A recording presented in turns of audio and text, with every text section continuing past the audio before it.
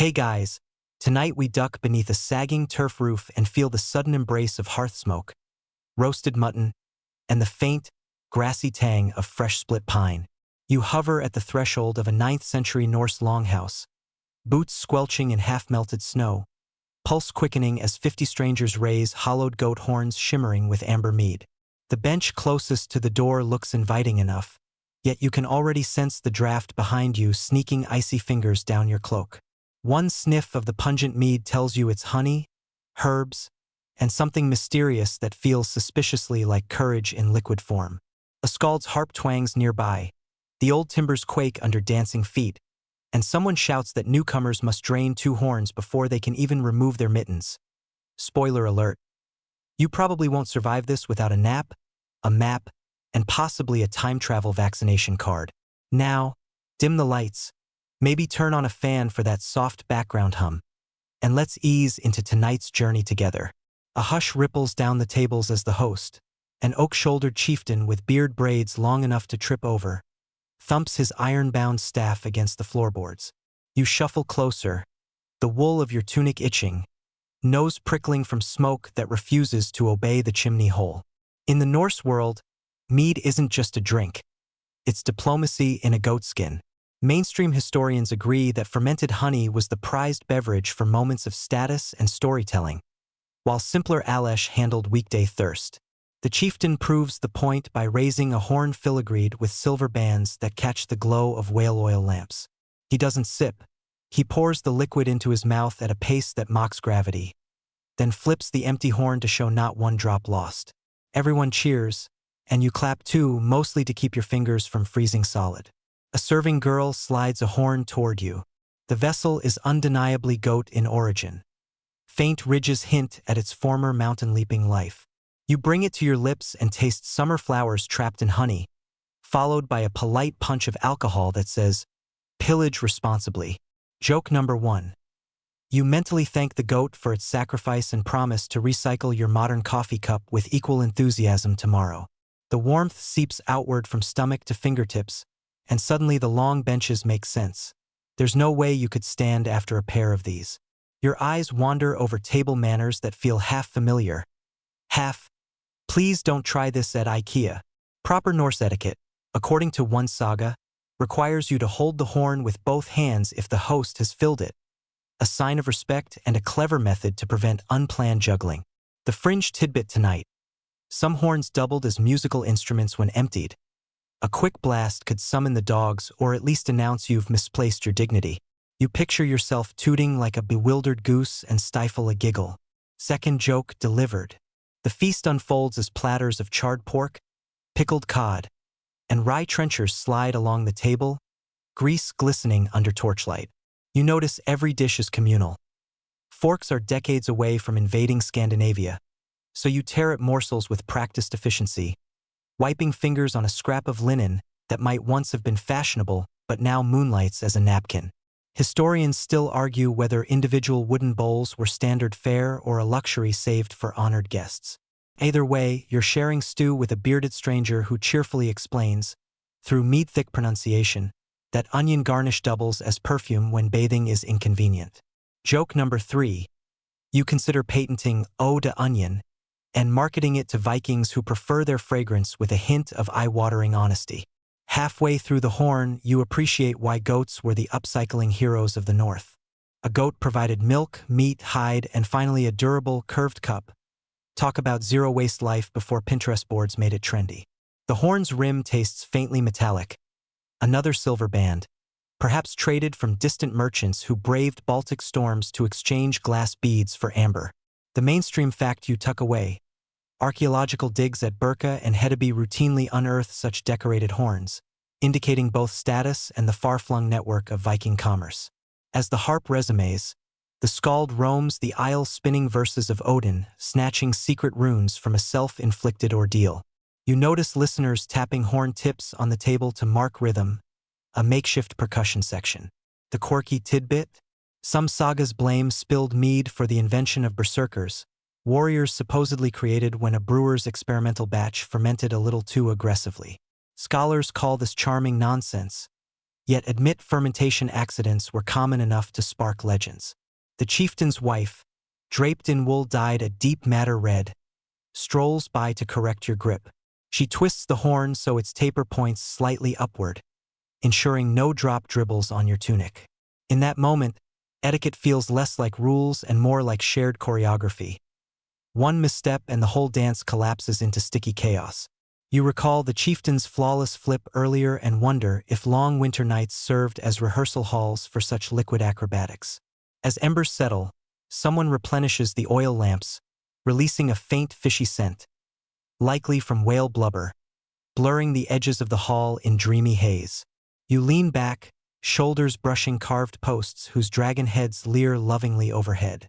Maybe they're guarding an invisible buffet of jokes, because one sneaks into your mind. If modern airlines served drinks in goat horns, turbulence would become an extreme sport. You let the thought float away with the smoke. Across the table, an elder gestures for silence and delivers a toast to NJRR, god of seafaring, a reminder that every horn raised also honors protective forces. Here, religion permeates dinner like salt in preserved herring. The mainstream fact slips in quietly. Toasting order mattered.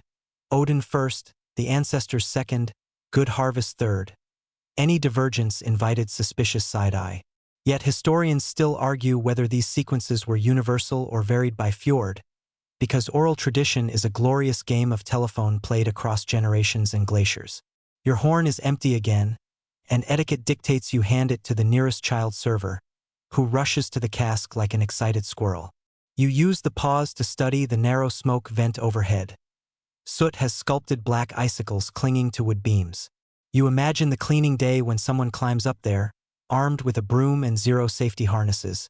Yet another reason you're grateful for modern vacuum extensions. When the horn returns, you notice a carved rune near the base. Maybe a maker's mark, maybe a secret message. If found, please refill. Joke number 4? We'll file it for later. Your quota's met for now, but who's counting except the goat? You swirl the mead, and the honeyed aroma breeds drowsy contentment. Outside, wind rattles frozen birch branches. But inside, the tide of conversation ebbs and flows, lulling you like wavelets slapping a fjord's rocky shore. Remember, you've already promised tomorrow's self that you'll recycle coffee cups with Viking vigor. That mental note circles back, binding tonight's ephemeral adventure to your real-world routines. And as you settle deeper into the bench, Mead warming your core like a friendly furnace, you feel your eyelids sag in rhythm with the low drone of the harp. The goat horn rests in your hands, a curving crescent of history, etiquette, and absurd practicality. Equal parts drinking vessel and bedtime story prop. For now, you simply breathe, savoring the mellow hum of voices, the soft crackle of fire, and the realization that even a fierce Norse warrior had to mind his table manners or risk a sticky beard and a legend-level stain on family honor. The harp's final chord trembles into hush, and you blink back into focus just as a lanky steward parades down the aisle balancing a wooden basin of hot water. He pauses before each cluster of diners, offering a ladle so you can rinse sticky fingers. The steam carries hints of juniper and ash soap, a pleasant surprise for an age whose dental plan is mostly, don't smile too wide. Mainstream fact sliding in. Excavations at Jorvik reveal soapstone vessels and lye-based cleansers, proving personal hygiene wasn't entirely optional, even for people who occasionally introduce themselves with an axe. The steward winks. Hand-washing isn't just sanitary. It's yet another chance to show you respect the communal stew. You splash, swish, and marvel at how the warm water revives circulation you feared had emigrated to Iceland. Your spot on the bench feels slightly elevated, courtesy of a woven cushion stuffed with straw. Seating hierarchy is serious business here. The chieftain, remember, occupies the high seat carved with serpentine knots, flanked by armrests that could double as ship prows. Proximity to him shouts status louder than any horn blast. Quirky tidbit?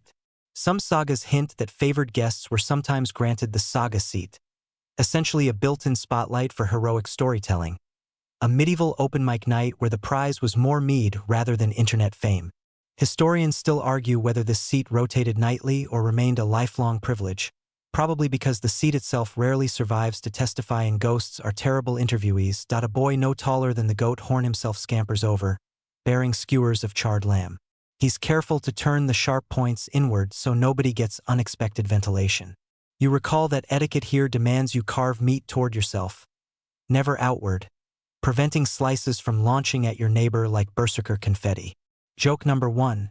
You imagine inventing the first Viking salad spinner. Just spin the whole lamb and let centrifugal force portion dinner. You slide your seeks, the ubiquitous belt knife, free and shave off a tender bite. The flavor bursts with smoke, salt, and a whisper of wild thyme collected months ago from slopes now buried under snow. You chew slowly, listening to the low rumble of converging conversations. One sailor boasts of Orkney tides, another farmer laments that his sheep keep practicing jailbreaks. In this swirl, you catch a mainstream tidbit on cutlery.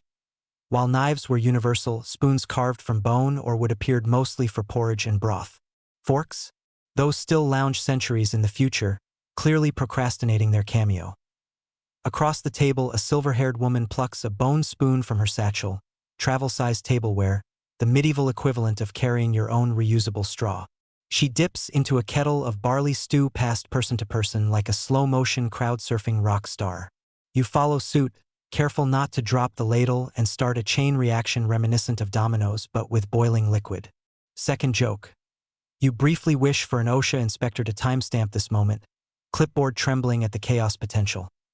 Between mouthfuls, someone releases a soft trill on a bone flute. Turns out empty goat shanks get musical repurposing too. The melody floats above the crackle of logs, and you recognize the tune from earlier toasts. A gentle reminder that Vikings weren't solely about raids. They could also curate a playlist. As you sway, a cat leaps onto the table, tail flicking with the confidence of royalty. Quirky tidbit time. Plenty of Norse households kept cats not only for rodent control, but as semi-sacred companions linked to Freya, goddess of fertility and fine jewelry. This tabby claws a sliver of lamb, and nobody scolds it. Apparently, feline etiquette outranks yours tonight. The chieftain at last stands, signaling the transition from eating to story swapping. Remember that rune you spotted on your horn? He taps a similar inscription on the armrest, claiming it foretells favorable winds for spring voyages. Historians still argue whether such runes served practical purposes or were more psychological, an early version of motivational posters except carved and way less pronounceable. Joke number 3. You picture a rune translating to hang in there beneath a longship dangling from a shaky branch. You're suddenly nudged by the neighbor with the onion perfume. He offers a slice of hard cheese speckled with herbs. Mainstream fact. Viking dairy goats produced milk nearly year-round, crucial for cheese that could survive voyages and winters alike. You nibble, and the tangy bite cuts nicely through Mead's sweetness. The synergy makes you sigh so contentedly that a nearby toddler tries to imitate, only to hiccup Mead-scented air. Yes, children sometimes drank watered versions, the ancient loophole in parenting manuals. The cat, having pilfered its portion, curls at your feet. Its purring vibrates through the floorboards, merging with the drone of distant wind. That vibration reminds you of the earlier horn percussion rhythm. Callback engaged. Tonight, every object multitasks. Horns as cups and drums, bones as flutes, cats as table supervisors. Upcycling feels less like a trend and more like a survival instinct carved into everyday routine. While you ponder, the skald strides forward, draped in a cloak shimmering with dyed goose down, feathers reflecting lamplight like molten silver. He raises a fresh horn, salutes the gathering, and begins weaving a poem about Thor's forgotten fishing trip, the one allegedly ended when the god sneezed and capsized a whale. The hall erupts in laughter. Apparently even deities have slapstick days. Mainstream historians confirm that humor found its way into Eddie verse, proving our ancestors didn't spend every night brooding beneath thunderclouds. Yet beneath the mirth, each line stitches social codes together. Bravery, generosity, cautionary notes about overfilling boats. You sip mead, feeling the story's rhythm pulse through the wood and into your bones. The scholarly debate you overhear now concerns horn size. Some argue larger horns belong to chieftains, while others claim size was merely practical, bigger goat, bigger cup. No resolution tonight, Blame lost goats or perhaps the Mead fog softening academic rigor. Outside, snow sighs off the thatched roof in gentle avalanches. The draft by the doorway no longer bites. Instead, it delivers cooled air that keeps you comfortably balanced between drowsy and comatose. You stack memories: soap-scented hand-washing, cat-patrolled lamb, upcycled cheese, rune prognostications, like smooth pebbles by a tranquil fjord. Each detail slots neatly beside the previous, ready for future callbacks, because this longhouse thrives on repetition, reinforcement, and the subtle reassurance that even the most formidable warriors share a universal need: dinner, jokes, and a warm place to set their goat horn. Remember the imaginary airline turbulence from earlier? Your mind revisits it as the skald reaches the poem's climax. Thor sneezing again. In a flash of sleepy whimsy, you picture flight attendants in furry cloaks instructing passengers on horn handling safety. You chuckle into your sleeve, hoping the cat doesn't judge. Then you realize judgment requires effort, and like everyone else tonight, even the cat is practicing the fine Norse art of mellow acceptance. Another basin of water circulates, this one laced with mint. Its crisp aroma clears residual mead fuzz from your head. You rinse, pat dry on a linen scrap, and allow your gaze to wander toward the central hearth. Flames collapse into glowing coals, painting faces in coppery hues. Shadows stretch, mingle, and melt along the rafters where salted fish hang like patient wind chimes. Another culinary cameo you'll meet later. The cat's purr sustains its sleepy metronome, urging your eyes half-closed. Overhead, smoke escapes lazily, and you marvel again at the ventilation hole, primitive yet ingenious. Some scholars propose these apertures doubled as message ports. A child could climb the roof and drop tokens to diners below. Historians still argue whether that's romanticized nonsense or evidence of Viking architectural whimsy. Either way, the idea of mead coupons drifting from the heavens amuses you enough to bank a fourth joke for future use. Your horn is half full now, the honeyed surface catching firelight like molten amber. You swirl it and feel that same pulse of history you felt when first stepping into the hall. The swirl becomes a hypnotic spiral, each rotation slower than the last, matching your heartbeat's gentle descent into calm. Outside, the wind hushes. Inside, conversation fades to low hum, leaving only the fluttering flames and an occasional spoon clink to anchor you. You lean back, cradle the horn against your chest, and let a sigh slip free. A sigh carrying barley broth, lamb smoke, cat purrs, and the quiet certainty that table manners, however outdated, still weave humans together across time like sturdy loom threads.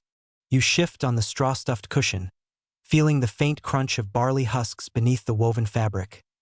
Little reminders that nothing in this hall goes to waste, not even the leftovers of leftovers. Somewhere behind you, a door creaks and a gust of needle-sharp air slides across the floor, curling around ankles like a mischievous frost sprite. The cat growls a feline, close the door until a servant obeys. Evening equilibrium restored. Your horn, now only a lazy quarter full, catches a last glint of firelight, and you wonder whether it's polite to request a refill or better to pace yourself. Remember that you're still a tourist in an etiquette minefield where the wrong move could brand you, that guest, for the next 6 sagas. You decide on restraint. Instead of waving the horn like a traffic baton, you angle your attention to the chieftain, who clears his throat with the subtlety of distant thunder. He places an iron knife across the rim of his own horn. Signal received. It's time for the nightly ritual of shared boasts, equal parts entertainment and resume building. Mainstream fact glides in. Viking society prized the flighting, a structured exchange of taunts that let warriors measure wits without actual swordplay. You, thankfully, have no intention of sparring verbally with someone who can braid an axe into his beard, so you remain an appreciative spectator. First up is a sailor from the Faroe Islands who claims he once harpooned a whale by accident while fishing for herring. That tale earns scattered applause and one generous eye roll from Onion Perfume Guy, who whispers that whales rarely loiter near shallow nets. Quirky tidbit time. Certain sagas insist that if a boast proved false, the offender had to drink sour whey until confession.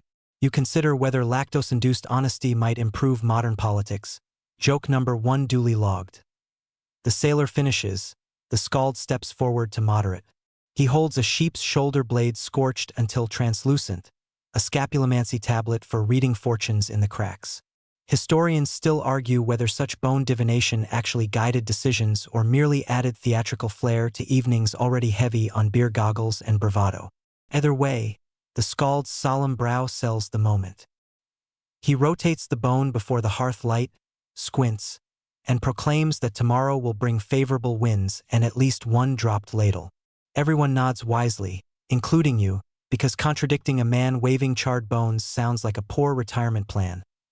Another servant passes with dense rye cakes studded with caraway. You tear off a hunk.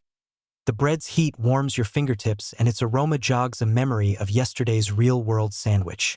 Joke number 2. You ponder marketing authentic Viking caraway toast at hipster cafes.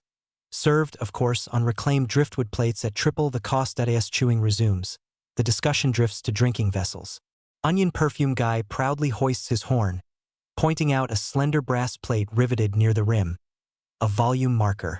Mainstream historians mention that measuring lines sometimes appeared so hosts could track how much mead each guest consumed. Part courtesy, part crowd control spreadsheet. Your neighbor insists his marker denotes exactly 2 noggin fills, though you suspect he just likes saying noggin. The brass glints and you spot tiny etchings along its edge, what looks like a fish, a rune, and perhaps a 4-legged creature that might be goat, or very confused dog. Quirky tidbit surfaces. Some horns doubled as IOUs. Lenders would scratch interest rates directly into the brass, turning every sip into a financial reminder. You imagine banks today mailing customers complimentary drinking horns. Joke number 3 deployed with mild giggle leakage. Conversation stalls briefly as a lullaby drifts from the far corner. A young woman rocks a cradle fashioned from half a hollowed log. Inside, a baby dozes wrapped in rabbit pelts. She hums in Old Norse, the melody lilting like wind over heather. You absorb the softness, feeling your pulse ease. The lull is pierced by a pop of sap in the fire, sending sparks skittering skyward where they vanish through the smoke hole like tiny migratory stars. The skald, ever alert to shifts in mood, lifts his feather-trimmed cloak and spreads it theatrically behind him. He announces a change of theme. Etiquette fails. With a grin that creases weathered cheeks, he recounts the tale of a famed warrior who once tried drinking from the wrong side of the horn, dousing his own lap and extinguishing a torch. People cackle. Even the chieftain's stern facade cracks. The mainstream fact tucked inside this comedy. Sources like the Grogas Law Code later codified seating and serving order to minimize such splashy disasters. You laugh along, careful not to tip what remains in your horn. The cat, evidently offended by noise interrupting its nap, climbs onto a bench and flops beside your thigh. Its fur is warm enough to rival the hearth, so you allow the feline radiator to stay. The weight of its head against your leg anchors you further into the here and now. A sleepy soul in a world where goats become tableware and bones become weather reports as laughter fades. A hush grows. People lean forward. The chieftain's wife steps past the benches carrying a small wooden chest. She sets it on the floor and flips back the lid to reveal an assortment of colored glass beads glowing like captured droplets of dawn. Trade treasures, she explains, arrived via merchants from what you'd call Russia today. Historians still argue whether Scandinavian women controlled these trade exchanges directly or if men mediated every deal. Whatever the truth, the chest's presence underscores a point. Etiquette and economy dance together. Status is wearable, toastable, and occasionally jingles with every stride. You recognize specific colors from excavation photos you've scrolled through at ungodly hours. Midnight museum trips courtesy of Wi-Fi. The mainstream fact surfaces smoothly. Cobalt blue pieces often contained imported Roman glass culled from older mosaics, proof that recycling infected even fashion. You grin, remembering that upcycling goat horns feels suddenly less surprising. A young farmer across the table seems mesmerized by the beads. He blurts out that a single strand could buy 2 cows and a winter's hay. His enthusiasm spills, literally. His elbow knocks your horn. Mead sloshes but miraculously stays inside.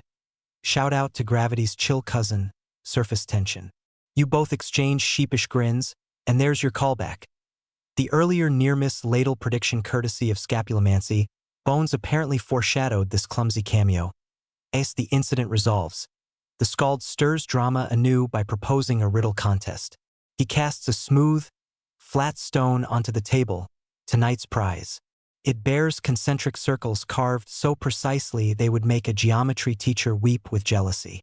Quirky tidbit: some circles hide secret runic codes that only reveal themselves under firelight.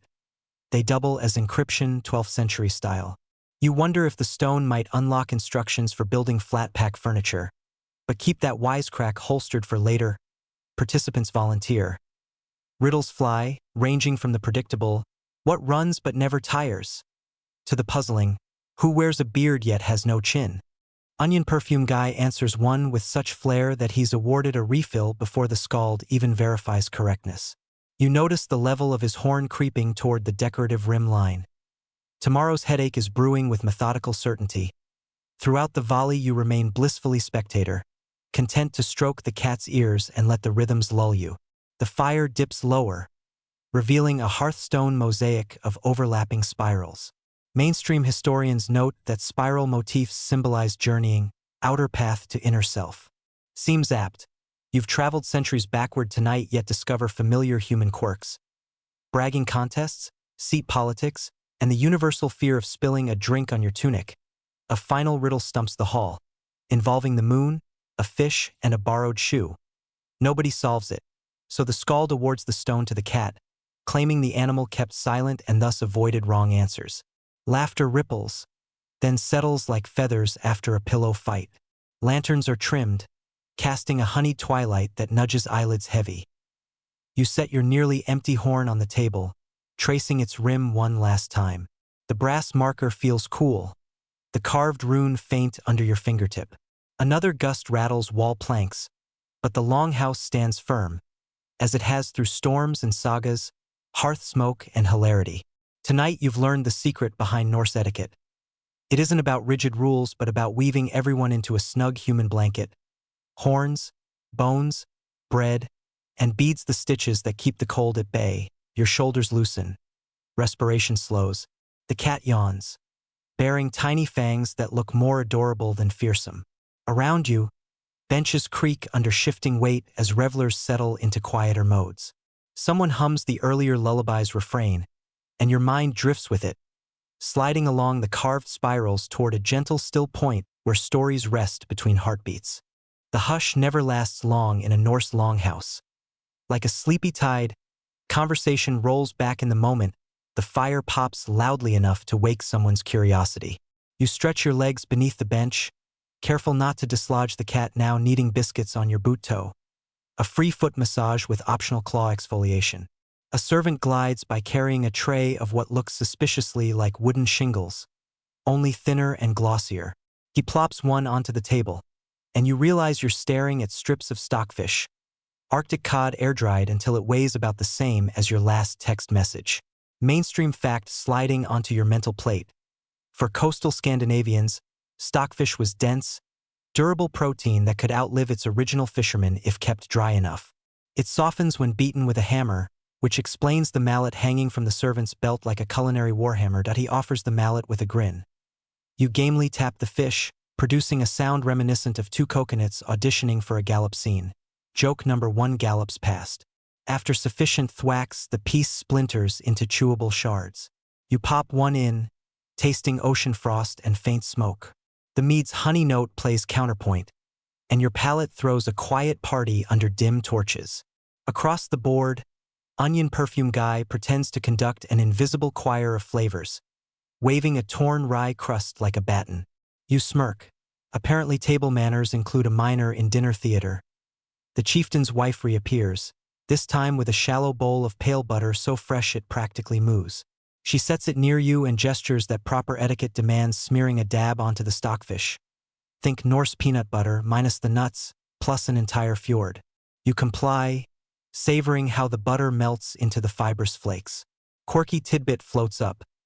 Some households flavored butter with ground angelica, believing the herb warded off evil spirits and, more importantly, uninvited relatives.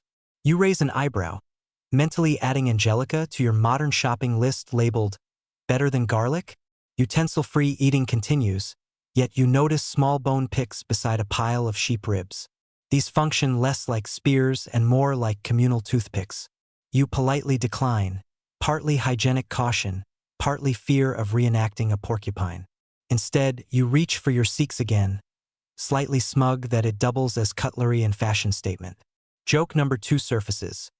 You imagine a Viking cooking show titled One Knife, 3 Meals, 0 Forks, featuring guest appearances by bewildered goats. Bellies pleasantly full, diners lean back. A young blacksmith with soot-shadowed cheeks raises a horn and proposes a toast to iron that bends for friends and breaks for foes. The line earns approving knocks on the tabletop. You map the callback. Earlier you marveled at upcycled goats. Now iron joins the recycling parade, smelted, reforged, reborn. The mainstream fact fires in. Archaeological finds at Ribe show broken swords reforged into farming tools once raids dwindled. A practical pivot from pillage to plowshare. Music returns, softer now, just the bone flute weaving a lullaby through beams thick with midnight. Flames drop lower, and lamplight seems to pulse in time with your heartbeat. The cat chooses this moment to sprawl belly up, presenting a fluffy trust exercise you gladly accept. Fingers sinking into fur, you glimpse the wooden shutters lining the longhouse walls. Thin slices of translucent animal bladder stretch across slits, glowing like amber parchment and keeping wind out without stealing light. Historians still argue whether fish skin or mammal membrane made the superior Viking window. Evidence flakes quicker than old parchment, leaving only speculation and a few preserved scraps that smell like low tide on a warm day. That scholarly debate segues into another as the chieftain taps his knife against a horn, calling for tales of distant trade. A traveler, tall, tight-braided, eyes sparkly from equal parts wanderlust and alcohol, stands to describe sailing east along the Volga, bartering amber for silks so bright, even sunrise got jealous. He swears Eastern merchants sweeten deals with birch bark gum, chewable tree resin laced with honey. You perk up. Here comes our quirky tidbits cousin. Recent digs at Swedish bogs uncovered chewed birch tar lumps bearing intact toothprints, early evidence of Scandinavian chewing gum. Function, possibly dental cleaning, possibly boredom cure, possibly both. Joke number 3 bubbles. You picture a Norse teenager smacking gum so loudly Thor mistakes it for thunder and reaches for his hammer. The traveler's speech drifts into listing river rapids and suspicious customs fees, but your attention hangs on the gum. A servant notices and drops a sliver of freshly rendered resin by your trencher. You pop it into your mouth. Flavor lands somewhere between campfire and peppermint's shy cousin. Still, the chewing motion feels soothing, rhythmic like the harp plucks earlier, like waves against a hull, like eyelids preparing to swan dive into sleep. Conversation downshifts to gentle hum. Someone refills lamps with whale oil, its faintly briny odor mingling with peat smoke. You recall the silver-banded horn from your first sip and glance across the hall. There it is, perched proudly at the chieftain's elbow, half full again, its owner clearly pacing Mead as if tomorrow includes invoices and early meetings. Callback engaged. You set your own horn down, mindful of the brass volume marker that earlier saved you from overenthusiasm, though whether it saved you or simply delayed the wobble is a debate for future neurologists. With bellies satisfied and palates pleasantly tingling, benches shuffle to create space near the hearth. You follow the migration, lugging cushion and cat alike. Flames now glow rather than dance, stable columns of orange light that turn faces into slow-moving portraits. The skald repositions himself, cross-legged, cloak pooled like liquid shadow. He begins reciting an older, softer tale. No boastful battles, just the courtship of a farm girl and a traveling tanner, complete with comedic goat interference. You relax, absorbing details. The goat mistakenly eats the bride price receipt. The tanner improvises payment by tanning the goat's own hide into ceremonious shoes. Audience giggles politely, proof that self-referential livestock humor ages well. Mainstream fact slips in quiet as snowfall.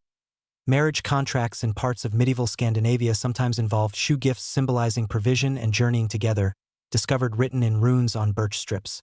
Suddenly goat shoes seem less absurd, more on-brand. Your amused grin widens when you realize joke quota reset. Still, you let the moment breathe, enjoying the story's gentle cadence. The lull lands like snow on moss, silent yet weighty, gently cushioning the air. You chew your birch gum slower, matching the pace. The cat's purr recedes to a whisper. A server extinguishes one of the torches, plunging a corner into darkness so thick it feels velvet. The longhouse has begun its nightly decrescendo, each sound a half-step softer. You notice your shoulders no longer cling to your ears. Muscles liquefy, seeping into straw cushion. Someone coughs, short and nonchalant, and you recall the juniper and ash hand wash from earlier, a nose memory that pairs unsurprisingly well with chewing resin. Cleanliness, upcycling, multi-use everything. Patterns repeat until comfort weaves through the night like warm wool. You register distant snow sliding off the roof again, but the gust that follows carries less bite. Even the storm seems to respect the hall's hush. As if prompted by that hush, the chieftain's wife unveils one more subtle lesson. She lifts a small clay lamp, turns the wick down so the flame shrinks, and everyone follows suit. No command spoken, just collective intuition that less light now equals deeper calm. Mainstream side note. Experiments with oil efficiency weren't purely thrift. Dim lamps reduced smoke, preserving rafters and lungs alike. Early environmental mindfulness disguised as pragmatism. You imitate the gesture, letting external brightness fade until only internal glow remains. Mead's warmth, cat's hum, gum's slow pulse, and the gentle percussion of distant bone flute chords trailing off midair. Thoughts soften, edges blurring like ink on damp parchment. Another callback drifts through. That rune on your horn? If found, please refill. Now seems like a lullaby lyric rather than a punchline. A final open scholarly debate flickers beside the coals. Some experts suggest Norse feasts ended with structured prayers. Others believe the lull itself served as silent benediction. Tonight, silence prevails. Heads bow naturally, horns lower onto tables, breaths sink across the benches. You mimic the motion, feeling communal tranquility flow like warm sap through tree bark. And so your eyelids dip, weighted with stockfish satiation, buttered dreams, and the echo of goat-themed wedding shoes.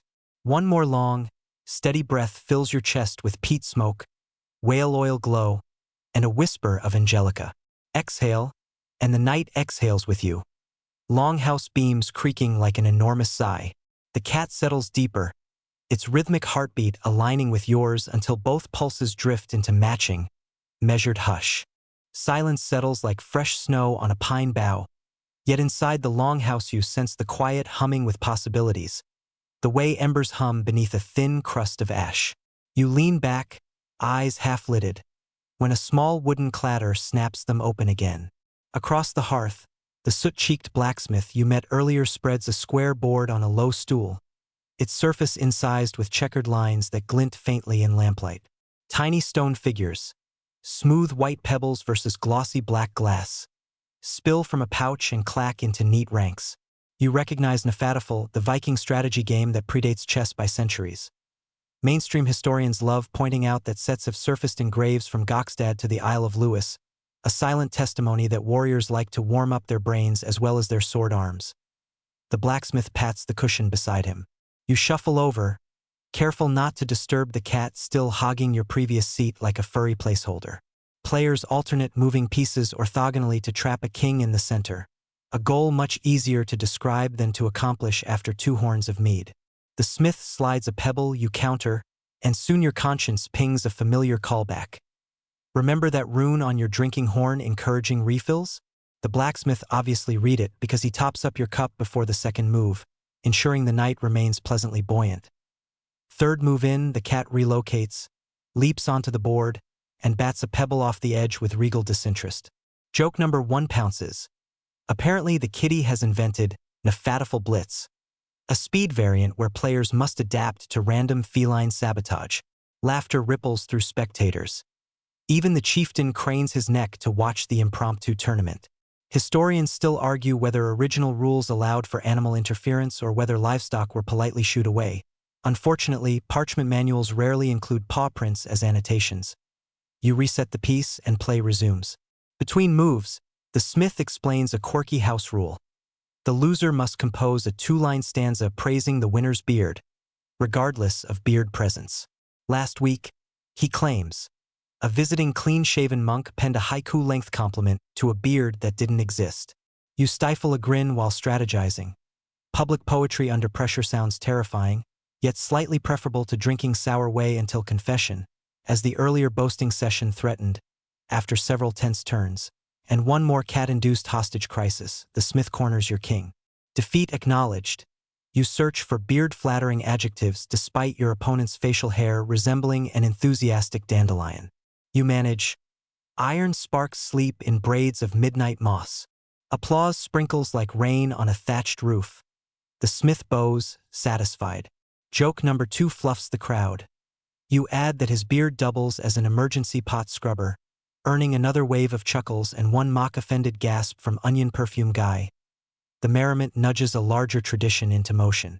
A slender woman, her sleeves embroidered with twisting wolves, steps forward holding a polished walrus ivory needle case. She presents it to the Smith as a gift for winning, and without skipping a beat, he offers her a small iron awl in return. The entire exchange feels choreographed, and you realize you're witnessing the Viking gift cycle, where hospitality flows like Mead. Give, receive, reciprocate. Mainstream fact slots in saga writers' detail feasts where reciprocal gifting cemented alliances more effectively than ink on parchment treaties. You, inspired, fish into your pouch and retrieve the half-chewed birch resin gum you've been savoring. Maybe not diplomatically dazzling, but you tear off a fresh sliver, wrap it in a scrap of linen, and slide it toward the Smith. He accepts with mock solemnity, declaring the resin forest gold. Historians still argue whether gum ever served as actual currency or merely novelty. Tonight, it secures your place on the unofficial nice guest leaderboard. The longhouse grows dimmer as more lamps are pinched to coals. Yet a new glow enters. A thick tallow candle studded with knots every inch, suspended from a wrought iron hook. A servant studies the slowly shrinking column, then announces in sing-song that when the next knot reaches the flame, it will be time for bedding straw. This, you recall, is an early Norse timepiece. A knot candle reliable enough for course scheduling. Mainstream fact confirmed. Before mechanical clocks waddled north, candles and water clocks kept life roughly on beat. Quirky tidbit flares. Some coastal families allegedly soaked strips of dried fish skin in luminous plankton, stringing them overhead as cosmic nightlights. The servant claims his uncle tried it once. Unfortunately, the results smelled like low-tide sock soup. Joke number 3 swims by. You imagine future parents arguing whether to paint the nursery or just hang glow-in-the-dark mackerel. Conversation softens again. Folks now trading yawns with the same generosity they traded gifts. You nurse the replenished horn, mindful of the brass marker glinting a polite reminder to sip, not chug. The mead's honeyed warmth spreads outward, settling into joints like gentle moss, calming any residual humiliation from your taffel loss. Across the fire, the chieftain's wife collects stray ribs and bread crusts, dropping them into a wooden pail destined for tomorrow's stew. Upcycling, always. You smile at the mental scrapbook we've stitched tonight. Goat horns, angelica butter, birch gum, knot candles, luminous fish. The knot on the candle sizzles forward, curl of smoke tracing a lazy rune in the air. Shadows drift up the rafters and mingle with salted herring silhouettes. Someone hums that lullaby again. This time, even the bone flute remains silent, content to let human voices carry the melody. The cat returns, curls around your calf, kneads twice, and collapses into purring inertia. Breath by breath, your shoulders melt. You close your eyes for one heartbeat, and images slide inside your mind. Icy fjords aglow with summer midnight sun. Merchants unrolling bolts of purple silk on creaking wharves. A monk scribbling beard verses he never expected to author. Each scene swirls together, a gentle mead-tinted kaleidoscope. If dreams had flavor, you suspect tonight's would taste of stockfish dipped in honey butter, with an afternote of pine-smoked air. The candle not finally kisses the flame, flares, then gutters. Servants begin distributing wool blankets, each dyed varying shades of lichen green, twilight blue, or volcanic ash gray. One settles over your shoulders, heavier than expected, smelling faintly of lanolin and mountain wind. A blanket, a cat, half a horn of mead. Sleep's holy trinity. Still, etiquette requires a soft good-night toast. The chieftain lifts his silver-banded horn one last time, voice low enough to feel rather than hear. May tomorrow's wind favor your sails and tomorrow night's bench fit your back. Horns rise, clink, descend. You sip, savor, then cradle the vessel to your chest, letting its curved side warm your palm. Remember when that same horn shape felt exotic? Now it feels like the most natural cup in the world, as if your fingers grew to match its contours, lamplight narrows to pinpricks. Every word a whisper, every foot shuffle muffled by woven rush mats. You note scientifically, of course, how quickly a bustling feast transforms into communal slumber once light and sound dip below some primal threshold. Historians still argue whether such transitions were formally signaled or just organic. The evidence, like the glow, fades with the hour. Regardless, you feel honored to drift alongside raiders, traders, cats, and ghosts of goats repurposed into lullabies. A last ember pops, sending a sparkle up the flue. You trace the memory of tonight's games and gifts, letting them settle like soft snowflakes onto the growing mound of dream material. Eyelids drift down. Breath slows. Horn slips gently from your hand, caught by the quick reflexes of the blacksmith. Sleep etiquette includes spill prevention, apparently. You mumble gratitude, but the words melt halfway through. Sound recedes to pulse and purr. You surrender, floating on a butter-scented, honey-lit current that carries you deeper into the calm. Outside, the northern wind may still prowl.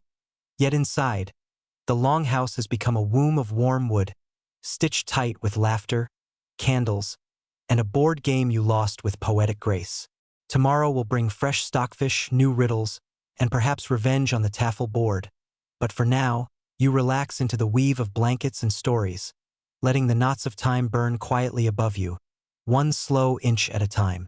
Blankets settle over you like heavy pages closing a well-thumbed saga, each fold murmuring hush into the rafters. You adjust your straw cushion, inhaling the gentle perfume of lanolin and distant thunderclouds that rode in on someone's wool cloak. The cat decides your ribcage is prime real estate, circles thrice, and sinks into the valley between breaths. In the flicker of the final embers you glimpse other guests sliding beneath their own quilts, boots tucked as pillows, belts loosened just enough for comfort but still boasting that just-in-case readiness. Viking chic means even bedtime could segue into skirmish. Though tonight peace feels thick as peat. A servant tiptoes by holding a shallow clay bowl that steams like a miniature geyser. He stops at each sleeper, offering a sip of warm whey laced with mugwort. A brew believed to steady dreams and deter night trolls who, legend claims, prefer lactose-free households. Mainstream fact wafts up. Analyses of Norse farm middens reveal huge deposits of cheese-making residue. Proof that whey was plentiful enough to moonlight as midnight tea long before melatonin gummies hit the market. You cradle the bowl, sip, and taste faint sweetness underscored by a grassy echo that reminds you of goats still doing post-career service as cups overhead. First light joke drifts in. You imagine a modern barista announcing the troll-repellent latte with optional oat milk for health-conscious ogres. The cat's whiskers twitch approvingly, clearly pro-mugwort. Nearby, the blacksmith unfurls a rolled sheepskin and tucks inside like a forged tool returning to its scabbard. He props his prized taffel board against a beam, protecting it with a single iron nail pressed into the wood, one of those multipurpose nails rumored to hold up ships during daytime, hang sausages by afternoon, and defend board games by twilight. Quirky tidbit sparks. Some saga footnotes claim a nail blessed by Thor doubled as lightning insurance when hammered into a house post. Whether that's preventive physics or placebo metalwork, nobody minds. The nail glints with quiet bravado. Torches are out. Yet the longhouse doesn't surrender to darkness. Moonlight filters through bladder windows, pooling in silver puddles across the packed earth floor. You study the ceiling silhouettes. Elongated fish, coils of rope, and old loom weights suspended from beams like petrified raindrops. Historians still argue whether these weights deterred evil spirits, stored convenient ballast, or simply avoided cluttering the corners. An ongoing debate that lifts your thoughts like dust motes chasing the moonshine. Someone rustles, then coughs thrice, the agreed signal for the night watch to begin. Two adolescents rise, wrap themselves in bearskin capes that make them resemble ambulatory rugs, and station at either end of the hall, spears upright yet casual. You half smile. Even bedtime carries choreography, every role threaded with responsibility. Second joke pirouettes in. You picture modern teenagers volunteering for night patrol if it came with unlimited data and a charging port hidden in the spear shaft. You roll onto your side, mindful of the cat now modeling itself as a purring scarf. The straw mattress crinkles softly, releasing faint aromas of last summer's meadow. Fun mainstream note. Researchers examining Viking burial beds found layers of hand-harvested straw combined with sweet flag leaves, nature's Febreze, demonstrating that comfort and pleasant scent mattered deeply to people who spent half the year in weather that could freeze eyebrows. Outside, wind presses against the turf roof with a sigh that could be mistaken for a whale surfacing. The walls answer with subtle creaks and groans, seasoned with conversing with invisible gusts. You recall the earlier spiral hearth mosaic and imagine those coils now unfurling skyward, channeling warmth out through the smoke hole and into the northern night like a glowing ribbon. Callbacks always circle back, just like those spirals. Your thoughts drift to bodily necessities, because etiquette doesn't stop at the threshold of dreams. At the far end of the hall, a narrow door opens to what they call the night closet, essentially a plank over a shallow pit dusted with ash to cut odor. You debate a visit but decide the cat deserves uninterrupted real estate. Instead, you wiggle deeper into the blanket and listen. A faint splash from the closet confirms someone else braved the brisk air. Quirky tidbit number 2. Certain texts mention sprinkling fragrant juniper needles into privies to discourage both stench and mischievous spirits known for pinching unsuspecting cheeks. Historical plumbing meets paranormal pest control. Candle knots consumed, the timepiece now hangs dark, but internal clocks synchronize. Your breath softens, matching the slow respiration of 40 sleepers. Somewhere a dreamer mumbles about silver pennies. Another chuckles at phantom riddles. You slip further inward, carried by that undertow of communal slumber until a lone snore crescendos, a nasal foghorn slicing serenity. Third joke steps up. You briefly consider inventing a rune that means mute button and carving it onto a nearby headboard, but laziness triumphs over innovation. The night watch paces, boots whispering across mats. One pauses to stoke embers, adding a birch log whose bark curls into instant flame. Sparks pop like distant applause, illuminating the chieftain's beard now unbound, cascading in soft waves that catch the glow. He lies on a raised plank bed draped with fox pelts, yet looks less chieftain and more drowsy grandfather. Observing him, you feel an ancestral kinship. Titles dissolve when eyelids droop. Leaders and followers alike exile their worries to dream realms where goats recite poetry and nails fend off thunder. Open scholarly debate resurfaces in your drifting mind. Some academics question whether Vikings truly snored en masse in a single hall or if high-ranking families occupied separate sleep lofts. Excavations yield mixed layouts, fueling arguments at conferences where PowerPoints clash like swords. As you inhale the collective body warmth snugged beneath the roof, you silently side with the together is warmer camp, though you reserve the right to defect when that snore increases tempo. A gentle clang rings out. One of the adolescent guards tapping his spear but against a shield hung on the wall, a coded reassurance that all is well. You find comfort in the ritual, a heartbeat externalized. The cat shifts, tail flicking your chin as if to say, alert received, going back to purring. With every breath your perception blurs, Mead's ember fading into soft pastel. You sense the boundary between wake and sleep as a thin fjord mist hugging the water at dawn. Step through, and you'll sail effortlessly into dreams. Yet you linger a moment longer, savoring the texture of the moment. Straw beneath wool, moonlight drizzled across beams, the distant hush of snow sliding off the roof in feathery avalanches. Call back once more to that first chill draft at arrival. Compare it to the cocoon now enclosing you, proof that etiquette, warmth, and a little goat horn hydration can turn strange halls into second homes. A final inhalation fills lungs with wood smoke laced with mugwort. Exhale, and the snore merges with wind, merges with cat, merges with hush. Muscles unravel, jaw slackens. The rune-etched horn resting by your side seems to hum a lullaby in frequencies too old for modern ears to parse. You drift, not falling but floating, supported by a web of interlaced stories and straw, by a choir of sleepers counting invisible sheep. Likely the same sheep who once donated stuffing to your cushion. Sleep overtakes you at last, a gentle wave that glides you beneath thought's surface. As consciousness dims, one last whimsical vision flickers. Goats in tuxedos presenting awards for best upcycled accessory. First prize to the nail, second to the birch gum, honorable mention to every obedient bladder window. You'd clap, but arms are dreams now, weightless and wandering. Sometime in the velvet hush between midnight and dawn, you surface from goat award dreams to the soft rattle of embers being rekindled. One of the adolescent guards kneels at the hearth, coaxing new flames from yesterday's coals with lungs still too young to understand early morning resentment. You lie still, blanket snug beneath your chin, cat now perched on your hip like a vigilant paperweight. A faint blue seam appears along the bladder windows, the first hint of day prying open night's shutters as light deepens. Longhouse sleepers stir by increments. A muffled yawn near the beams, the scrape of a knife sheath against wood, the practical whisper of wool leggings tugged over calves. Breakfast in Viking country happens early, partly because livestock refuse to wait for beauty sleep, partly because hunger works faster than any rooster. Mainstream fact arrives with the dawn. Norse folk called this first meal dagmal, literally day meal. Often leftover stew diluted into porridge, plus a ladle of sour goat milk or skyr, that proto-yogurt beloved from Trondheim to Reykjavik. You ease upright, careful not to jostle the feline ballast. Linen cap askew, you reach for your horn, now empty but still cradling the smoky scent of last night's mead.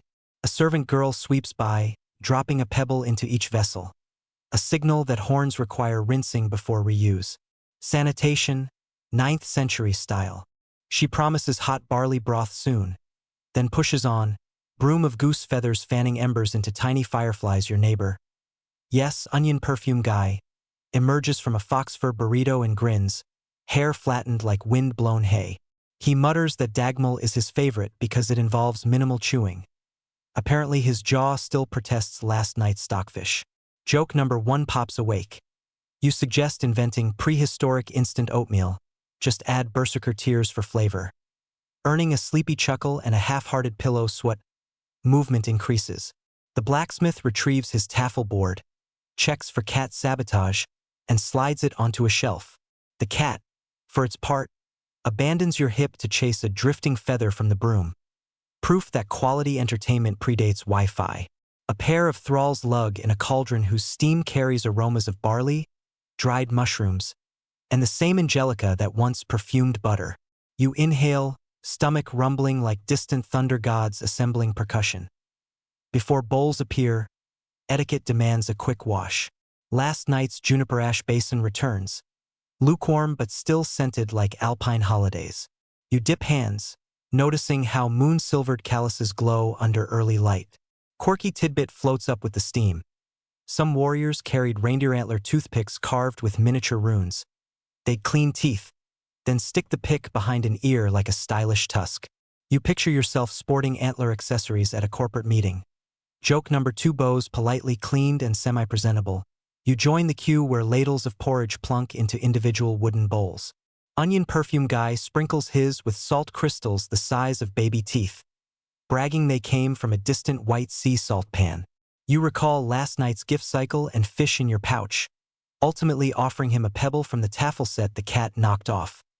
Museum-grade souvenir, feline authenticated.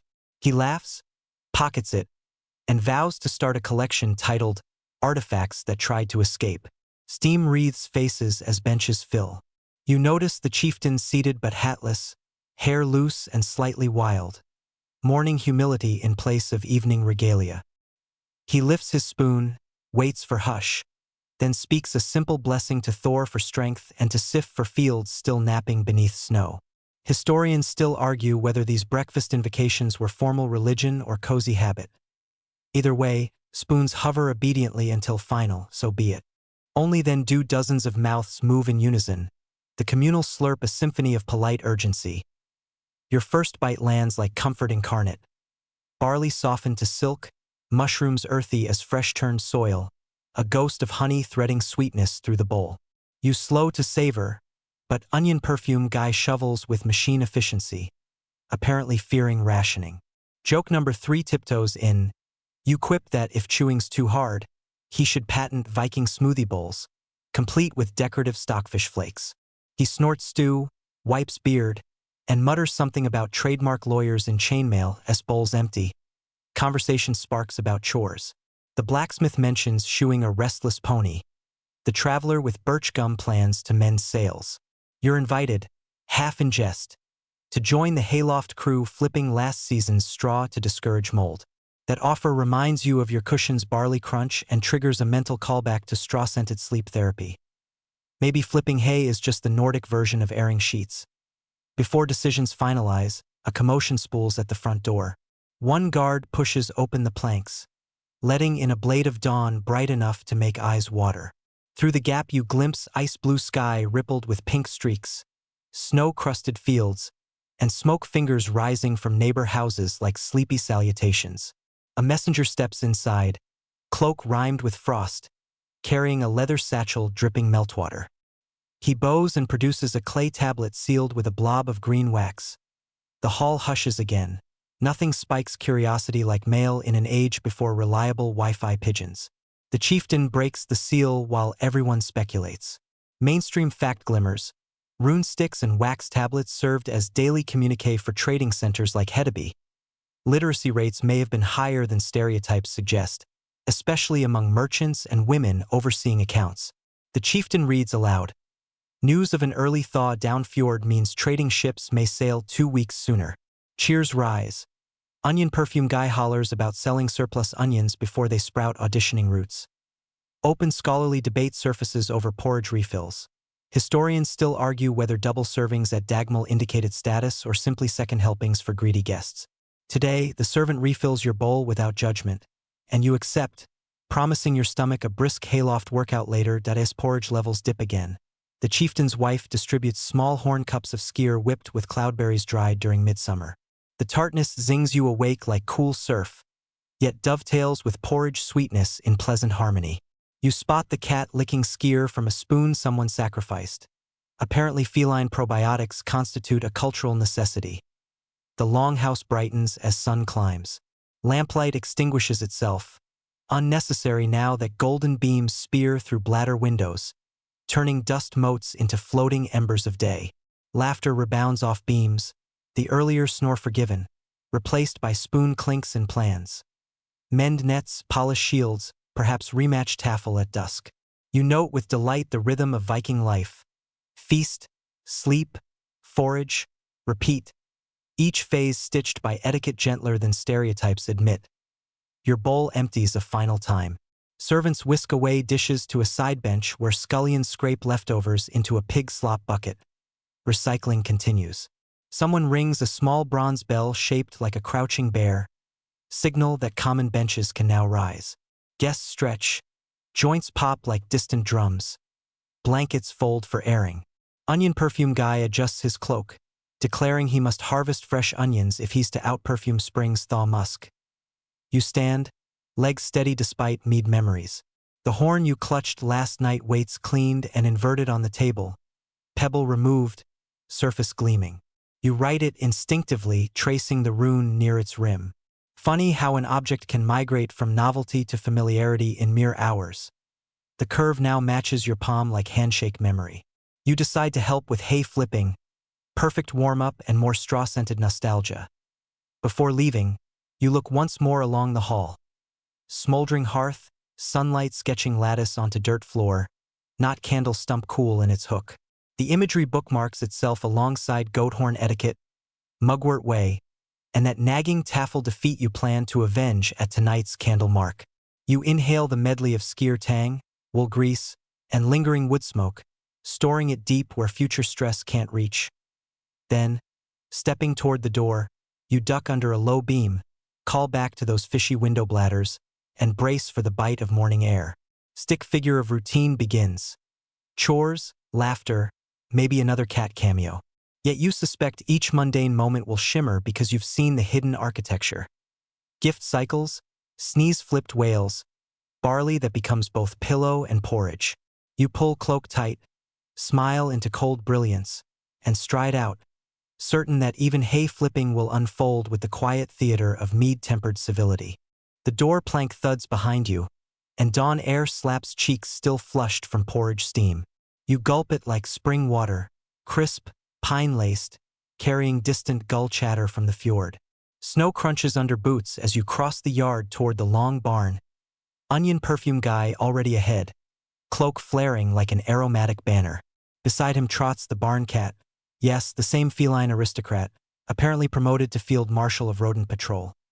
Your assignment is simple. Flip last year's hay so trapped moisture can finish evaporating before mold wakes up grumpy and green. Mainstream historical fact rides shotgun. Sagas and tax rolls alike reveal that fodder preservation was life or death in Scandinavian winters. A single rotten stack could doom the livestock tally quicker than any raid. Vikings, it turns out, feared mildew more than monks with pitchforks. Inside the barn, beams loom thick as massed timbers, strung with lanterns unlit in the sun wash. You grab a two-tined wooden fork, curved from birch, polished by calluses older than some civilizations. Onion perfume guy tackles the far pile, rhythmically heaving forkfuls. You mimic, and soon hay rustles like paper shuffling in a giant's library. Joke number 1 pops like hay seed.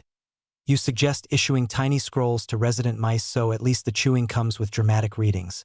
A muffled snort returns from the depths of the stack, followed by the cat's indignant MRRP.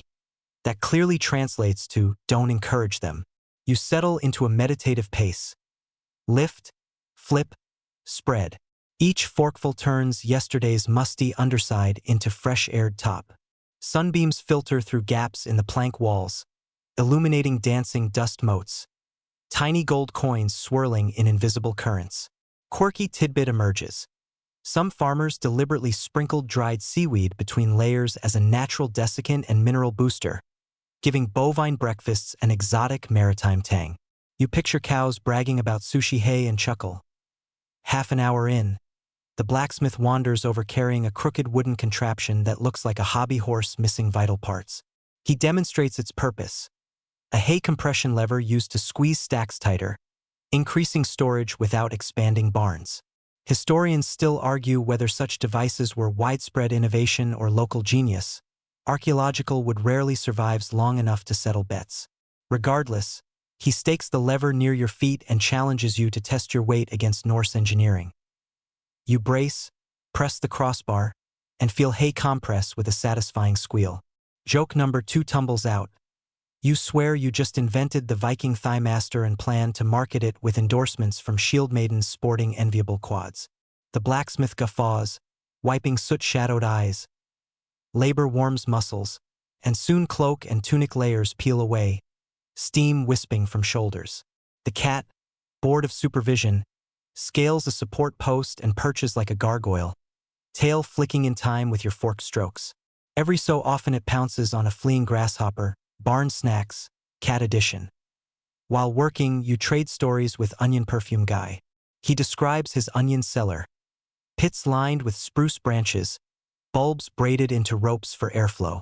Mainstream fact, Norse farmers indeed wove vegetable ropes, hanging them from rafters to deter rot and rodents. You promise to visit later, partly to inhale perfumed Dioignon 2.0. Conversation detours to weather omens. He insists the crimson streaks you saw at dawn predict a mild thaw. You counter with last night's scapulomancy cracks. Open scholarly debate slides in. Researchers continue to puzzle over which prognostic methods Vikings trusted more: bone divination, aurora patterns, or simply eavesdropping on migrating geese.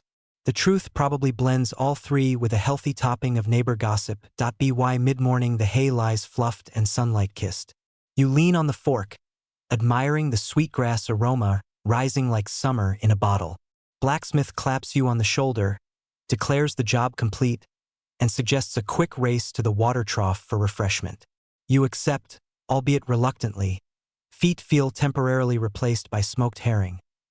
You jog across the yard, boots slipping on icy patches that mimic buttered marble. Joke number 3 skids out as you nearly wipe out. You credit your survival to the goat horn grip technique. 2 hands, no spills, no falls. Laughter echoes off barn walls. Even the cat seems to chortle from its post, though it might just be coughing up a hay hopper. the trough water glitters, fed by a spring that never fully freezes. You cup hands, drink the liquid glacier, and feel its sluice mead residue from tongue and thoughts alike. Another mainstream fact trickles in. Settlements often cited barns and wells upwind of byres to keep drinking water sweet. Proto-zoning laws carved into common sense rather than stone tablets. Refreshed, you notice wagons arriving near the wharf beyond the yard, traders hawking early thaw merchandise. Bright bolts of undyed wool, barrels of herring, and, most intriguingly, a crate of glass beads shimmering like trapped rainbows. That last sight yanks a callback to the chieftain's bead chest. You realize those baubles, small as dew, steer economies as surely as longships do. Onion perfume guy eyes the cart and mutters plans to trade onions for beads. Beads for iron, iron for a new scythe. His personal Silk Road of root vegetables. You decide to tag along, not for commerce but for spectacle. Bargaining here is theater where every raised eyebrow is a paragraph of negotiations. Before heading wharfward, you stow the hay fork and brush straw from hair. The cat descends, weaving between ankles like living punctuation, clearly assuming all field trips include feline entourage. Together you cross the yard past pens where sheep bleat morning gossip. One lamb headbutts your shins softly. You pat its wool, silently thanking its cousin for last night's blanket warmth. Down the snow-dusted path, the fjord opens like a silver blade under rising sun. Ice floes drift lazily, edges tinkling where they kiss. Mainstream note: even winter shipping persisted thanks to shallow draft boats dragged over crusted bays or along ice-free channels. Logistics as hardy as their crews. Traders unload with practiced choreography. One tosses a cask onto padded snow, another flips sealskin covers off baskets brimming with dried lingonberries. The air smells suddenly of salt, berries, and tarred ropes. A breakfast parfait for the senses. You help onion perfume guy hoist his onion ropes onto a stall plank. Observing him haggle, you spot subtle etiquette. Palms up indicate honesty. Palms down hint at final price. He flips between positions like an accordion of persuasion. Quirky tidbit. Some merchants signaled secretly with toe taps, developing a foreshadow to modern Morse code. You watch a beaded bracelet seller heel tap twice, then grin when a buyer responds with a triple shuffle. Discount unlocked. Historians still argue whether these choreographed foot negotiations were widespread or merely regional flair that danced away with fashion. Onion perfume guy closes a trade, netting 2 fist-sized glass beads in a satisfying shade of glacier blue. He passes you one as souvenir and, with mock solemnity, insists it's enchanted to ward off hay fever, useful given your recent hay romance. You pocket it, bead cool against palm, glinting like frozen dawn. Noon lurks. Stomach signals lunch with diplomatic rumbles. The hayloft crew drifts back toward the longhouse where new aromas, perhaps smoked venison, curl above the roofline. Walking uphill, you feel every muscle from shoulders to calves vibrating like freshly forged tongs cooling in water. Yet fatigue can't overshadow the gentle pride of a chore completed Norse style. Etiquette observed, jokes deployed. The door you pause to watch your breath plume and vanish. You recall last night's candle knots, this morning's seaweed hay, toe tap bargaining. Each detail a woven thread tugging you deeper into the warp and weft of Viking hours. You realize the pattern is both foreign and familiar. Labor, laughter, communal food, small treasures passed hand to hand. The goat horn may rest empty, but its curved memory accompanies you like a secret smile. You step inside, warmth kissing cheeks once more, and the cycle circles back. Smoke, chatter, the promise of broth. Somewhere a taffel piece clacks to the floor, probably cat-launched. And you think, yes, tonight you'll reclaim the Beard Praise Championship, but first, venison. The longhouse greets your return with a belly-level hug of peat smoke and venison fat. Aromas so thick they almost brush straw from your tunic. You stamp snow from boots, and the cat slinks between your heels, claiming finder's rights to the warmest floor patch. Lunch, nonmal in local parlance, has begun its gentle simmer. A cauldron the size of a brewing vat crouches over new logs, sending ribbons of steam that sketch temporary runes on rafters. You ease onto a bench, muscles humming from hay gymnastics, and a servant ladles broth into your wooden bowl. First sip. Venison marrow melts alongside turnip cubes and wild juniper berries, creating a flavor profile modern chefs would charge extra for under the buzzword, forest foraged. Onion perfume guy appears, tugging an even stronger tang of allium behind him. Apparently he sampled his cellar for quality control. He bonks his horn lightly against yours, nodding a casual lunchtime toast. In Norse etiquette, midday drinking is lighter, not a full diplomatic summit, more like a liquid wink. Mainstream fact flows in. Law codes from Frostathing allowed farmhands a modest horn at nonmal, provided afternoon chores weren't sword-related. Before you can swallow, the blacksmith drops onto the bench, sliding a small iron rivet toward you like a tip. He says it's fresh from the forge, still radiating the faint warmth of charcoal. The gesture reminds everyone of last night's gift cycle dance, so you fish out your glacier blue bead, onion perfume guy's talisman, and plant it in the smith's palm. For hammer spark inspiration, you say. Joke number 1 sparks. You add that if he threads the bead onto his beard, he'll start receiving mail addressed to Sir Glitterface. Chuckles ripple down the table. The bead disappears into a pocket, presumably headed for facial real estate. A servant girl hurries by with a basin of spruce-scented wash water. You dunk fingers, marveling at how etiquette weaves hygiene into every meal. Quirky tidbit surfaces with the steam. Some households floated tiny birch bark boats in wash basins to entertain children. A distraction keeping grubby hands inside the water, not in the stew. You picture miniature longships bumping like bumper cars and nearly snort broth. The chieftain's wife clinks a spoon against the cauldron rim, announcing a brief pause for table words, part grace, part TED Talk. Today's lesson, grain stewardship. She explains that leftover barley from Dagmal will become tomorrow's ale starter. Nothing wasted. Historians still argue whether women supervised fermentation exclusively or shared duties with monks moonlighting as brewmasters. Sources bubble with contradictions as lively as the word itself. Either way, her speech ends with a reminder to return bowls to the scullery, an early form of deposit program minus the vending machine. Bowls empty, you lean back, letting heat seep from hearthstones into achy calves. The blacksmith brandishes a pewter spoon he's been tinkering with, literally, as proof of concept for a folding travel utensil.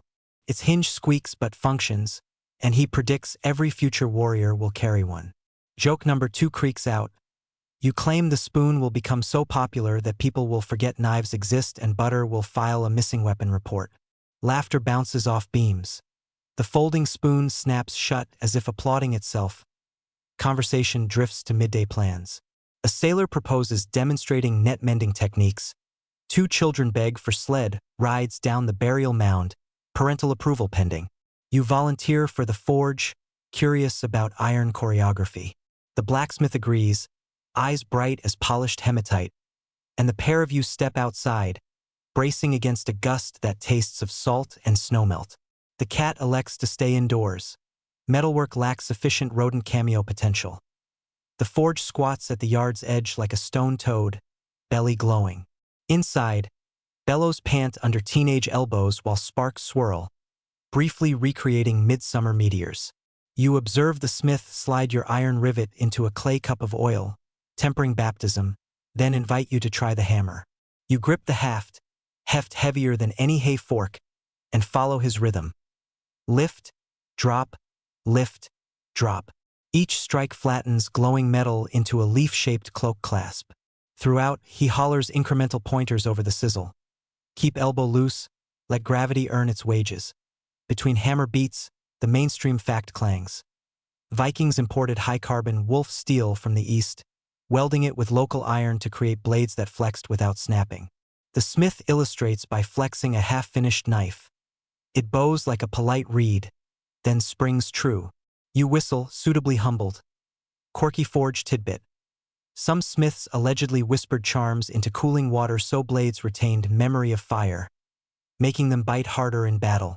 The blacksmith admits whispering more often results in steam facial than magic, but tradition's tradition.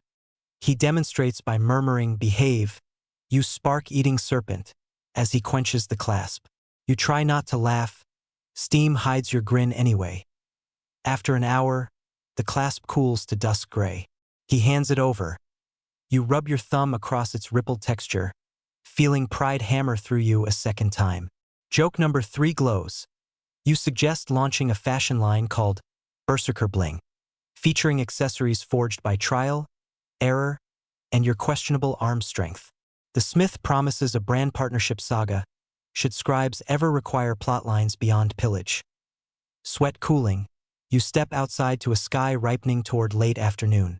Sunlight slants across the fjord, glittering so fiercely you shield your eyes with the new clasp. It works. Improvised sun visor edition. The hayloft stands quiet. Chores completed. It now perfumes the yard with warm grass memory. A sense of cyclical calm settles on you. Breakfast bustle has mellowed into post-lunch industry, soon to circle into evening meadness once again. You head toward the brook to wash soot from hands. Water nips knuckles, yet clarity feels bracing after forge haze. As you scrub, a trio of girls passes carrying bundles of fresh willow twigs. They plan to weave new horn stands, holders that keep cups upright between toasts. Another callback surfaces. No surprise, Vikings invented cup holders centuries before road trips. Wet winters plus tipsy warriors equal spilled mead math. Back inside, benches have been rearranged for afternoon tasks. One corner hosts net repair, another houses spindle whirls humming like soft bees. The longhouse is both living room and factory floor, and etiquette flexes accordingly. There's a time for rowdy boasts, a time for quiet craftsmanship. Your place right now is beside a window slit, light perfect for detailing the cloak clasp. You borrow a sliver of honed stone to smooth edges, working until metal gleams like moonlit water as you polish. A debate rises about evening entertainment. Another riddle contest or a reenactment play of Loki's most embarrassing prank. Scholars still argue whether such plays existed in everyday halls or just at seasonal assemblies, but the prospect excites youngsters already rehearsing slapstick god antics near the door. You note the cat returning, obviously auditioning for the role of distracted audience member number 1. The knot candle's replacement hangs freshly measured, 6 ridges high, announcing that daylight still has breath but will bow out eventually. You set the clasp aside, flex fingers, and let your gaze drift to the silver-banded goat horn resting on its brand-new willow stand, the future colliding politely with tradition. It waits, empty but expectant, for the sunset hour when etiquette, joke quotas, and honeyed diplomacy will once again roll out the liquid red carpet. For now you stretch, contentment settling like a well-folded blanket over shoulders. You've tilled hay, traded beads, forged iron, absorbed willow holder lore. The day hums in perfect tempo. Neither frantic raid nor dull hibernation, just sturdy craft and communal rhythm scented with juniper and onions. Somewhere in that rhythm, you realize, rests the real mead of poetry. Ordinary hours fermented by shared purpose until they taste sweet on the tongue of memory. You can almost hear a skald warming his voice for tonight's chronicle, and you hope he includes the bit where you tried to patent the Viking thigh master. Late afternoon light slants across the hall in buttery ribbons, perfect for the impromptu craft fair, now humming along the benches. You meander toward the net repair corner, drawn by the hypnotic whisper of flax twine sliding through calloused fingers. The sailor who boasted about accidental whale harpooning gestures you closer, hands you a bone needle the length of a pinky, and instructs you to mimic his looping motion. Over, under, twist, praise the knot, he chants. You oblige, trying not to tangle the cat now stalking your shoelaces like a miniature sea serpent. Mainstream fact floats in with the fibers.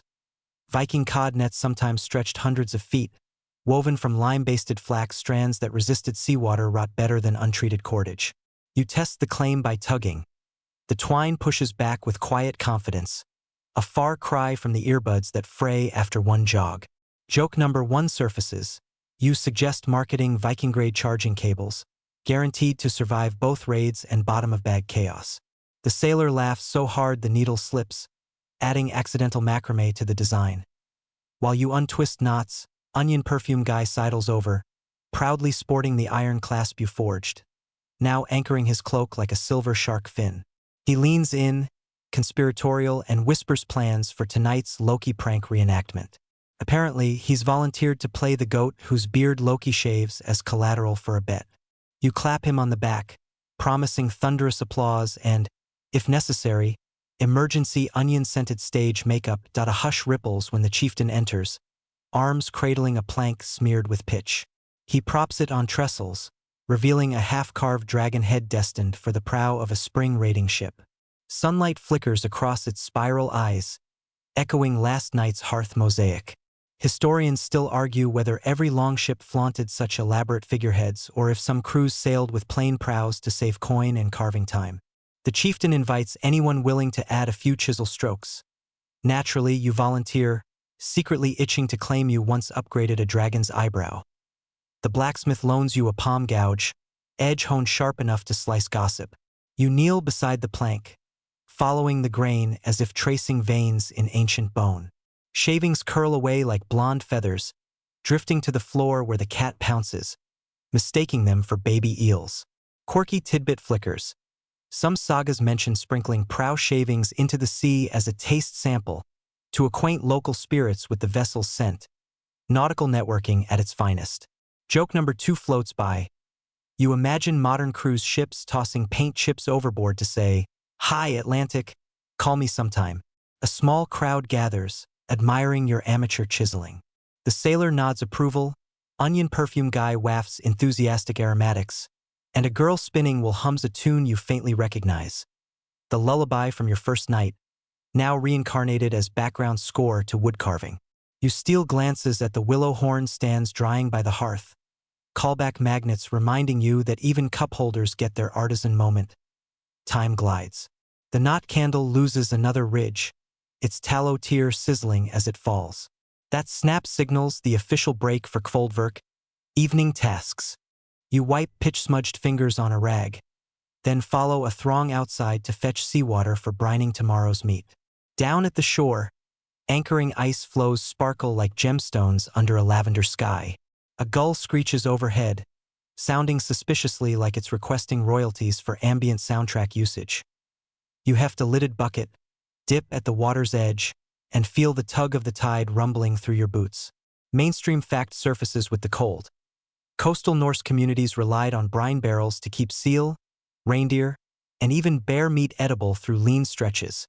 Salt was literal currency. The bucket brims, weighing as much as 3 goat horns filled with mead.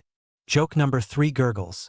You remark that a Viking fitness program could just involve hauling seawater and calling it brine and shine. The sailor nearly drops his own bucket mid-laugh, splashing a sacrificial pint to the fjord gods. Back uphill, dusk blooms. Smoke from neighboring hearths coils skyward, merging with first stars winking through pale cobalt. Inside the hall, benches migrate into audience formation for the Loki farce. Onion perfume guy, now decked in shaggy goatskin, preps backstage. Translation. Behind a hay bale, you snag your silver-banded horn, emptied since noon, and notice it now resting in a freshly woven willow cradle. The cat tests the cradle's bounce factor, then settles front row, clearly a patron of the dramatic arts. The skald strides to center, striking a low chord on a lyre strung with horsehair. He introduces the play with exaggerated gravitas, promising comic relief from winter monotony. Historians still argue whether Viking halls favored scripted skits or relied purely on improvised storytelling. Tonight leans improv heavy, judging by onion perfume guy's last-minute costume held together with prayer and pitch. Curtain, technically a bedsheet, parts. Loki, portrayed by the lithe traveler who sold birch gum, enters with a sly smirk and a wooden razor. A mock goat bleats from behind the bale. The audience howls. Your forging buddy provides special effects by striking the iron nail against a firestone, sending sparks that double as magical mischief. The plot sprint, beard shaving, trickery, frantic excuses, unfurls in 5 hilarious minutes, climaxing when onion perfume guy loses not his beard but a fake patch of moss glued to his chin. Applause erupts. Even the chieftain's stern facade cracks into a grin wide enough to hide a longship. During bows you lift the horn for a modest toast, mead returned by courtesy of a nearby thrall. Honey notes glide across tongue, weaving warmth into muscles still cooling from bucket duty. You realize the joke's quota has reset for the evening, but you let humor rest, choosing instead to savor collective laughter bouncing inside wooden ribs of the hall. A sense of continuum wraps around you. Chores to craft, craft to story, story to toast. Each link polished by etiquette until it gleams. The cat headbutts your shin, perhaps demanding royalties for its stoic cameo. You scratch behind its ears, whispering that it already owns the hall's prime heat zones. The bone flute joins the lyre, weaving a gentle reprise of the lullaby. Hearing it, you flash back to hay-scented dreams and mugwort way, grateful how melodies tether time the way knots measure candle hours. Tallow light softens further, smoothing edges of benches, horns, and faces into one seamless tapestry. You cradle the horn, thumb resting on that cheeky rune still refusing to translate itself. Maybe tonight it simply means, breathe, blink slow, know the rhythm. Stars outside inch higher, the fjord exhales silver. Soon, etiquette will call for hand-washing, bowl assortment, and blanket distribution. Rituals you now anticipate like plot beats in a beloved series. For now, you lounge in post-performance glow, iron clasp cooling against your clavicle, dragon prow shavings still clinging to trousers like confetti of artesian pride. Tomorrow holds more hay, more nets, perhaps your long-awaited taffel rematch. But tonight still unfolds, gentle and unhurried, each heartbeat syncing with plucked strings and distant ice cracking like applause from the mountains. Applause fades into companionable chatter, and the skald eases the lyre onto a peg, declaring the stage free for a riddle lightning round. You stretch, feeling wood shavings crinkle in your trouser cuffs, while onion perfume guy, still half goat, still wholly pungent, flops beside you clutching a consolation horn. The cat prowls the cleared floorboards, sniffing imaginary spotlight circles. Apparently it's auditioning for next week's production of Freya's Fabulous Felines. A servant delivers a basin of minty washwater, time for etiquette reset. You dip fingers, coolness rinsing pitch dust and venison residue. The basin's rim bears new willow inlay, another callback to afternoon craft mania. Mainstream fact floats with the mint steam. Archaeologists at Ribe uncovered wooden tubs whose carved rings recorded household feast tallies. A bookkeeping system you wish your sink could replicate whenever dishes pile up. Joke number 1 bubbles. You imagine a smart sink scolding, "Last Tuesday 3 bowls, 2 horns, and that spoon you folded into a pretzel." Onion perfume guy wheezes, nearly baptizing himself in the basin. With hands clean, you snag a trencher of hearty oat cake spread with, brace yourself, onion jam. The goat beard stunt may have cost the man his dignity, but not his culinary zeal. The jam's sweetness nuzzles the meat's honey tones, proof that even bulbs pulled from dirt can moonlight as dessert if simmered long enough. Quirky tidbit arrives on the flavor wave. Early Norse cooks sometimes mellowed strong onions by burying them in warm ash pits overnight, creating a caramelized paste called sun sleep. You vow to test that recipe next backyard barbecue, preferably without burying half the neighborhood. The riddle contest cues up. First volunteer, the sailor who taught you flax nets. He claps twice, then asks, "What has a bed but never sleeps, a mouth but never eats?" A few guests murmur guesses. You whisper river to the cat. Correct, but you keep quiet. There's etiquette in allowing others their spark of triumph. Historians still argue whether these riddling bouts honed diplomatic wit or simply postponed dish duty. Tonight they serve as digestive before blanket roll-out. Your silver-banded horn sits idle in its cradle, glimmering beneath tallow glow. You decide it's time for a modest refill, just enough to lubricate imagination, not sabotage future balance tests. A thrall pours amber mead, and you grip the vessel with both hands, as etiquette's first lesson taught. Joke number 2 fizzes. You toast to goat horns doubling as time machines. 1 sip and we're suddenly fluent in 9th century dad jokes. Onion perfume guy nearly sprays onion jam across your tunic. Crisis averted by the cat, which intercepts an airborne crumb mid-pounce. Riddle 2 comes from the blacksmith, his beard now sporting the glacier blue bead. He booms, "I fly without wings, I cry without eyes. What am I?" Multiple voices chime, clouds. But a child counters onion, citing the crying part. Laughter ricochets. Judges award half a point, and onion perfume guy bows theatrically, "Goat pelt shedding hay." Callback engaged. Apparently the hay you flipped this morning insists on post-credit cameos. Your turn looms. You stand, horn steady, and deliver. "Born of earth and fire, I guard warmth by night, surrender it by dawn, yet never move a stride. What am I? Puzzled faces scan the hall until the chieftain's wife smiles. The hearthstone. Applause sprinkles. You grin, pleased your hours admiring that spiral mosaic found narrative purpose. Prize? A sliver of spruce resin wrapped in wool portable incense. You pocket it, already imagining future hayloft aroma upgrades. Candle knots shrink. Shadows weld into darker silhouettes. The skald winds down the riddles with a final brain tickler about a word that gets shorter as you add to it. Yes, short. Groans, then giggles. Contest over, horns raised for closing toast. The chieftain rumbles gratitude for chores done. Nets mended, dragon's eyebrows chiseled. He singles you out with a nod. Your cheeks heat warmer than forge coals. Communal voice lifts in a brief hymn to NJRR for safe thaw sailing.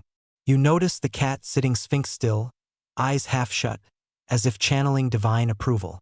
Mainstream historians note that domestic animals frequently cameo in Norse ritual. Chickens forecasting weather, horses validating oaths, though cats mostly supervised rodent census. Lanterns dim toward sleep spectrum. Servants distribute whetstones of bread. Flat barley slices baked hard enough to double as plates tomorrow. You nibble one. It echoes the forge hammer's rhythm against your molars. Joke number 3 cracks. You propose rebranding them Scandinavian biscotti. Dunk in mead, chew before spring. A few feasters test the dunk method, declaring it tooth-friendlier. Blankets appear, lofted like migrating geese before settling over benches. You fetch yours, the lanolin soft wool still smelling of hillside heather. A gentle choreography follows. Horns inverted, willow stands stacked, bowls nested, spoons stashed. Every motion threaded with quiet efficiency, proof that routine can be beautiful when everyone knows the steps. The cat circles the cooling hearth, then chooses your lap as final landing zone. Evidently your reputation as hay flipper and biscuit dunker merits feline approval. You stroke its fur, feeling per vibrations scaffold your closing breaths. Around you, sleepers assume familiar constellations. Blacksmith rolled in sheepskin, sailor curled near the net basket, onion perfume guy already snoring into goat pelt. Point 1 ember pops. A tiny forging echo, then nestles back into ashen cradle. You lie down, horns safely at arm's reach, dragon shave confetti still dotting the floor like stardust. Through bladder windows you glimpse Orion tilting above the fjord. Same hunter the skald name-dropped earlier when praising winter skies. You recall his description. The belt shimmer guiding navigators long before compasses nudged into wallets. Open scholarly debate flickers as you drift. Some researchers argue Norse wayfinders relied more on migratory whale trails than on stars alone, pointing to saga metaphors of singing waves. The thought rocks you gently, reminding you of early morning hay rocking beneath forks. Patterns again. Lift, flip, settle, breath, dream, wake. Sleep edges closer. You sniff spruce resin in your pocket, imagining tomorrow's incense drifting through barn air. The clasp glints faintly on onion perfume guy's cloak, and you smile knowing your hammer imprint will travel on whatever adventures his onions bankroll. The rune on your horn remains coy, but perhaps tonight it simply whispers, rest, for mead tastes sweeter after sunrise. You obey. Blanket up, cat down, eyelids float. Breath slows in harmony with 50 others. Hall timbers exhaling as temperature drops. Somewhere miles away, ice cracks echo like dwarven anvils. But here, inside, all is hush. In that hush you carry full pockets. Resin, riddles, hay scent, dragon shavings, goat jokes. They weave dream blankets thicker than wool, promising a night where even mischievous Loki watches from the rafters, satisfied with comedic ROI. You drift, each heartbeat a chisel stroke on memory's plank, carving today's story until shavings become stars swirling above the fjord. And if the rune ever reveals itself, you're certain its message will not be doom or glory, but something simpler. Keep flipping the hay and sharing the mead. It's enough. With that final thought, you sigh into straw pillows, the cats purr meeting your breath midair, and the longhouse pulls its velvet curtain of sleep tight around every soul inside. The longhouse settles into a softer rhythm as twilight deepens, shadows stretching like lazy cats across the wooden floor. You drift back toward the hearth where the last embers glow with a gentle, steady pulse, almost breathing alongside the benches. The cat, now a seasoned veteran of the evening's escapades, curls into a tight ball, its purr a low, comforting hum against a backdrop of hushed conversations. A servant approaches with a slender wooden tray bearing a cup of warm mead infused with wild thyme, praised for lulling restless minds. You cradle it, savoring heat that seeps into your palms before the honeyed sweetness meets an earthy forest whisper on your tongue. Mainstream historians agree Mead was frequently steeped with local botanicals, prized as both flavor and medicine for easing body and spirit. You recall the mugwort way from earlier, another stitch in this quilt of nighttime care. Nearby, elders debate the proper order of toasts. One camp insists Odin must always lead, while another argues NJRR takes precedence when voyages loom. Historians still debate whether these sequences were rigid or varied by fjord and season. You watch a young woman glide between benches, refilling horns with movements so exact they resemble dance steps. Any mispour might fracture the fragile harmony of hospitality. Quirky tidbit drifts in with the mead steam. Some horns bore tiny runic inscriptions doubling as lineage badges or humblebrag scorecards. Fingertips graze the faint rune near your horn's base, wondering what saga hides in those scratches. Joke number 1 bubbles up. Imagine a Viking barista etching custom runes and stamping loyalty tallies. Drink 10 horns, get a free goat. Night slows further. Stories and songs weave through rafters like silver thread, draping history over shoulders as a second cloak. Joke number 2 follows. If Vikings ran podcasts, this episode would be called Boring History for Sleep. Mead and Manners Edition. Complete with ambient purr tracks and crackling embers for ASMR. Last, the chieftain raises his horn in a gentle blessing, invoking protection for hearth and safe passage for sailors. A murmured chorus answers, a lullaby of faith wrapping hall and dreamer alike. You cradle your empty horn, warm now from use, and let thoughts drift like chimney smoke curling into the starlit dark. Outside, wind whispers through pine tops, promising tomorrow's chores, feasts, and fresh stories waiting to be poured. Somewhere in that velvet hush between blessings and true slumber, you drift down through layers of dreams thick as will blankets. Yet just before dawn's first blue whisper, an unfamiliar tremor thrums up through the floorboards, steady, methodical, metallic. You crack one eyelid, discover the blacksmith already awake, teasing sparks from the hearth to kindle a travel forge by lamplight. The man's enthusiasm clearly runs on its own time zone. Hushed voices trade sleepy greetings. Apparently today is the village market walk, a weekly stroll to a neighboring settlement to exchange odds, ends, and gossip spicier than any preserved herring. You sit up, blanket sliding to your waist, skin prickling as the night's warmth abandons ship. The cat, ever opportunistic, immediately commandeers the vacated wool, kneading victory biscuits while shooting you a look that translates to, "You snooze, I cruise." Joke number 1 yawns awake. You promise the cat a chartered carriage ride if it agrees to purr in rhythm with your heartbeat on the road. The feline blinks, accepting terms with imperial nonchalance. A servant offers the customary dawn wash, this time scented with crushed pine needles. You rinse, inhaling resin that clears cobwebs faster than modern espresso. Mainstream fact strolls beside the pine aroma. Ethnobotanists confirm Norse folks brewed pine needle tea for winter vitamin boosts long before store-brand supplements came in chewable bear shapes. You mentally toast their immune systems, then reach for your tunic, still perfumed with faint pitch and onion jam from last night's theatrics. Breakfast is brisk. Steaming bowls of barley and dried apple shards, sweetened with molassesy birch sap. Onion perfume guy materializes minus the goat pelt, brandishing a wicker backpack of onion plates destined for barter. He thrusts a bowl toward you and wagers 2 cloves that you can't finish faster than he can bag his stash.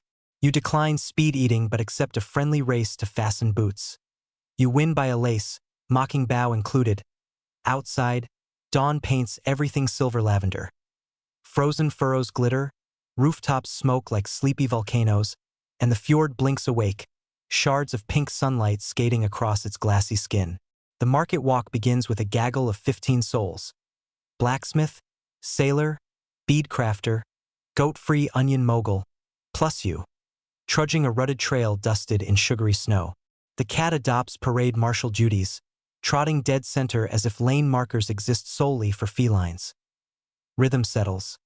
Crunch of boots, puff of breath, jingle of metal clasps. A thin sun warms nothing yet gifts morale. Quirky tidbit surfaces with each exhale. Some travelers carried hollow birdbone whistles to mimic raven calls, allegedly warding off highway trolls and, as a bonus, confusing actual ravens. Onion perfume guy demonstrates a specimen, producing a note so indignant a real raven swoops overhead to lodge a complaint. Joke number 2 flies. You claim the Raven billing department will send an invoice for copyright infringement. Midway, the path skirts a circle of standing stones frosted like antique teeth. The blacksmith explains the stones mark an old moot site where disputes were settled through arbitration or, failing that, wrestling on beds of nettles, nature's shock therapy. Historians still argue whether nettle wrestling was symbolic purification or just Nordic reality TV before cameras. You imagine producers in bear pelts yelling, "And in this corner, weighing 100 Vikings, T-Mock's shoulder, at last, rooftops of the neighboring hamlet poke above a rise.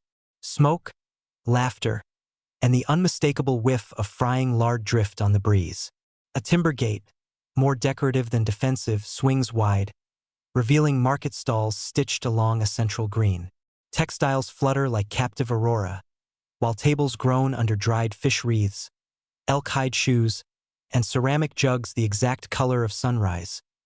Your entourage scatters into barter ballet. Onion perfume guy beelines for a fur trader, flashing onion ropes like VIP passes. The blacksmith heads straight for an iron ore merchant, inspecting rocks with a lover's intensity. You, magnetized by aroma, pause at a griddle where flat cakes sizzle beside coils of spiced lamb sausage. The cook, freckles, gap-toothed grin, offers a sample slice thrust onto a wooden pick. Fat crackles. Thyme, salt, and smoke choreograph a mouth parade that makes you briefly forget meat exists. While you savor, a seamstress beckons from a stall rainbowed with wool strips. She showcases a hood trimmed in Arctic fox fur. Inner seams stitched so finely they could hold water. Mainstream fact struts down the catwalk. Textile archaeologists note Norse women achieved thread counts rivaling later Renaissance linen, spinning flax so thin entire cloaks folded into fists. You stroke the hood, considering coin. But barter is king here, and pockets contain only spruce resin, riddles, and the silver-banded horn. Cue entrepreneurial brainstorm. You unclip your newly forged cloak clasp, Berserker Bling Alpha Edition. The seamstress eyes the iron leaf, brushed pewter gray, and agrees to trade straight across. Transaction sealed. She pins the clasp to her mannequin. You pull the hood over ears, warmth blooming instantly. Joke number 3 teases across your lips. You declare yourself coziest raider of the North, promising not to pillage without at least a courteous knock. The seamstress laughs, tosses a lavender sachet into your hand for good measure, claiming it keeps moths and nosy siblings away. You wander further, cat shadowing your boots. A potter demonstrates a kick wheel, leg pistoning with metronome precision. Rows of cups rise from clay, each mouth flared like miniature horn substitutes for those allergic to goat aesthetics. Quirky tidbit. Some coastal villages mixed pulverized mussel shell into clay, producing sea ceramic vessels that rang faintly when tapped. Ancient dinnerware/percussion instrument. You tap one. It chimes a tiny fjord lullaby. Across the green, a storyteller atop an upturned barrel courts a crowd with tales of Greenland voyages. He claims to have seen icebergs bigger than mountains that groan like drunk giants at dawn. Historians still argue whether early Norse descriptions exaggerated iceberg sizes or if post-Little Ice Age melt skews our comparisons. Either way, the imagery hooks children gathering like chicks at feed time. You regroup with Onion Perfume Guy, now proud owner of a marten fur hat fragrant enough to season a stew. He reveals profit math. Onions for fur, fur for silver coin for iron nails back home. A barter daisy chain with the elegance of a saga plot twist. He asks about your hood. You adjust the fox trim theatrically, explaining you paid in handcrafted prestige. He applauds, cat yawns, Raven overhead still hasn't forgiven the whistle, by high noon. Sun clears its weak zenith, and your party prepares the return walk. Bags heavier, purses lighter, hearts medium rare. Before leaving, you snag 2 ceramic cups, trading the lavender sachet plus a promise to send the potter a new riddle. Fair's fair. You tuck cups into your belt, imagining them companion pieces to the goat horn, porous souvenirs marking each cultural footstep. The road home feels shorter. Laden laughter tends to compress distance. Snow squeaks, stomachs rumble, but spirits stay buoyant. A brief pause near the standing stones sees Onion Perfume Guy testing the raven whistle again. This time 3 birds answer, flapping like disgruntled stagehands. You tell him he's accidentally summoned the Norse equivalent of customer support. He vows to leave a 5-star review if they stop shedding on his hat. Back at the longhouse, afternoon glow tilts warm across the doorway. Servants inside stoke fires, prepping soup thickened with root vegetables probably bartered earlier this very morning. You shake snow from Fox Hood, step into familiar peat smoke embrace, and feel the day slot neatly beside yesterday's hay, last night's riddles, and the goat horn etiquette that started it all. Gear is unpacked. The chieftain inspects fresh iron, new furs, and your ceramic cups, nodding approval. He lifts one, taps it, smiles at the faint chime, and declares it fit for serving guests who prefer music with their mead. Another callback achieved. Even dishes moonlight as instruments in this world.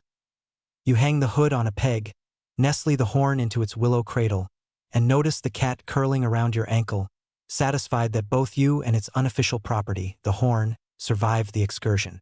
A servant ladles soup. You inhale parsnip sage comfort while Raven calls echo faintly from roof beams. As if rumors have flown ahead of you, tomorrow's chores beckon.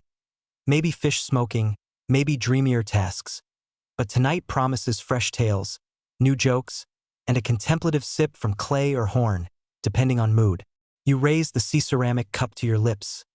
Its briny undertone reminds you of icebergs big as giants, barter lanes long as sagas, and road dust smelling faintly of onions and fox fur. You drink, swallow warmth, and know the market walk has braided yet another colorful strand into the tapestry of this ever-lengthening night song. Soup ladled and foxfur hood rehung, you roll sleeves for the next communal endeavor, transforming a heap of freshly traded herring into tomorrow's luxury.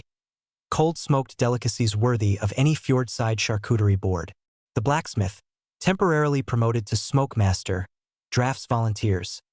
You, Onion Perfume Guy, whose scent now layers onion martin fur fusion, the bead maker, and a gaggle of wide-eyed teens who'd rather play with fire than spin wool. You line up outside the longhouse beside a low, stone-ringed pit where alder chips smolder in a polite haze.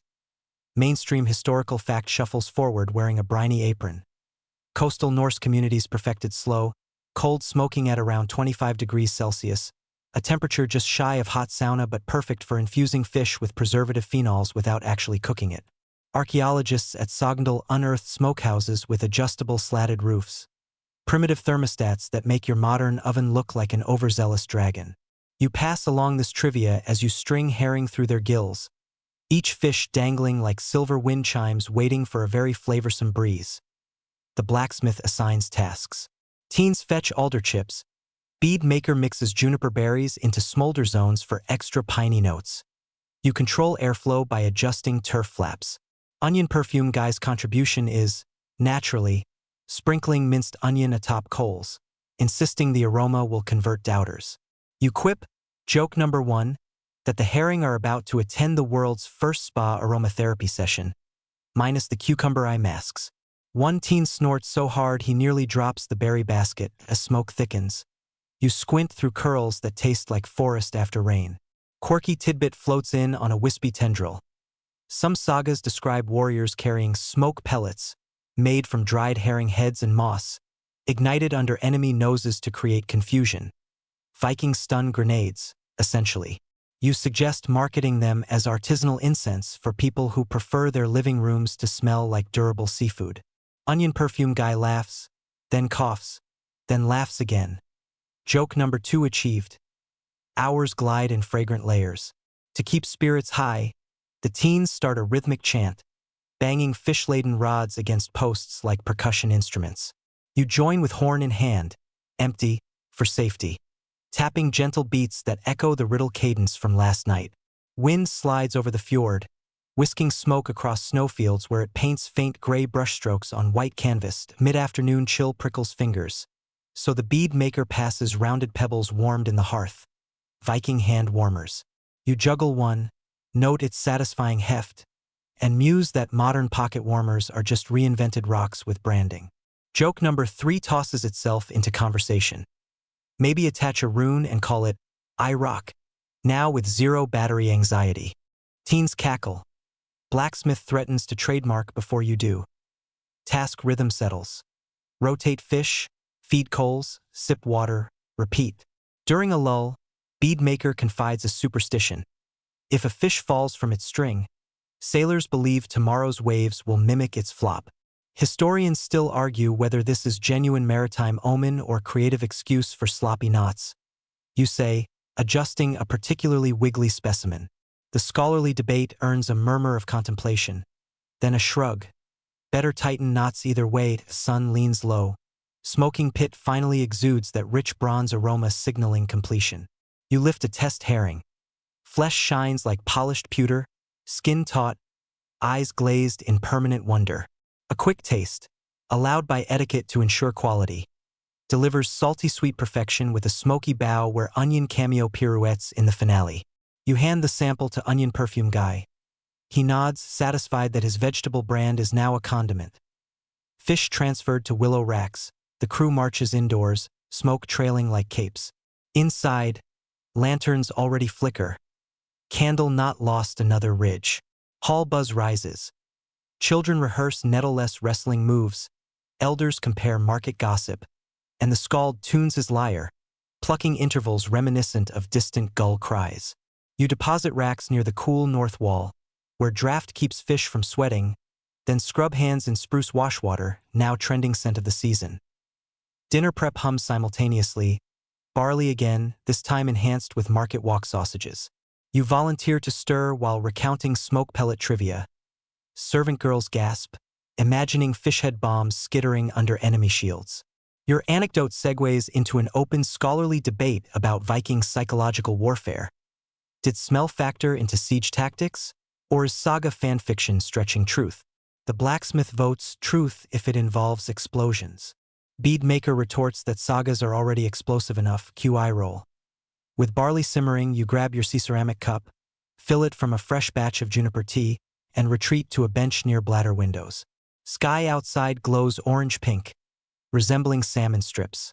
Through the pane you spot your earlier smoked herring racks darkening gracefully. You feel like a proud parent at a very fishy graduation. The skald calls for attention. Tonight he'll spin the tale of Carrie the Swift and his race against winter darkness. A story chosen to honor today's speedy market trek. You settle into straw cushion, cat hopping into lap uninvited but unopposed. First chords ripple. Hall quiets until even the soup bubbles seem to hush. Carrie's saga unfolds. Sled dogs forged of northern wind, skis carved from reindeer antlers, and a wager involving the first star's appearance. Mainstream fact nestles in. Early Norse skiers used single poles, not paired, and could glide over crusted snow at breathtaking pace. An innovation modern biathletes owe a nod to. You imagine Carrie zooming downhill in fox fur hood identical to yours, product placement courtesy of fortune. The skald infuses the story with humor. Carrie misplaces one ski, rides a barreling sheep instead, yet still wins by nose ahead of sunset. Laughter erupts. Joke number 4, bonus round, bubbles up within you. You whisper to onion perfume guy that Carrie probably invented the first rideshare service, surge pricing paid in smoked fish. He snorts so loud a toddler beams. After applause, soup served. You savor depths of barley sausage synergy, layering it over earlier fish samples. Conversation drifts to tomorrow's possible adventures. Perhaps reinforcing ship planks with new pitch, maybe test skis down the burial mound slope. You volunteer for pitch duty, more excuses to smell like forest campfire. Night climbs. Horns appear, this time poured with smaller helper scoops to respect post-smoke fatigue.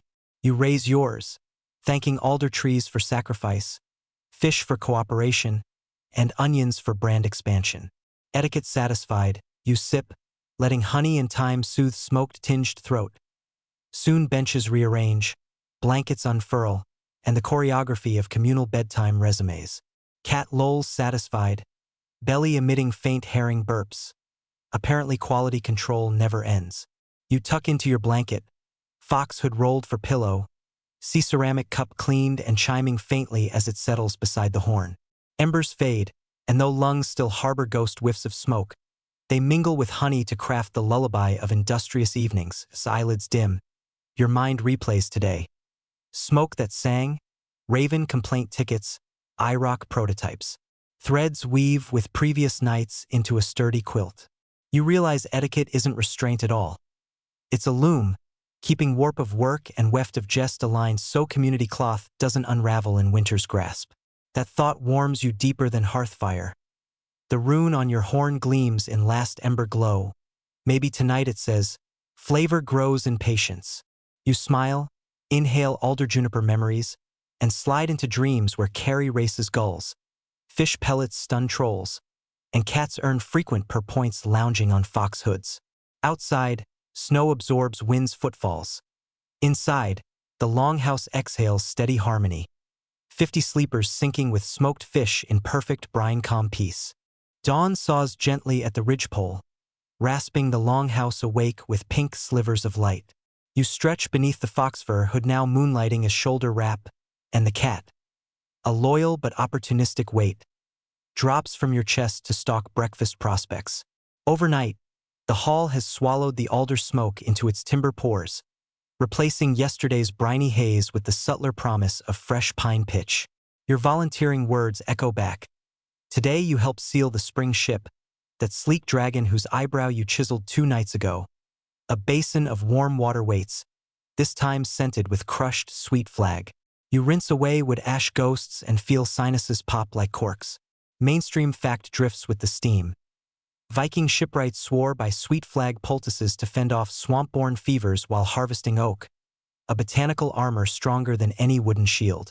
You marvel that a plant once tucked under axemen's belts now perfumes your morning routine. A callback to hygiene rituals flowing through every meal, craft, and bedtime. Breakfast proves utilitarian. Rye porridge thick enough to lay cobblestones with, dotted by shards of last night's smoked herring. Onion perfume guy, sporting his martin hat at a jaunty angle, claims the smoky onion combo is Nose Symphony in 2 acts. Joke number 1 cracks before the porridge crust does. You propose bottling the fragrance and calling it Eau de Fjord Board. He snorts rye, earning side-eye from the blacksmith who's already flexing hammer hand for today's pitch caulking. Outside, sky gleams eggshell blue, breath plumes dragon style, and the fjord blinks crystalline. The ship rests on wooden cradles, hull ribs exposed like giant whale bones awaiting rebirth. Barrels of pine pitch simmer above low fires, their surfaces shimmering black gold. You're handed a ladle and a strip of wool to serve as swab. First lesson from the chieftain's shipwright cousin. Work fast. Pitch shifts from honey to amber to rock in one disgruntled heartbeat. You clamber the scaffolding, heartbeat syncing with distant hammer thuds. As you smear liquid resin into plank seams, the fragrance erupts. Christmas married to campfire had a child named Nostalgia. Quirky tidbit bubbles amid the fumes. Some sailors kept spare chews of birch tar in belt pouches, softening them in mouths before kneading into cracks mid-voyage. Dental wax meets emergency hull repair. You picture someone spitting patch gum onto a leaking seam and mutter joke number 2. Chew, patch, repeat. Viking dentistry for boats. The shipwright wheezes, nearly losing his caulking iron. Below, onion perfume guy delivers fresh ladles of pitch, using sea ceramic cup as scoop after removing its handle. Never waste a good chime, apparently. The melodic dink each refill makes against barrel rim turns work into impromptu percussion ensemble. A callback to last night's fish stick drumline. The cat saunters past, tail high, unimpressed by music or molten goo. It seeks gull scraps near the tide line, leaving humans to their sticky concerto by mid-morning. Sun warms the resin enough to ease strokes, and conversation loosens. The bead maker hums a tune about Carry the Swift. Blacksmith counters with verses celebrating iron nails and their unspoken love affair with oak. You toss in joke number 3. Somewhere a lonely spruce dreams of eloping with a bronze rivet.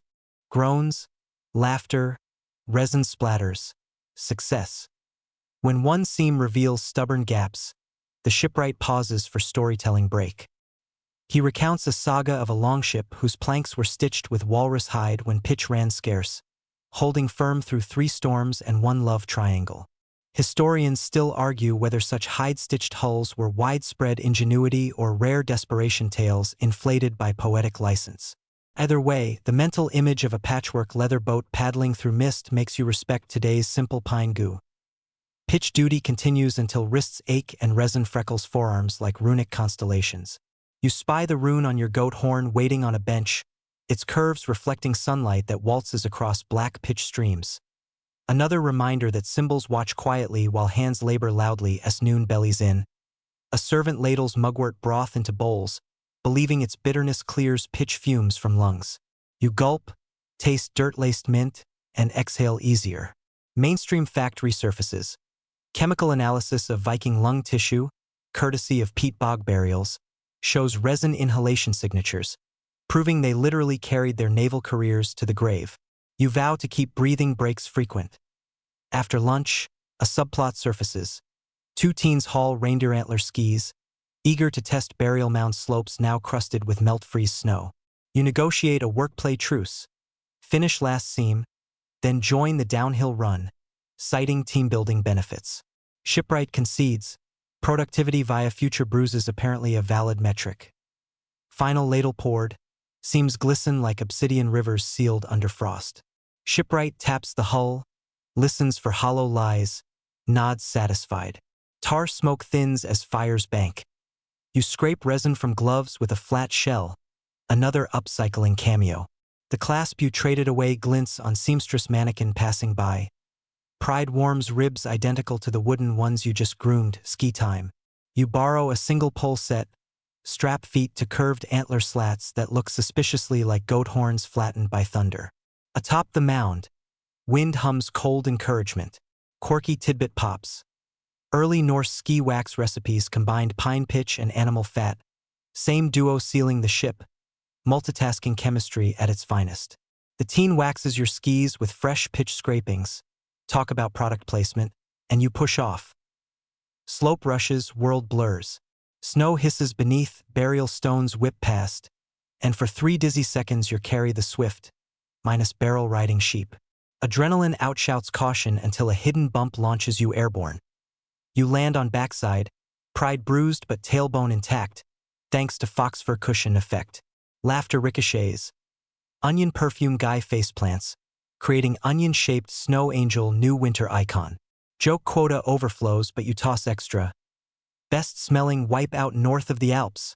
Skis gathered, egos dusted. You all trudge back as afternoon expires. Longhouse looms with windows glowing amber. Inside, alder-smoked herring mixes with pine pitch and mugwort. A scent layering so complex even modern perfumers would shrug. Evenings not candle-trimmed. You wash pitch-stained hands in yet another fragrant basin. This time infused with metasweet, because variety is the spice of sanitation. Dinner, thick peas pudding, smoked lamb, pickled cloudberries.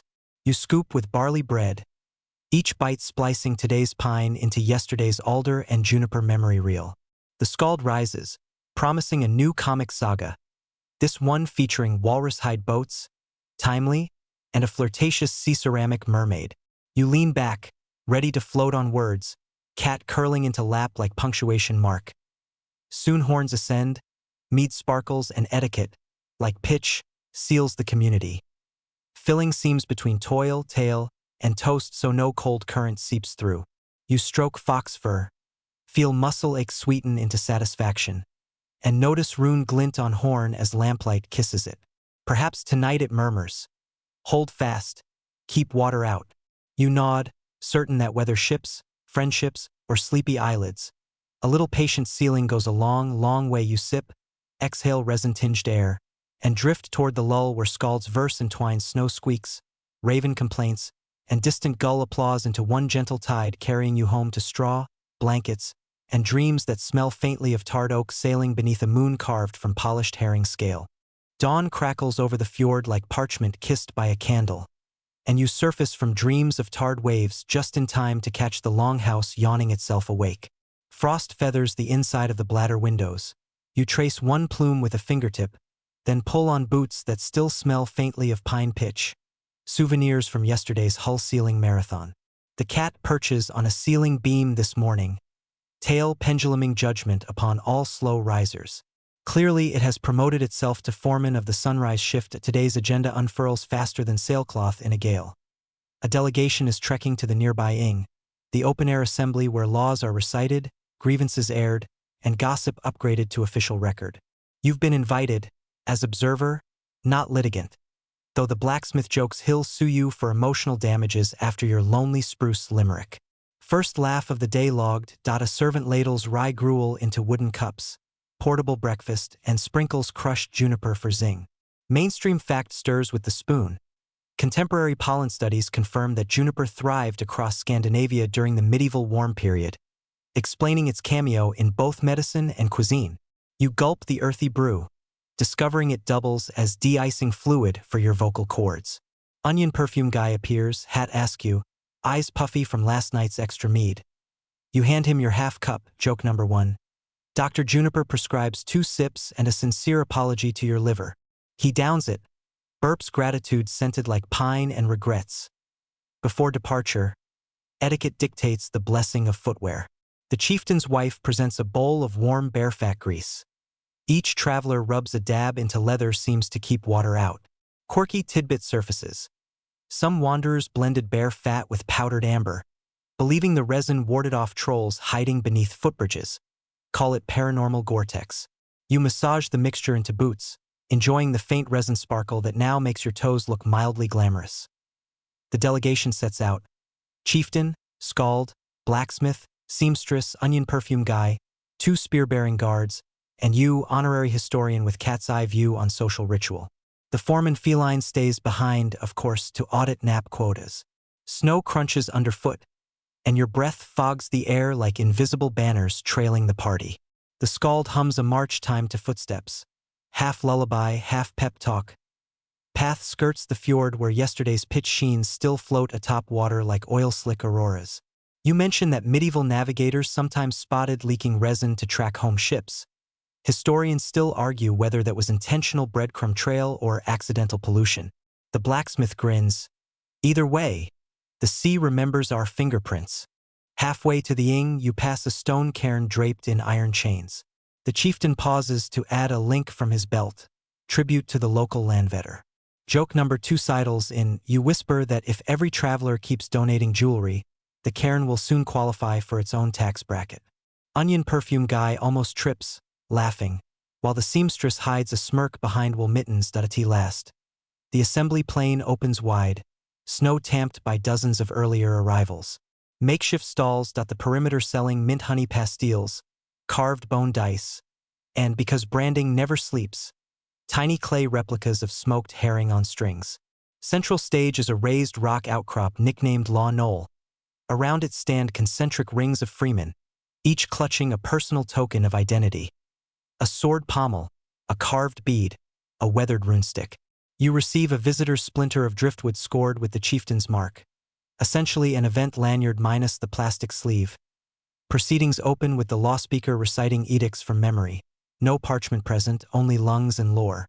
Mainstream fact slides into the echo. Icelandic ailing records show full law codes could take 3 days to chant. A living audiobook before the invention of batteries. Here, the speaker's baritone rises above winter hush, enumerating fines for sheep theft, penalties for adulterated mead, and protocols for dual scheduling. Tuesdays, preferably after breakfast. A dispute follows. 2 fishermen argue over who first cast nets into a lucrative herring shoal.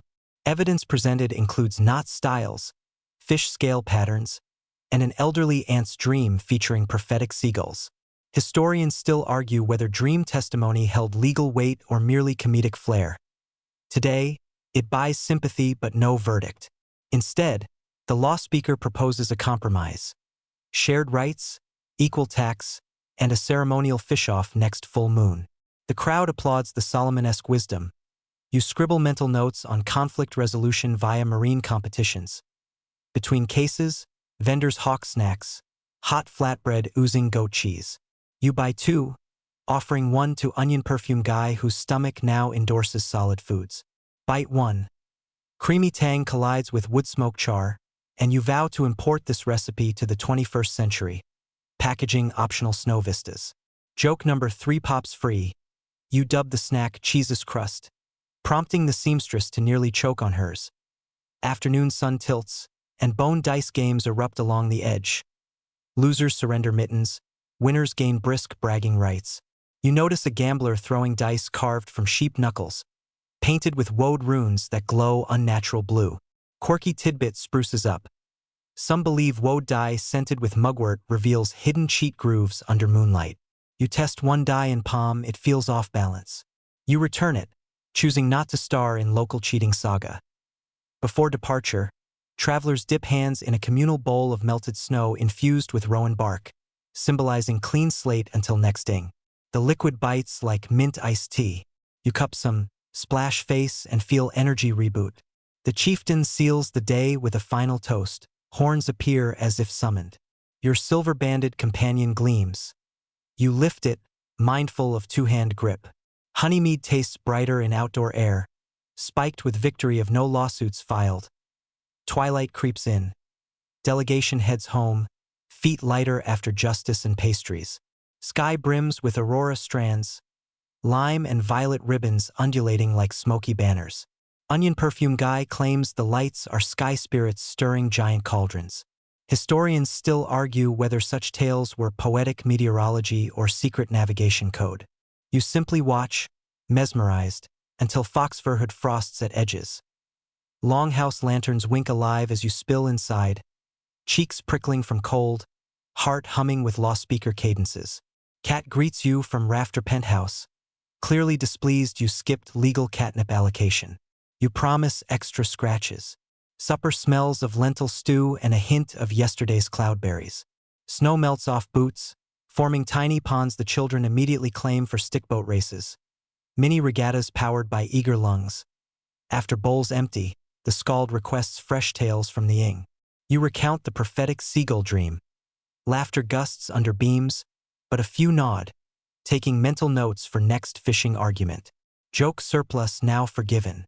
Blankets emerge, horns invert, and the nightly hush unfurls. As you settle, Mead warmth mingles with aurora afterglow behind eyelids. You stroke the rune on your horn, a silent consonant in tonight's alphabet of memory, and wonder if it now whispers, "Speak true, walk light." You exhale, roll onto straw, and let the law chants echo into dreams where fish litigate over net rights and woad dice sparkle honest blue beneath dancing skies. Sleep drifts away like fog off a fjord, and you surface into pre-dawn hush so delicate even the cat respects it. Descending the beam ladder paw over paw instead of executing its usual belly flop dismount. Mouse Patrol apparently succeeded. It carries a single tail as trophy, deposits it by the hearth, then sits waiting for applause. You award 3 slow claps. Joke number 1 whispered, "Early bird gets the worm. Early cat gets 5-star room service." The feline blinks, then saunters to breakfast negotiations. Today the Longhouse agenda circles back to textiles. The sails that will transform yesterday's pine-sealed hull into a horizon-eating dragon. The seamstress summons every idle hand, presses bundles of raw wool and a warping frame into service, and informs you that you're about to meet the Viking spinning song.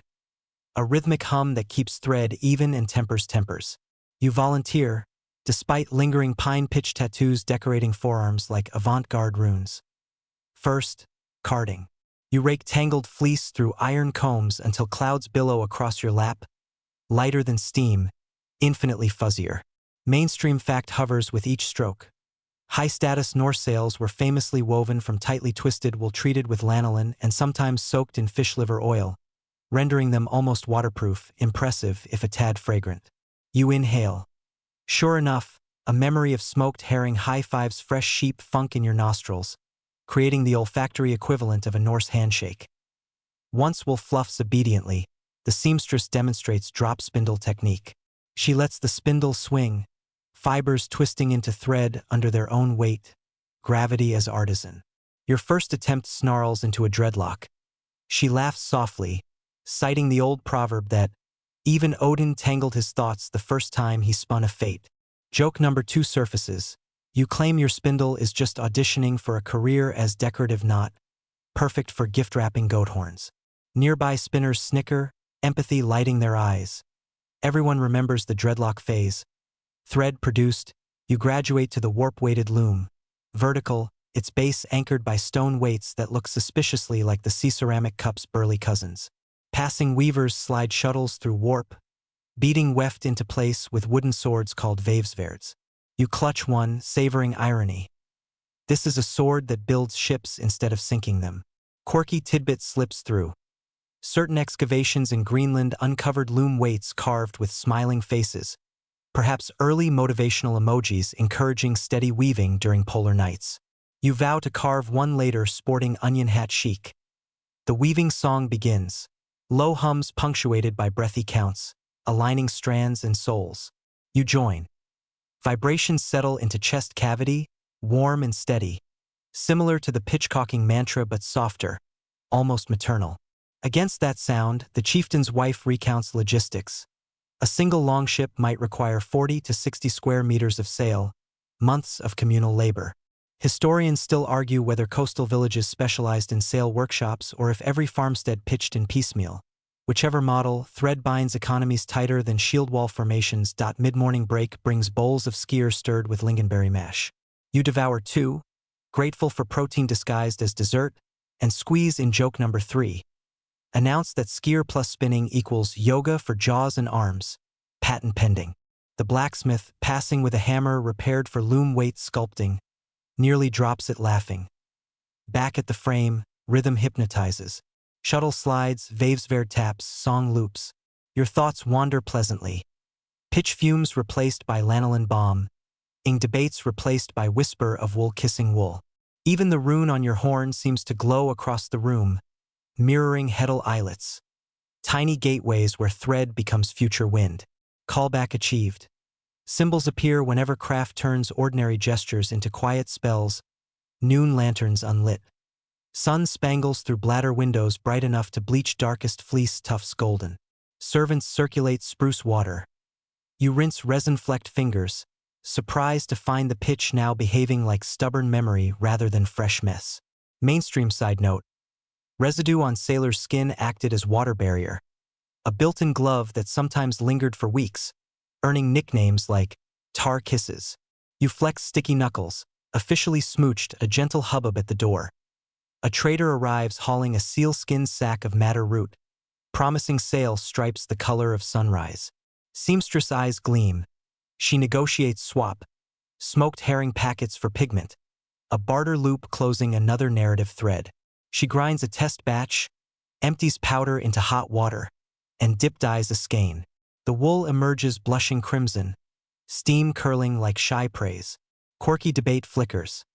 Historians still argue whether decorative sail stripes served identification at sea or simply flaunted village swagger. Either motive, the red ribbon now zipping through loom feels like heartbeats stitched into cloth. Afternoon slump threatens. The scald intervenes, proposing a pun contest while shuttles fly. You toss "Will you be mine?" into the arena. Groans ensue, but momentum revives. Onion perfume guy counters with "Weft in peace," earning good-natured boo hisses and winning a consolation horn of watered ale. Laughter lifts shoulders, weaving picks up pace. The song evolves into braided melody. Voices layering over heddle clicks until hall pulses like a giant, contented cat. Speaking of, the actual cat descends, commandeers a vacant loom bench, and swats at dangling warp threads. Quality control inspection marked playful. As sunset rinses walls with amber, the day's sail strip reaches designated length. Seamstress ties off threads, motions everyone outside to unfurl the fabric in breeze. You each grip an end, raising cloth skyward. It billows, catching dying light so the madder stripe ignites like captured flame. Claws ripples. You feel tug, wind already wanting to borrow the sail, to store journeys not yet lived. An easy hush settles, communal exhale acknowledging craft turned into potential. Cloth folded, weights collected, you store the vavesverds, and return inside where soup of split peas simmered with bone marrow waits. Ladle clinks bowls. Steam kisses faces. Taste is earthy, grounding, a tether after airy weaving hours. Nightly routine spool. Hand wash in birchmint water, horns half fill, not candle trimmed. You cradle horn, thumb tracing runes soothing ridge, and suspect tonight it hums. Thread holds storms at bay. Blanket around shoulders, you settle near hearth beside cat, its earlier thread theft forgiven. Embers whisper back at weaving songs still echoing in muscles. Joke spent, facts tucked, debate bookmarked, you let lids glide. Sailcloth's fresh lanolin scent lingers, mixing with pea stew comfort, mead honey, and faint pine ghost. You drift, imagining tomorrow's dragonship tasting first bite of wind straight from loom and laughter, while overhead the cat purrs new charter terms with the stars. Morning glimmers through the bladder windows, splashing lemony shards across the longhouse floorboards and prying you from a dream in which the new sail whisked you to a floating buffet of cloudberries. You sit up, nostrils primed for the usual smoky embrace, only to sniff crisp sea air sneaking through a cracked shutter. The chieftain's booming voice follows. The dragonship wants a test glide, nothing heroic, just a dignified paddle around the cove to let the pine pitch introduce itself to saltwater. You volunteer before your brain wakes enough to raise objections. The cat, who evidently overheard, blinks from a rafter then betters your enthusiasm by leaping directly onto your shoulder. It parks there like a furry epaulette, clearly signing on as morale officer. Joke number 1 purrs from your lips. Every great voyage needs a figurehead. Guess you outranked the dragon today. The cat's tail swishes regal acceptance. You gear up. Fox fur hood for windbreak, boots still sparkling with amber dust bear grease, and the silver-banded goat horn clipped to belt. Lucky talisman for safe passage. As you step outside, sunbeams dance on the pitch-glossed hull, making the vessel look dipped in midnight. Crew assembles. Blacksmith or repair. Seamstress, sail inspector. Onion perfume guy, galley onions meet sea breeze. The scald, playlist provider, and you, honorary rower. Breakfast is a handful of dried apples chewed while hefting the boat down grease skids. Mainstream historical fact rows alongside. Archaeologists at Roskilde found evidence of tallow-slicked slipways that let even small crews launch ships without hernia donations. You add elbow grease, literal, given yesterday's lanolin, and feel timbers slide like butter on a hot griddle at a soft splash. Hull kisses water, and the vessel rocks gently, impatient toddler energy contained by mooring rope. You climb aboard, cat after you, and inhale brine sharp as cheek pinch. The chieftain's cousin, today's helmsman, hands you an oar polished from ashwood, light yet strong. Quirky tidbit unfurls. Some warriors etched jokes along or shafts so every stroke revealed punchlines. Yours reads, if found adrift, please point toward home. You chuckle. Call back to the rune on your horn with similar customer service flair. Rowers take seats, cat curls at prow, and you push off. Water laps hull boards with little sighs, testing pitch seams. None leak. Sun warms matter stripe on the half-finished sail, now furled like a secret. The scald leads rowing cadence, tapping drum rhythm on overturned bucket. The same sea-ceramic cup's chime rings backup percussion. Your arms settle into tempo, wood flexing, heartbeat sinking, mind emptying to salted metronome. The helmsman calls for partial sail. Seamstress and 2 teens unfurl cloth. Breeze catches it with flirty tug, bow lurches forward, and rowers rest oars across laps. You grin, feeling yesterday's weaving hum reawaken in fabric now humming overhead, as if thread remembers every song note. Historians still argue whether sailcloths retained lanolin scent enough to confuse predator whales or simply repel sea lice. Whatever the truth, your nostrils tingle with sheepmeat's herring fragrance. Comfortingly home. Mid-cove, the helmsman demonstrates a sunstone, translucent calcite shard purported to locate sun on cloudy days. He angles it, and a rainbow ghost spot flares on palm even though sky is blue. He explains that, on grayer voyages, the spot marks solar position for steering. Open scholarly debate alert. Scientists remain divided on whether sunstones saw widespread nautical use or if sagas romanticized a rare curiosity. Joke number 2 gleams. You whisper that modern GPS stands for goat positioning system, then point to the horn dangling at your belt. The blacksmith nearly drops his or laughing. Crew tests turns. Rudder swings, pitch seems creak approvingly. The helmsman orders a controlled beaching on a nearby pebble spit to inspect hull. You hop overboard, calf deep in water crisp enough to wake fossils. Inspection reveals 0 leaks. Your pine kisses did their job. Pride blooms warmer than sunlight. Onion perfume guy marks success by planting an onion bulb at high tide line, claiming it's a maritime good luck charm. Joke number 3 sprouts. Great. Now the ocean will cry happy tears. Inspection done, crew wreck limbs, but the cat decides to prowl shoreline for gull nests. HR furlough approved. You push off again, sail angled homeward. Wind freshens, craft knifes water with satisfying hiss. Seamstress unfurls a tiny windsock made from cloth scraps to gauge gusts. It flaps like a cheerful tongue. Quirky tidbit part 2. Some early crews tied raven feathers to mast tips. Their flutter patterns predicted squalls better than any rune roll.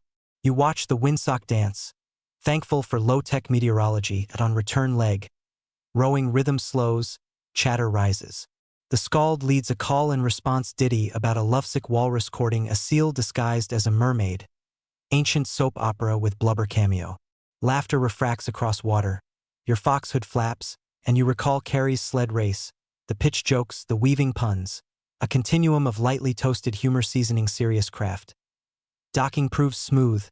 Keel kisses shore like polite guest. Crew disembarks, joints creaking in unison. Suddenly, the cat reappears carrying a gull feather trophy, presenting it on deck like an award for best supporting predator. Applause ensues. The helmsman tucks feather behind mast lashings for good fortune. Callback synergy. Back on land, the chieftain inspects hull, nods approval, then surprises everyone with midday treat. Freshly brewed birch sap ale. Woodsy, lightly sweet, perfect for toasting pitch success. You cradle horn, 2-hand grip, handing cat a saucer-sized shell filled with a safer milk and water mix. Mainstream fact bubbles. Birch sap tapping peaked during brief spring window when trees pumped sugary lifeblood. Norse families stored sap in sealed birch bark canisters, early takeaway cups. After toast, gear stowed, sails furled, the crew heads uphill for lunch proper, barley mushroom stew reheated from dawn. Muscles feel noodle weak but spirit soars. You notice rune on horn glinting brighter than usual. Maybe today it whispers. Wind allies with well-sewn cloth. Inside the hall, steam welcomes. You slurp stew, tasting sea breeze echo. The skald recaps voyage for those who stayed behind, embellishing cat heroics until it involves dueling krakens. Kids cheer. Cat grooms whiskers like, correct. Historians will no doubt argue whether this feline actually served as kraken deterrent. You wisely keep quiet. Afternoon tasks scatter, but you opt for rest, spine thankful. You polish sun-warmed or, tracing engraved joke along shaft, point toward home, and realize every tool here, like horn rune, hides small smiles amid function. That balance, utility veined with quiet jest, carries a lesson you tuck deep. Craftsmanship can be conversation between generations, each pun a handshake across centuries. Evening tiptoes in. Not candle trimmed once more. Embers glow. Barley bread emerges, smeared with honey. You perch near hearth. Cat curled like cinnamon roll. Horn mellow and half full. Jokes take gentle pause. Facts murmur. Debate dims. You simply feel. The hum of new sail in storage loft. The echo of sunstone glint. The onion sprout may be braving tide. The pine tar perfume lacing fingernails as blankets appear. You slide into straw, head pillowed on folded fox hood. The rune under fingers cool but comforting. Outside, wind rustles through rigging lines, singing soft lullaby older than the dragonship itself. You breathe deep, letting breath resemble slow tide, and drift where sails unfurl into constellations. Sunstones guide dreams, and cats negotiate treaties with seabirds under aurora canopies. Sunrise nudges you awake with a citrus pink glow, and the first sound you register is a low buzzing, soft, collective, oddly melodic. For one bleary heartbeat, you worry the dragon ship has somehow developed propellers.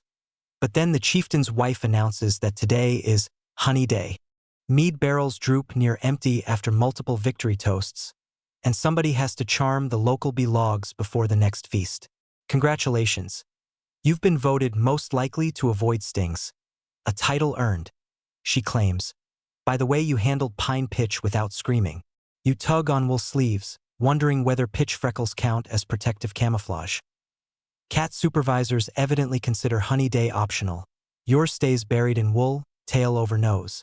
Onion perfume guy emerges instead, lugging a bundle of smoldering sage and juniper. Smoke pacifies the bees and, as he quips, also covers any lingering onion. Joke number 1 earns an appreciative groan from the blacksmith, who still blames onions for last night's teary storytelling. You hike through spruce glades glazed with dew, following a footpath to a hollowed pine trunk balanced horizontally on stilts, the Norse log. A steady drone leaks from its knotholes like distant harp strings. Mainstream fact ambles up. While full-scale apiculture was rarer this far north, evidence from Gotland shows beekeepers hollowed logs or reused old boats to shelter colonies, harvesting both wax for candles and honey for, well, morale. The chieftain's wife produces a plug of soft clay covering the log's door. She signals you to waft juniper smoke. You comply, hands fluttering like nervous gulls. Drone deepens, then settles to drowsy hum. She withdraws the clay, reaches in with a curved bone spatula, and scoops out comb oozing amber.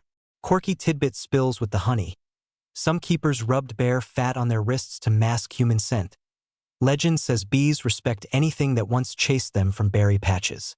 The blacksmith smears a stripe on his cuff, sniffs, and mutters that now he's picnic ready for every predator north of the tree line. Your job is transport. Hold a wooden trough beneath dripping comb. Warm honey pools, thick as sunrise syrup. You can almost taste future mead in its shine, and nostalgia mingles with anticipation. Call back to first longhouse sip, silver-banded horn aloft, heartbeat hitching on honey's friendly punch as the trough fills. Conversation turns to healing. The seamstress mentions smearing honey on small wounds, citing its uncanny knack for shooing rot. Historians still argue whether Vikings fully grasped antibacterial chemistry or just copied bear instincts when berries were scarce. Either way, infection rates in saga stay suspiciously vague.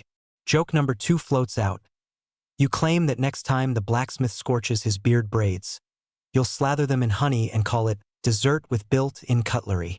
Even the bees sound amused, their buzz spiking like distant applause. You leave the glade sticky-fingered and smelling of juniper smoke, amber, and faint bear cologne.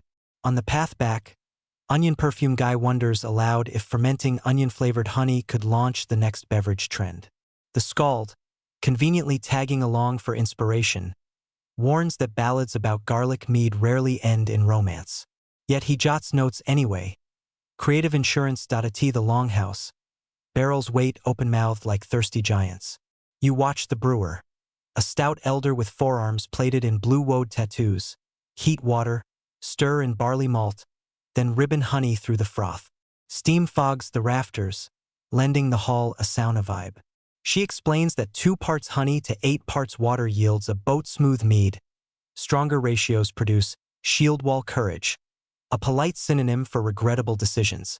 Mainstream fact slides into the cauldron. Chemical analyses of ancient Scandinavian vessels reveal variable alcohol levels, hinting brewers customize potency by event, wedding strong, funerals modest, treaty talk somewhere in between. Your task shifts to wax rendering. You set broken comb bits in a clay pot near the hearth, watching golden tears liquefy. Quirky tidbit number 2. Seafarers sometimes waterproofed thread with beeswax, believing it made sail repairs more argument-proof against North Atlantic tantrums. You imagine tomorrow's loom session featuring beeswax-conditioned yarn. The sail will smell like dessert chasing storm clouds. Joke number 3 buzzes.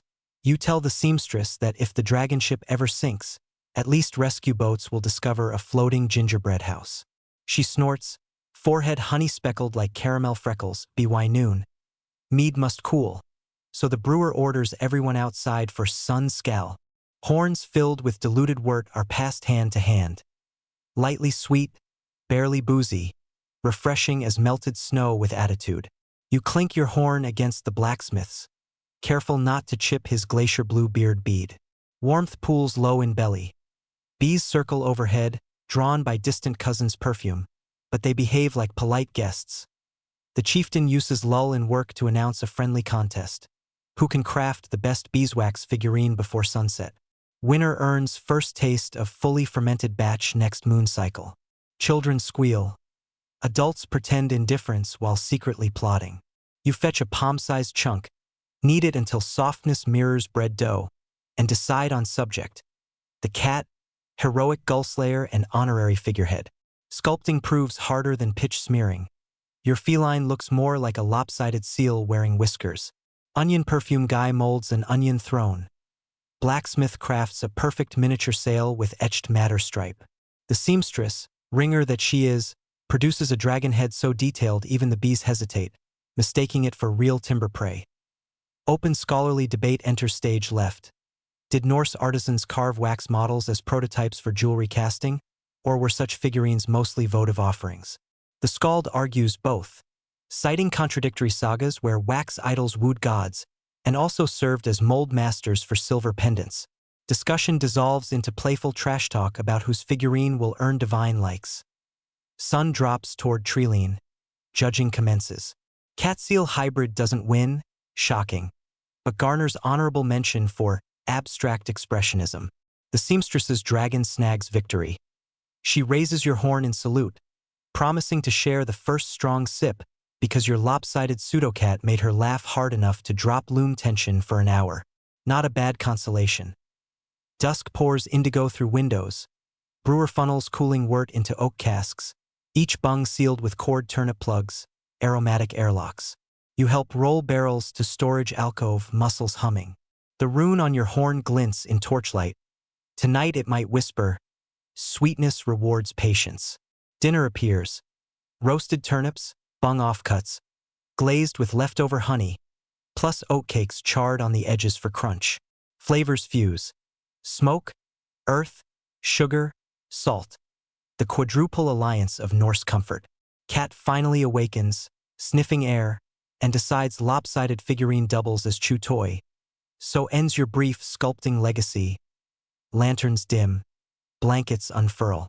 You lie back, wrists still tacky with wax, lungs carrying juniper plus distant pine memory. Bees hum phantom lullabies in ears, their drone fusing with crackling hearth. Joke quota met, facts tucked, debate unresolved, perfect conditions for dreams. Eyelids flutter. You picture tomorrow's sails catching wind smelling faintly of honey, oars flashing with waxed polish. Cat-shaped clouds drifting over fjord while sunstones wink navigational pickup lines from pockets. And somewhere behind it all, tiny bees still spin amber futures inside hollow trunks, unwitting patrons of history's gentlest inebriation.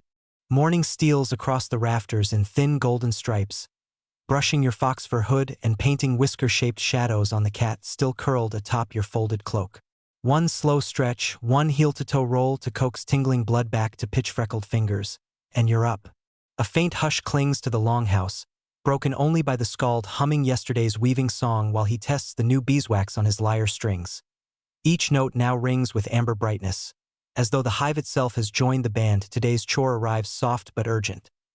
Build the great hearth fire early so venison, flatbread, and a cask of just-mixed honey wort can roast, bake, and mull into the evening feast. The chieftain's wife beckons you to the woodpile where kindling, birch bark curls, sun-dried moss, feather-thin pine shavings, awaits.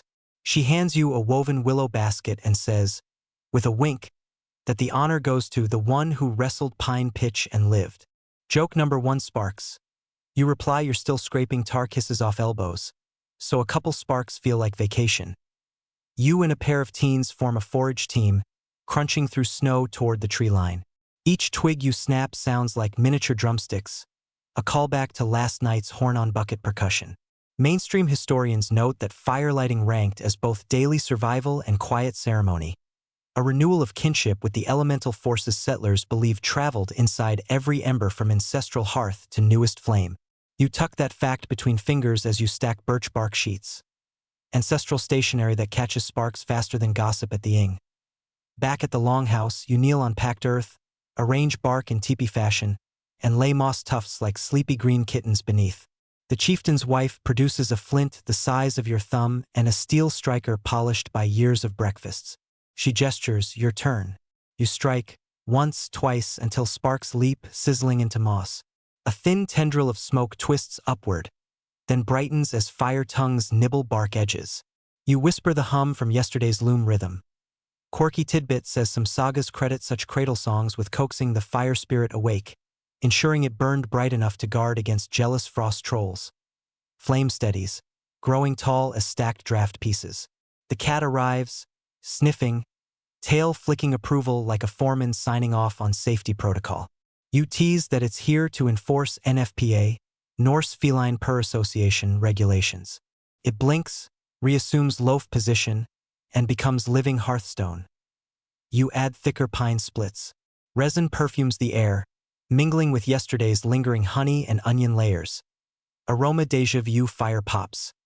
Sparks dance upward, briefly silhouetting the rune etched near your goat horn's base. You've pondered it for nights. Maybe it means warmth shared or keep topping up. Joke number 2. You imagine it's a Viking-era emoji, little flame symbol winking, fire plus honeypot equals sleeping face. Across the hearth, onion perfume guy raises brow, claims he'll embroider that on tavern banners. With blaze established, the teens lug an iron cauldron toward tripod hooks. You help hoist. The brewer's honey wort sloshes, perfuming steam with day-old beeswax sweetness. She explains timing. Let the cauldron kiss the flames until sunset. When wort cools, then pitch yeast. Historians still argue whether Vikings cultured yeast intentionally or relied on wild strains drifting in on barn cats and barley dust. Either way, tonight's batch will borrow microbes wandering the rafters at will. While the brew begins its slow simmer, you fetch the first armload of split logs. The skald sidles over, testing lyric couplets about flames that echo fjord sunsets. He also mentions that scholars debate if hearth songs doubled as mnemonic devices to track how many logs one should add before a stew boiled dry. You offer a new verse. On log 3 the onions sigh, on log for the goats ask why. Earning a grin and, unexpectedly, a promise of future royalties paid in cloudberries. Lunch arrives on wooden plates, leftover oatcakes drizzled with warm honey. You sit cross-legged, cat at your side, and let each bite fuse with smoky air until palate hums like bees' wings. Joke number 3 drips. You propose naming the dish bees on a raft, guaranteeing it will buzz at taverns nationwide. The blacksmith nearly chokes laughing. The chieftain's wife smirks, noting that if you keep punning, she'll make you churn the next butter batch with your tongue. Work resumes. You and onion perfume guy rig a spit for venison haunch, basting it with juniper-infused fat that hisses on contact. Quirky Tidbit surfaces. Some cooks dotted meat with sunstone powder, calcite flecks, believing the crystal traps sunlight to shorten roast times. Early slow cooker. You quip, sprinkling only juniper because crunching rocks seems hard on molars. Through afternoon. Logs settle to glowing coals, radiating low steady heat perfect for bread loaves you slide onto hot flat stones. The scald's woven lyre strings, waxed this morning, hold tune despite heat, and he serenades dough as it rises.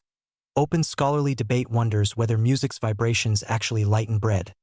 The seamstress swears her loaves prove taller during songs than during silence.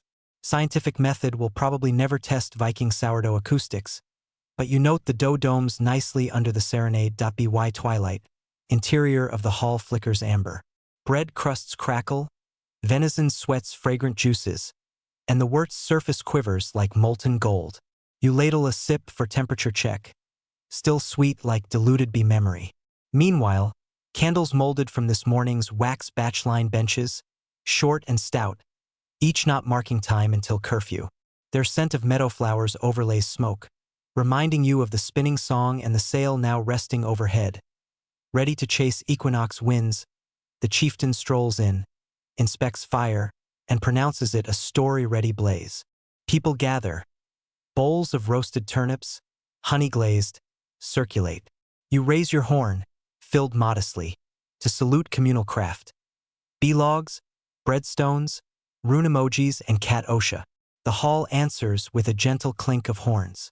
Honeywort steam wreaths faces, softening lines, forging one golden silhouette out of many as diners settle. You note embers glowing like dragon eyes. Call back to prow you shaved into eyebrows. The cat chooses that moment to sprawl full length, belly toward warmth, effectively demonstrating advanced relaxation techniques.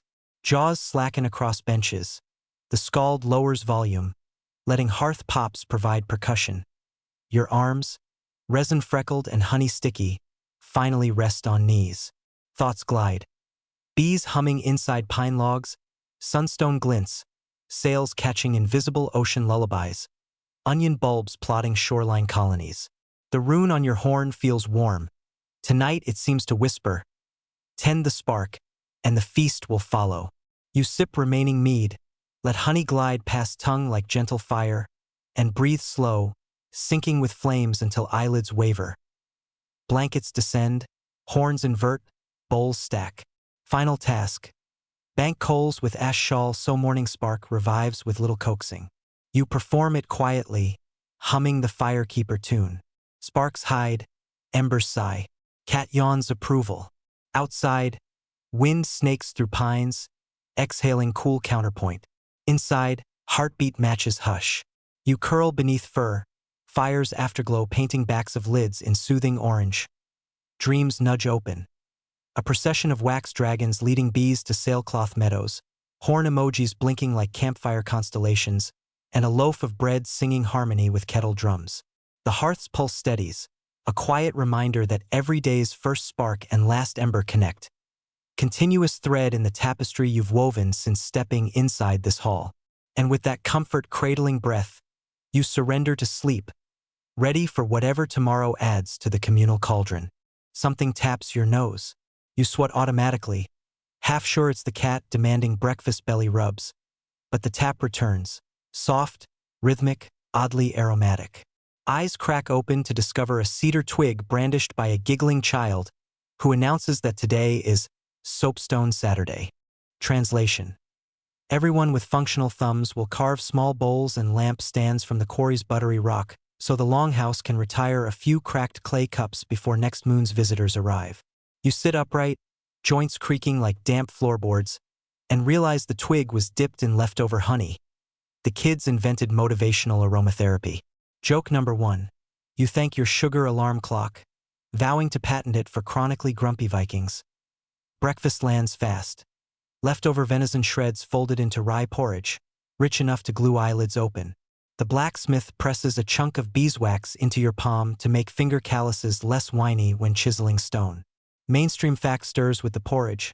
Scandinavian soapstone, steatite, quarries show chisel grooves dating back to the Iron Age. The soft mineral was prized because even novice carvers could chip out cookware in a single morning, then brag all winter. Gathering tools, you note cat still snoring. Apparently rock carving is beneath its pay grade. You sling the silver-banded horn across back, water, not mead. Safety first, and join today's crew. Seamstress, moonlighting as bowl designer, scald, gathering metaphors, onion perfume guy, researching new onion-infused lamp oil claims. Plus 2 teens who treat Stone Saturday like free climb field trip. The quarry lies half a mile uphill, a natural amphitheater of gray-green rock veined like giant whale ribs. Bright sun slices through pine crowns, casting stripes across ledges where half-finished vessels from seasons past perch like abandoned eggshells. You pick a blank slate slab and squat, testing the beeswax-coated chisel. First tap, stone flakes fall like powdered snow, satisfying. You begin outlining a shallow bowl shaped vaguely like the rune on your horn. Circular belly, little curl. Callback synergy engages, to your left. The seamstress etches a design of braided dragons chasing tails. To your right, onion perfume guy knocks out a crude onion silhouette. Branding never sleeps. Quirky tidbit drifts on the chisel ping. Some soapstone bowls doubled as primitive slow cookers. You could nestle them in embers and walk away. Prehistoric, set it and forget it. You picture late-night infomercials starring bearded raiders hawking Stone Crock 1.0. Joke number 2 escapes, making the teens snort so hard their chisels nearly boomerang. Rock dust coats clothes, sun climbs, chatter rises. The skald recites half-finished verses comparing soapstone's softness to a thawing heart. Between stanzas he inserts an open scholarly debate. Historians still argue whether traveling merchants sold finished stoneware widely or if most pieces stayed hyperlocal due to fragility on long sea voyages. You eavesdrop while carving inner walls, deciding to test the export theory later by gifting your bowl to the next visiting trader and tracking its saga. Mid-morning brings a break. You stretch, wrists buzzing, and uncap horn for water. Droplets gleam against stone flakes. The blacksmith passes slices of smoked herring, protein reload, and demonstrates how soapstone offcuts make excellent whetstones when soaked in brine overnight. He pockets shards, calling them edge snacks. Joke number 3. You ask if that makes the rest of us tool food critics. He grins, flicking a pebble that pings melodically off your bowl. New percussion instrument unlocked. Back to work. You smooth rim with sand and spit, artisan secret, then carve 3 tiny feet beneath. Better heat distribution in future stew duties. A bee zips past, escapee from yesterday's hive raid, circling dust motes before vanishing toward fjord. You smile, imagining it scouting new honey markets beyond the pines. By noon, sun blazes. Carvers retreat under spruce shade for cold turnip soup tart with vinegar. You cradle bowl to admire progress. The rune swirl looks accidental yet intentional, like creativity photobomb geometry. The seamstress's dragons already have tongues. Onion perfume guy's bowl resembles an onion, yes, but also a lopsided heart, unexpectedly tender. The skald declares the shape, metaphor forward. Lunch chat turns to sale progress. Yesterday's loom team reports matter stripe extensions almost finished. Soon cloth lengths will stitch into a full canvas. Mainstream fact resurfaces. Piece sales allowed repairs at sea. If one panel tore, you replaced it without remaking the whole. Sewn redundancy like insurance in fabric form. Someone jokes that if onion sales ever become a thing, ships will self-season fish as they voyage. Collective groan registers, but idea secretly intrigues galley crew. Back at the quarry, tasks pivot. Hollowing interior. You angle chisel, tapping lighter to avoid puncture. Each flake's departure deepens resonance. Stone begins to sing under hammer. A muffled bell tone. Quirky tidbit 2. Archaeologists unearthed soapstone clappers, sized like castanets, possibly musical or ritual shakers. Maybe someone discovered melodic stone while bored chiseling bowls just like you. You tap rim rhythmically. Seamstress harmonizes by scraping dragon scales. Teens beat time with offcuts. Improv symphony echoing across ledges. Clouds roll in mid-afternoon, ushering cooler breeze and scattering pine pollen that sticks to sweaty forearms in golden dust. Skald announces weather stanza predicting short rain. You quicken pace, finishing last smoothing strokes as first fat drops splatter. Rainwater mixes with stone powder, forming slick paste. Everyone stashes tools and hoists finished pieces into slings. The hike down turns into slip and slide obstacle course. You plant boots carefully, grateful for bear grease waterproofing. Back at the hall, rain roars on turf roof like giant applause. Inside, fire you built earlier welcomes with cinnamon warmth. Wort cauldron still simmers, releasing malt honey perfume that outmuscles wet wool scent. You set bowl on bench. Cat instantly claims it, curling inside like liquid fur. Apparently your design meets feline ergonomic standards. The seamstress gifts you a dragon tongue scale chip, good luck charm to prevent your next stew from scorching. Evening prep commences. Onion perfume guy volunteers all bowl makers to dice vegetables for venison stew. Poetic justice for those who shaped new cookware. You dice turnips, carrots, and yes, onions, sliding them into seamstress's dragon bowl for staging.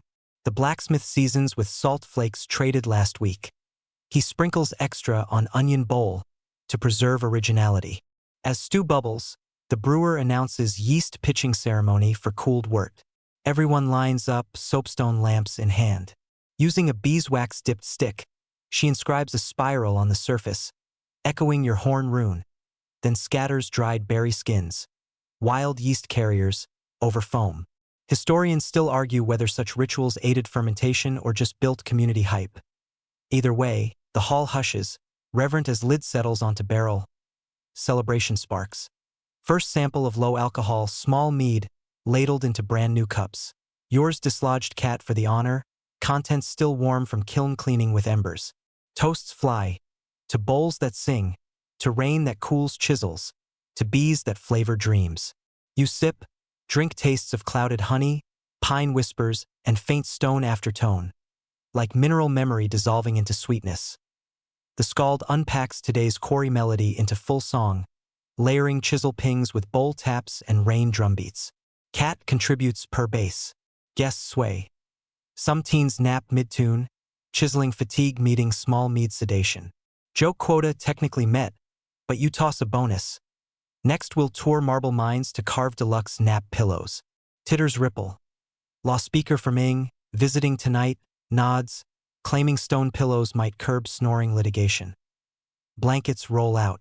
You cradle empty bowl, now warm, fragrant, and notice runes swirl echoing flicker patterns on ceiling beams. Maybe tonight it suggests, shape gently. Hollow spaces hold stories. You Nestle bowl beside horn, stroke cat's ear, and let ember glow paint memory of cedar scent alarm clock, stone songs, and rain applause. Breath slows, muscles soften. World shrinks to circle of firelight measured in soapstone thuds and honeywort dreams. Creak, pop, crackle. Those are the sounds your spine contributes the next morning as you sit up, gently relocating the cat from its soapstone throne to your lap. The rainstorm has tiptoed away, leaving the longhouse wrapped in pearly dawn mist that creeps through every window slit like an uninvited, damp relative. A faint metallic jingling drifts from the main beam, and you see the chieftain counting rings of hack silver, clipped bits of foreign coins, preparing for the annual market reckoning. This is the day everyone tallies debts, settles wagers, and redistributes resources so nobody starts spring owing more than a cow's sneeze. You're roped in as ledger keeper, not with quill and parchment but with a length of knotted cord. Each knot represents one silver piece. Untie a debt, retie a payment. Mainstream historical fact stretches across the cord. Long before minted coinage dominated Scandinavia, most Norse traders used hack silver and weight bars, judging purity by ear and balance rather than stamped kings. You pluck one ring, its clear bell tone suggests decent alloy, and joke number one dings out. You claim modern vending machines would be far more interesting if every soda required a short concerto. Onion perfume guy, who's already adding borrowed onions, knots to his section of cord, nearly drops his martin hat laughing. Before accounting starts in earnest, the chieftain orders a quick ceremonial bath down at the hot spring, a preventative against number fever. You troop along icy turf toward a steaming pool half hidden by alder saplings. The water smells faintly sulfurous, like boiled eggs left in the sauna. You slip in up to the waist. Heat hits muscles like a lullaby, and you exhale so loudly a raven caws from the trees, probably mistaking you for an off-key cousin. Quirky tidbit bubbles up with the steam. Some Norse communities embedded iron knives beneath bath stones, believing the metal scared away mischievous spirits that caused chills. You test a toe against the pebble floor. Sure enough, a rusted blade hunkers below like a sleepy guardian. Back inside, damp hair steaming, you assume knotted cord duty. The bead maker steps forward first, settling her debt for yesterday's dragon scale charm with 3 silver slivers and a promise to repair the skald's lyre string. Historians still argue whether these promissory service IOUs carried legal weight or survived purely on social trust. Either way, you tie a new knot marked with a tiny bead shard, the medieval equivalent of scribbling paid beside a signature. Next comes the blacksmith, hefting a pouch that clanks like a tambourine. He repays onion perfume guy for 2 onion ropes traded months ago. Payment arrives as iron nails instead of silver. Mainstream fact again. Iron functioned as quasi-currency in regions where ore was scarce, and a pouch of nails could outvalue flashy jewelry if winter repairs loomed. Joke number 2 hammers in. You tease that iron coins might sound great until someone pockets a magnet. The blacksmith snorts, patting his forge-hardened chest like it's anti-magnet armor.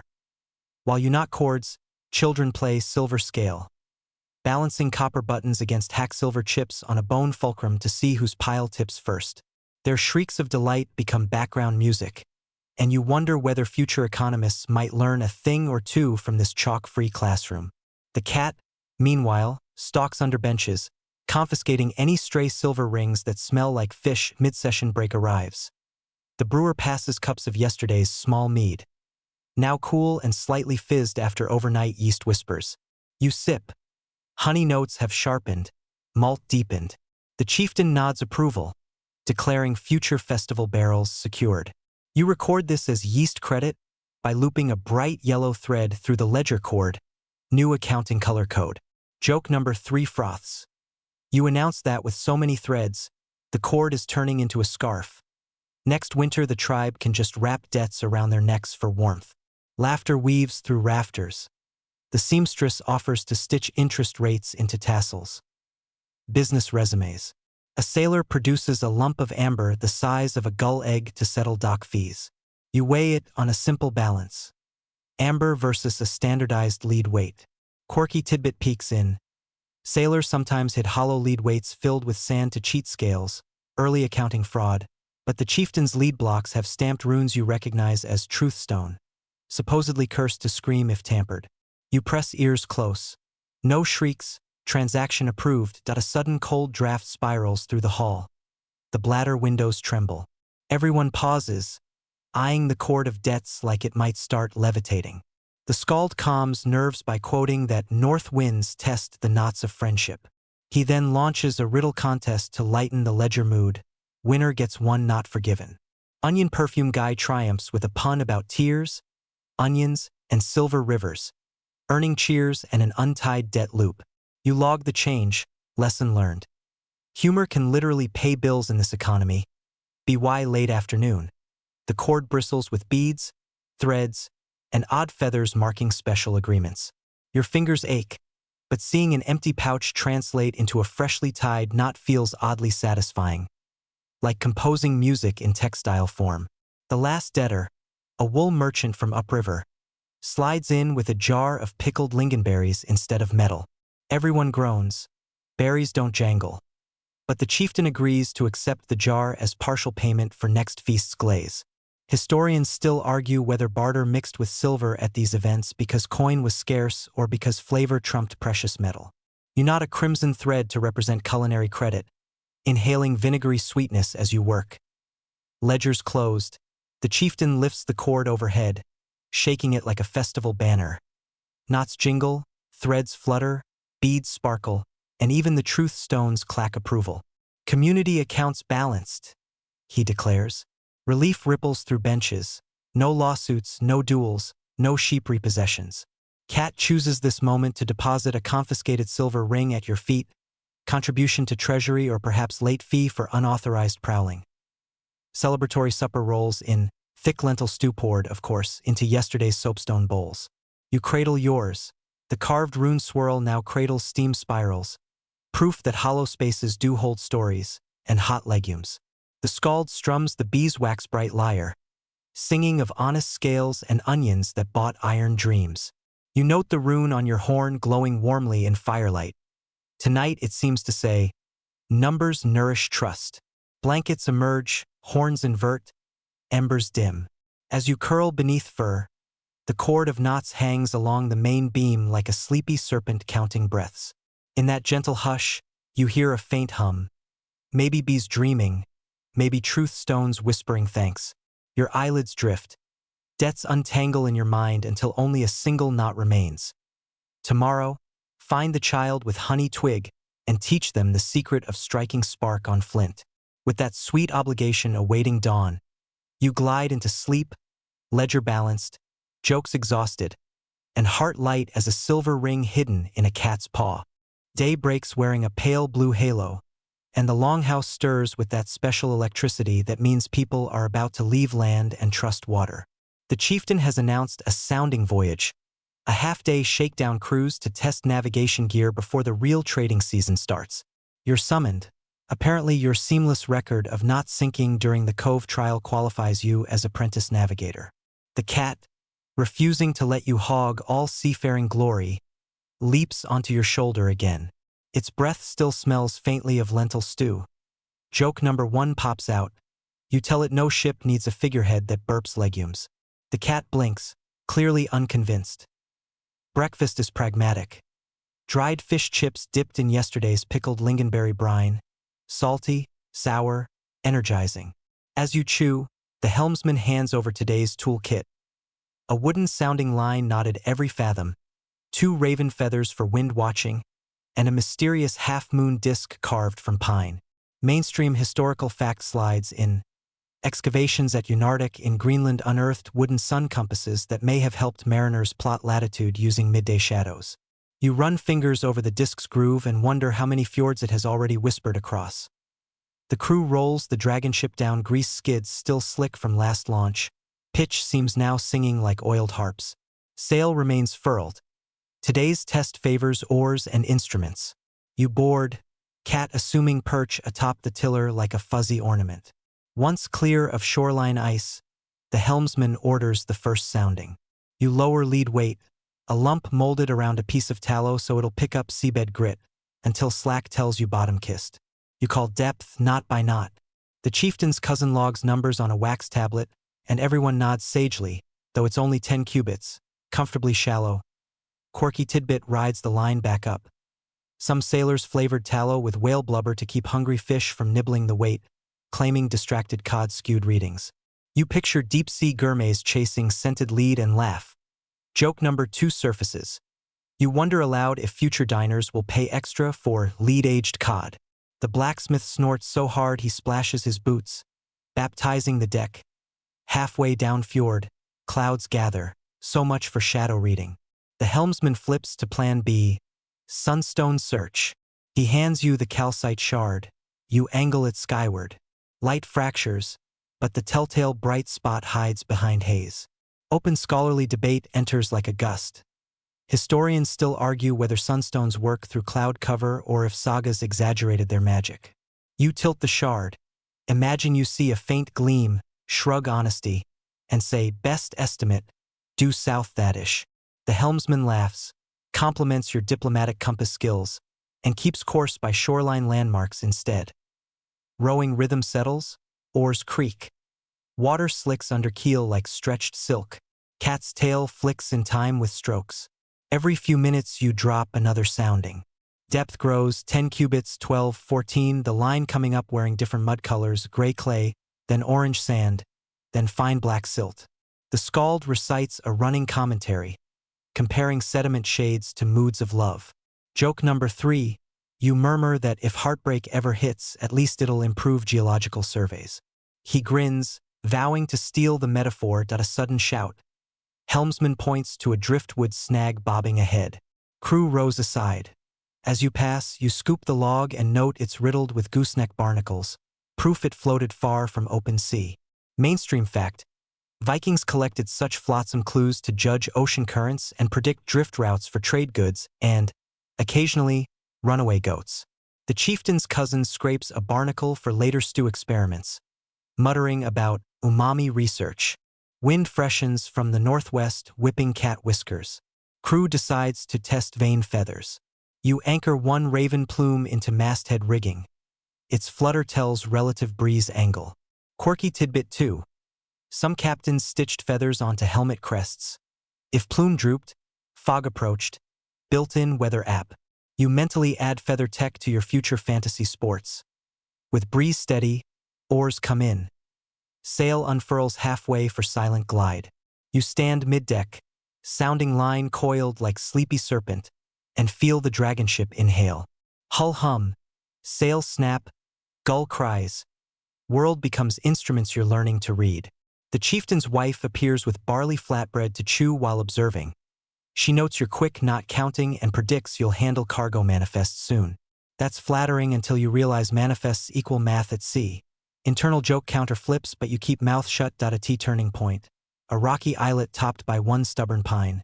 The helmsman commands depth check again. Weight plunks, rope feeds and rope feeds and feeds. You glance at knots. 20, 25, 30. Helmsman whistles. This trench wasn't on memory map. He orders mark. Scald scratches new depth on wax. You dab tallow sample. Sticky black grit sprinkled with mica, glimmering like stars. Possibly submarine slide zone. Everyone stares, equal parts awe and greed. Mica hints at underlying quartz veins and, by extension tradable or upriver. Open scholarly debate pops. Some academics maintain Vikings rarely mapped submarine topography. Finds like Unarctic discs suggest otherwise. Today's surprise pit seems to support the cartographer's or faction. Crew discusses whether to name trench after cat, given its regal tiller lounge. Cat yawns, accepts honor. Sail turns home. Clouds tear. Sun leaks bronze onto deck, giving you chance at second compass trial. This time shard flares bright. Groove shadow lines align with carved tick. You match reading to fjord's mouth orientation. Helmsman claps your shoulder. Confirmed accuracy. Validation tastes sweeter than honey mead. Approach to harbor feels like sliding into warm glove. Rowers resume to slow craft. Keel shushes gravel beach. Cat leaps ashore first, claiming intellectual property rights on trench. You coil rope, muscles pleasantly tired but less wobbly than yesterday. A sign that sea legs are sprouting. Back at Longhouse, lunch. Smoked cod chowder thickened with barley. You recount deep pit find. Law speaker, still visiting to audit cord knots. Suggests registering claim at next ding before rival fjord hears. The chieftain agrees, drafting verbal note for you to memorize, another example of oral bureaucracy. Afternoon granted for rest, but you volunteer to chart pit on rawhide scrap using charcoal and beer ink. Mainstream fact nod. Animal skin portalains found in Norway depict soundings as dotted circles. Your circles look more like runaway onions, yet helmsman approves. Joke number 4. Bonus, scribbles. Label trench catnap abyss. Evening feast small, just chowder seconds and dried apples, but spirits high. The Scald debuts new ballad, Depths of the Purring Abyss. Comically inflating cat's heroics to crack and taming. Cat cleans paw, feigning modesty. Horns up. Mead diluted. Laughter loud enough that even truth stones jingle in ledger scarf. Rune on your horn gleams. Tonight it murmurs. Measure twice, marvel once. Blankets roll, ambers hush. As you curl against soapstone bowl pillow, thoughts drift over fathom knots, sunspot gleams, and barnacle menus. You sigh into straw. Breath matches slow tide. In the lull, you foresee tomorrow's chore, maybe or scouting, maybe sail stitching, definitely more cat cameos. For now, the dragon ship rocks in your memory, tracing safe curves around newly charted wonder, while raven feathers rustle lullabies against mast and moon. The first clank you hear at dawn is not the blacksmith hammering, but the clatter of pickheads as they're stacked beside the door. Today the chieftain wants an exploratory party to hike inland and locate the glittering quartz vein hinted at by yesterday's mica-sprinkled sounding weight. You, newly crowned catnap abyss cartographer, are drafted as expedition scribe. The cat, of course, nominates itself field supervisor, leaping into the pack of dried fish rations like it's verifying quality control. You fish it out, joke number 1. Inspector Whiskers confirms the provisions are acceptable. Carry on. The teens in the crew salute the cat with exaggerated seriousness. Apparently authority rests on 4 paws and a smug expression. Breakfast is portable. Barley hand pies stuffed with venison scraps and pickled lingonberries, neat enough to eat while marching. You shove 2 into a wax linen pouch, sling your goat horn canteen over shoulder, and check the gear list. Chisels, a small forge blower, spare soapstone cups, and, tucked into your belt, yesterday's rawhide map bearing the proud label Catnap Abyss. Mainstream historical fact trots alongside. Norse prospectors often followed riverbeds for or reading glitter and silt the way scalds read omens in smoke. Some valleys still hide shallow test pits where hopeful pick marks abruptly stop at disappointing stone. The party moves out, boots crunching frost-brittle lichens. Pine trunks glide by like silent gray columns, frost steaming where sunrise touches bark. Within an hour, the fjord disappears behind a ridge and the only sound is breath weaving with distant grouse cackles. You keep pace behind onion perfume guy, whose marten hat now sports a raven feather weather vane. A callback to yesterday's tiller plume. Whenever wind shifts, the feather flicks, giving advance warning of cold gusts. Joke number 2 murmurs out. You call it the forecastinator, predicting a 50% chance of bragging. He smirks, tips the HATA braided river crossing. The blacksmith hands out flat stones for hopping. Midstream you pause to scoop sand into a dish. Flecks glimmer when tilted. First sign of quartz. Quirky tidbit surfaces with the sparkle. Sagas mention river mirrors that warriors gifted to sweethearts. Just ordinary flats of mica-rich slate polished until they reflected faces. You imagine inventing a travel vanity line, authentic Viking selfie stones, and pocket a palm-sized shard for later entrepreneurial scheming. On the far bank, the seamstress finds a deer trail climbing into birch scrub. You follow, lungs pumping forge bellows rhythm. The cat navigates with insulting ease, springing from root to boulder like gravity forgot to file paperwork. Mid-climb, onion hat barometer droops. Wind dies, replaced by hush so thick it muffles footfalls. The skald quotes an old warning. When the forest holds its breath, stone spirits listen. Historians still argue whether that phrase denoted literal belief in Landvetter or served as practical notice that a snow squall brewed. Either way, the silence prickles spine. You crest a ridge and there. It gleams. A scar of quartz and schist exposed by a toppled pine. White vein glittering with minute sunbursts. The blacksmith kneels, taps with pick. Chips fly, revealing filaments of silvery metal. Not iron, but perhaps galena or even argentite. A collective gasp swells. Cat yawns, unimpressed. You document. Depth 2 handspans, strike true north-south. Mainstream facsimiles in small silver mines in Norway later bankrolled church construction. Your vein could buy a lot of onion hats. While miners test hardness, you scout water access. Downslope, a spring burbles into a granite bowl already rimed with icicles. You taste crisp, faint iron tang, perfect for future smelting. Joke number 3 bounces out. Opening soon, silver spa and mineral water boutique. Complimentary cat hair with every soak. The teens laugh so hard one nearly slides into the spring. The blacksmith fires a portable charcoal pan, heating a test fragment until beads of silver gray sweat ooze. Definite or plans tumble forth. Dig a trial trench, haul sacks to the forge, maybe petition nexting for mining rights. Quirky tidbit 2. Some miners swore by burying the first silver bead under the hearth to keep greed sprites from following them home. The chieftain's cousin pockets a shiny BB-sized glob, promising to perform the ritual tonight. Insurance policy payable in superstition. Clouds thicken. Seamstress's feather now points straight down, snow inbound. The chieftain orders wrap up. You sketch final notes, adding a rough drawing of cat supervising or chip theft. On descent, snow flurries arrive, soft, swirling. No threat yet but enough to hush boots again. In that white hush you hear faint stone groans, ice wedging into cracks, and think of the rune on your horn, humming its own patient geology. Maybe today it says, treasure lies in quiet seams. Back at fjord edge by mid-afternoon, crew loads or samples into a sled pulled by 2 shaggy dogs. The cat rides the oar like royalty, tail flagging victory. Longhouse smoke beckons. You enter, snow melting to steam off cloaks.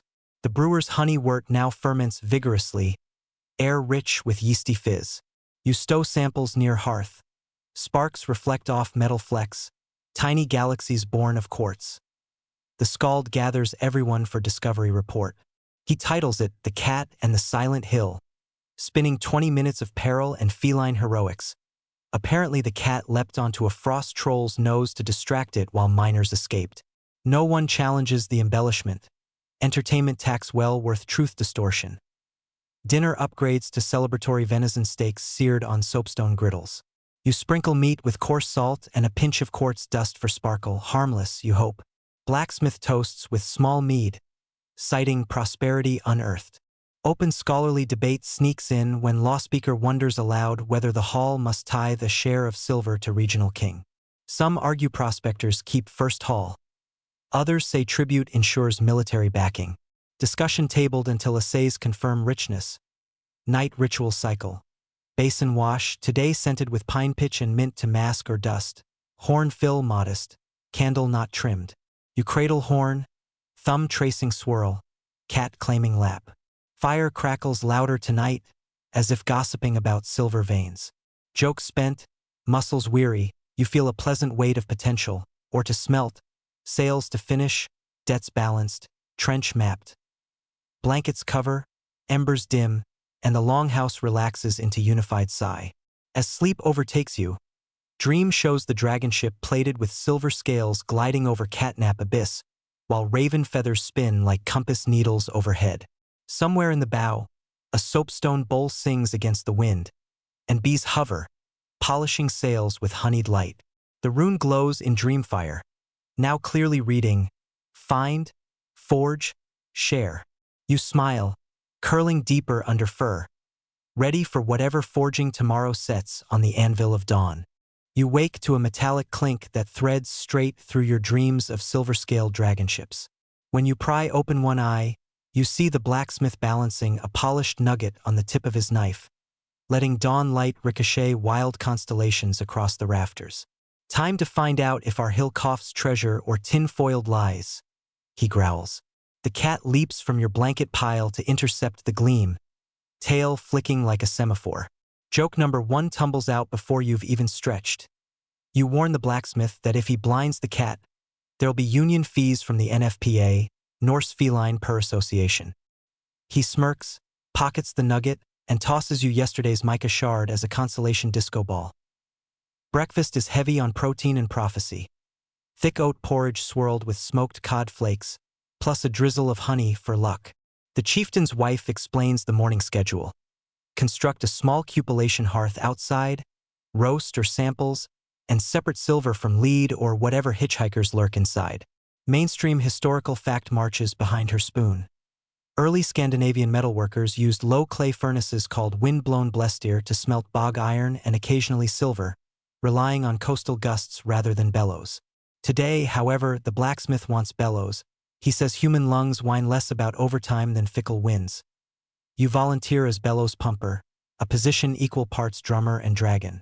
Before heading out, you rub bare fat grease into boot seams, remembering quartz dust snow still carpets the hill path to the yard. The rune on your goat horn seems brighter in early light. Maybe it's hungry for molten stories. You clip the horn at your belt, fill it with watered mead for hydration, and notice cat shadowing your heels, still claiming supervisory status.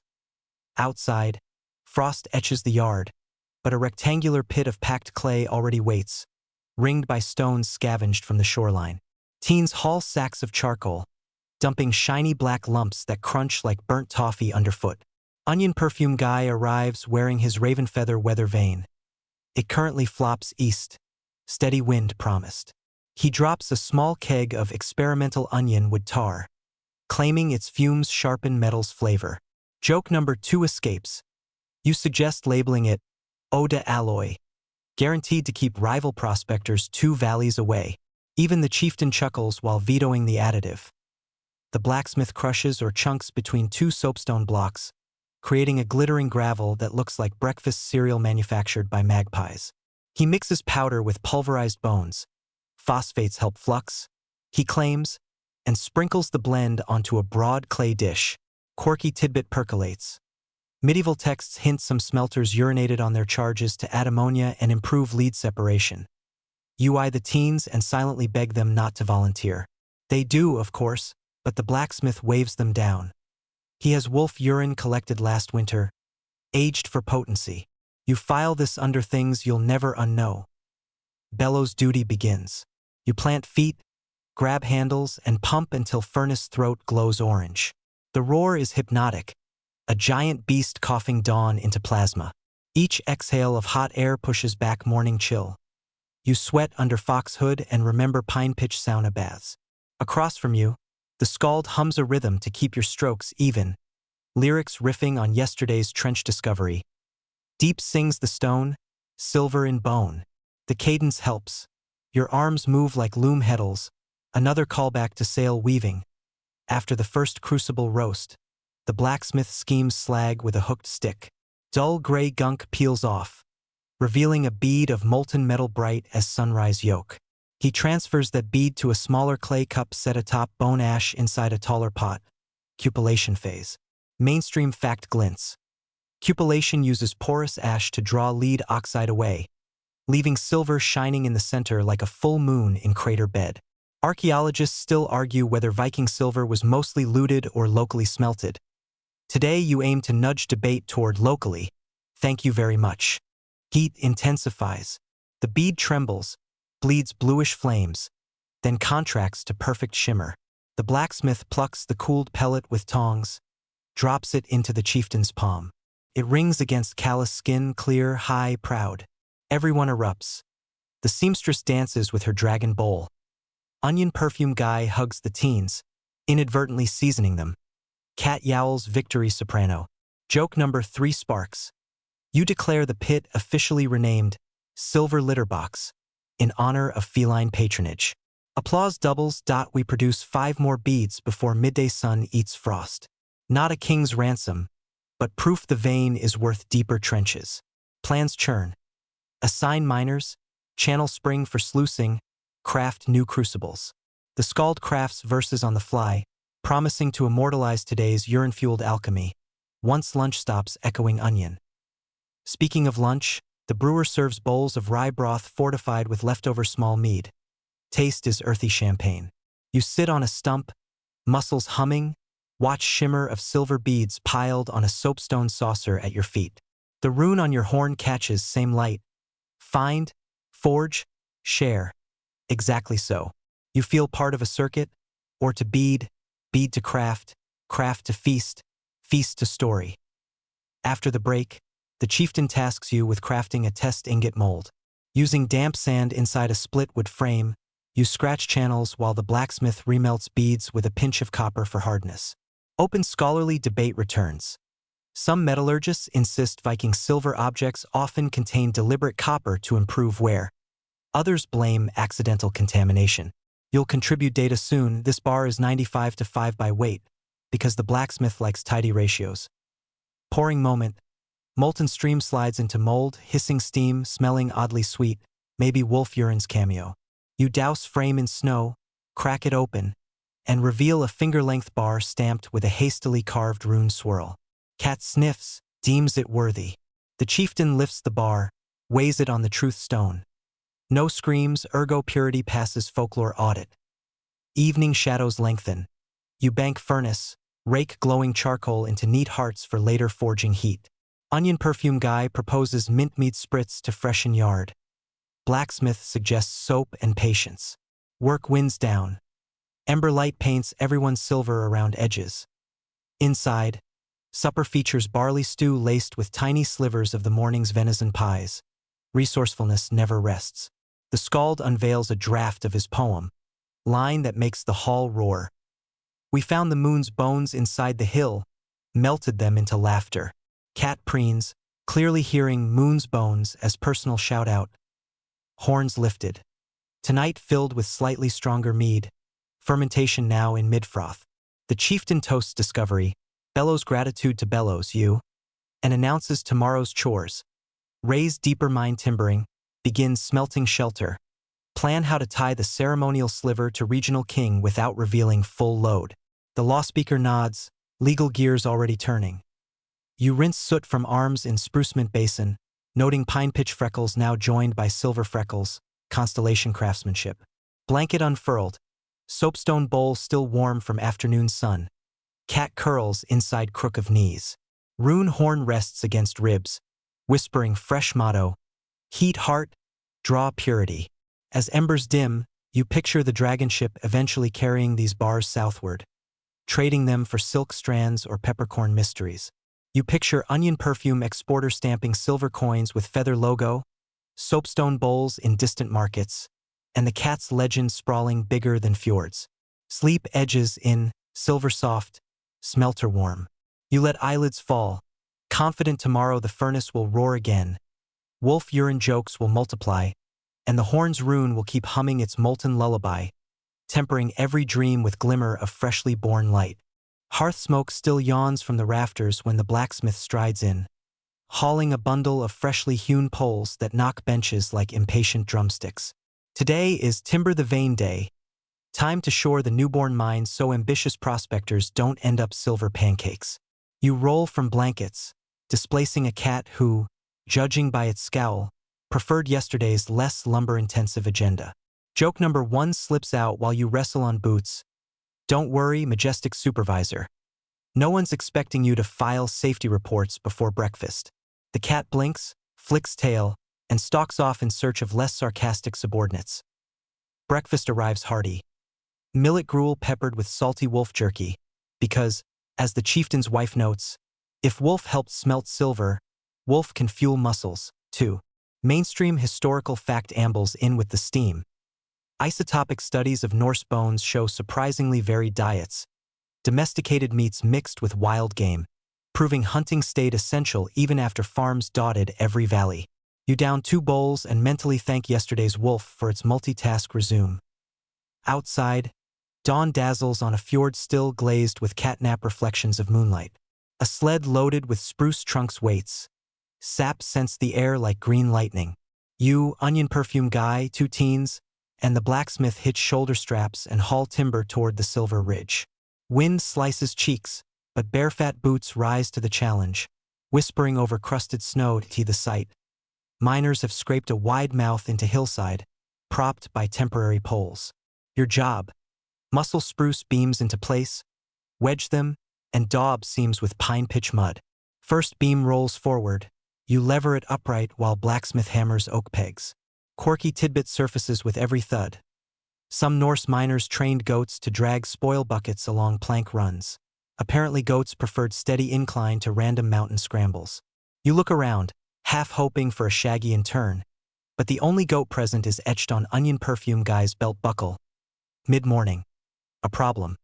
Frost crystals inside seem melt under pitch torch, dripping onto boots and making footing treacherous. The seamstress, here to embroider mining songs into reality, produces a flax sack of ground eggshell, tossing handfuls onto slippery clay. Calcium grit, she explains. Better than sand. Historians still argue whether medieval builders understood chemistry or simply trusted trial-and-error grit recipes.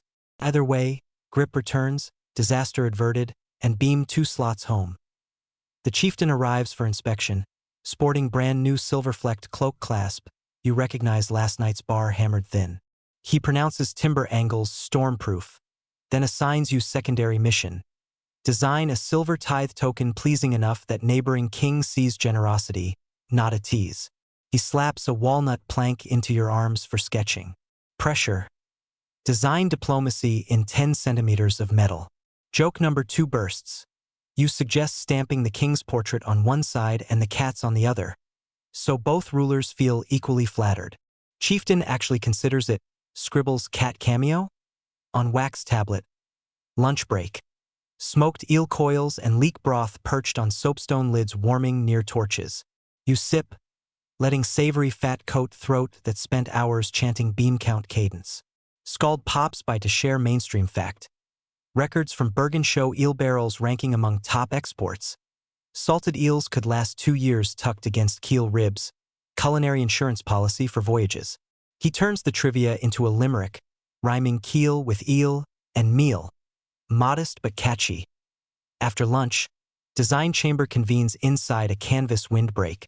You, scald, seamstress, and blacksmith huddle around walnut plank, scratching charcoal outlines.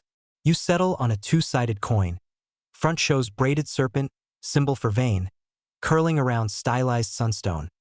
Reverse depicts longhouse with smoke shapes forming cat silhouette. Scholarly debate phrase slides in as scald mutters. Numismatists still argue whether early Viking coins carried political faces or abstract emblems. Let's give them both. Everyone nods, blueprint approved. Forge phase begins. Portable hearth roars again. Bellows squeezed by teens still hyped on wolf jerky. Blacksmith remelts remaining beads. Alloys whisper of copper. Pours into soapstone coin molds you carved yesterday evening. One hiss, one plume, and silver pucks cool in snow. You polish first coin with sheep wool until snake glints like liquid lightning. Onion perfume guy christens it Fongbright. Joke number 3. You counter that historians will misread notes and call it Fongbite, causing collectors 2 centuries hence to panic about dental marks. Before quitting light, miners reinforce gallery with one last beam. You smear pitch along cracks, humming weaving song. Patterns tether days together. Cat appears atop or pile, examining new currency with that banker glare cats perfected long ago. Scald record seen. Future saga secured. Sled ride home features teens sliding downhill on empty timber planks, shrieking until one lands face first in snowdrift. You steady sled, laugh until ribs ache, then haul. Fjord lights mirror sunset, water pink silver as coins in pouch. Longhouse glows, alive with clatter of supper prep. Root vegetable hash fried in bare fat, onions caramelized enough to perfume entire fjord, and a barley loaf stamped with the new coin as makeshift bread seal. Craft synergy. You help serve, slipping prototype coin to brewer for safekeeping. She plans to dunk it in first full-strength mead barrel for wealth infusion. Quirky tidbit 2 bubbles. Some cultures toss silver into fermentation vats believing metal calmed yeast. No one knows if flavor changes, but the ritual tastes like prosperity. After bowls empty, chieftain showcases coin, crowd ooze. Law speaker approves design, suggests escort of 3 shield bearers for tribute run. Cat licks paw, clearly volunteering. Rune on your horn gleams. Tonight it seems to whisper, brace beams, bridge clans. You rinse pitch-stained hands in warmed spruce water, noticing silver dust swirling in basin like tiny galaxies. Blankets unfurl. You collapse, joints wood-sore but soul buoyant. Cat curls at feet, purrs somewhere between coin jingle and beam knock rhythm. You breathe deep, sap, smoke, onion, snow. Embers fade, dreams approach. Vision of king turning coin, seeing serpent chase sunstone, nodding, and peace blooming like silver melted into daylight. You drift, mind timbered with new supports. Beams of camaraderie, nails of jokes, daub of honey mead. Whatever tomorrow requires, smelt, sew, sail, or bargain, you're anchored. Hearth crackles lullaby. Rune hums final note. Eyelids shudder the day. Morning light dribbles through the bladder windows in melted butter stripes, licking across fox fur and soapstone alike. You sit up, spine cracking like a thawing fjord, and discover the cat perched on your chest, needing a rhythm that seems equal parts lullaby and drill sergeant cadence. Today is the final tune-up before the spring trading caravan sails south, and the chieftain elected you, yes, the freshly minted Fongbright coin designer, as quartermaster of chaos control. Joke number 1 escapes before coffee even exists. You assure the feline its executive purrs will be logged as motivational drumming on the supply ledger. It blinks, clearly expecting royalties in smoked eel. You swing feet onto the dirt floor just as the brewer slips a ladle into bubbling honey wort. Steam rises, sweet and herbal, wrapping you in a hug that smells like yesterday's triumph and tomorrow's hangover. Mainstream historians remind anyone within earshot that spring mead batches doubled as diplomacy lubricant. Chieftains used first pours to butter up rival jarls before hard bargaining. You take a cautious sip, still low alcohol, but the promise thrums. First chore, inventory trade goods. The seamstress has sorted bolts of sailcloth into piles. Undyed, matter-striped, and premium woad blue. Each gets a linen tag with your rune swirl. Callback marketing at its finest. The blacksmith sharpens Seek's knives until sparks fizz like miniature auroras, stacking them beside iron nails, new coin blanks, and 2 soapstone mortars carved by yesterday's goat-free interns. Quirky tidbit rides in on the grit. Some merchants packed live ravens aboard ships as anti-theft alarms. If a thief crept near, the birds shrieked Norse expletives learned from sailors. You eye the cat, wondering if cross-species security partnerships are viable. While you tally, onion perfume guy ambles up with a crate of his latest masterpiece. Pickled onion and honey relish in pitch-sealed jars. He boasts it will revolutionize bland porridge on long voyages. Joke number 2.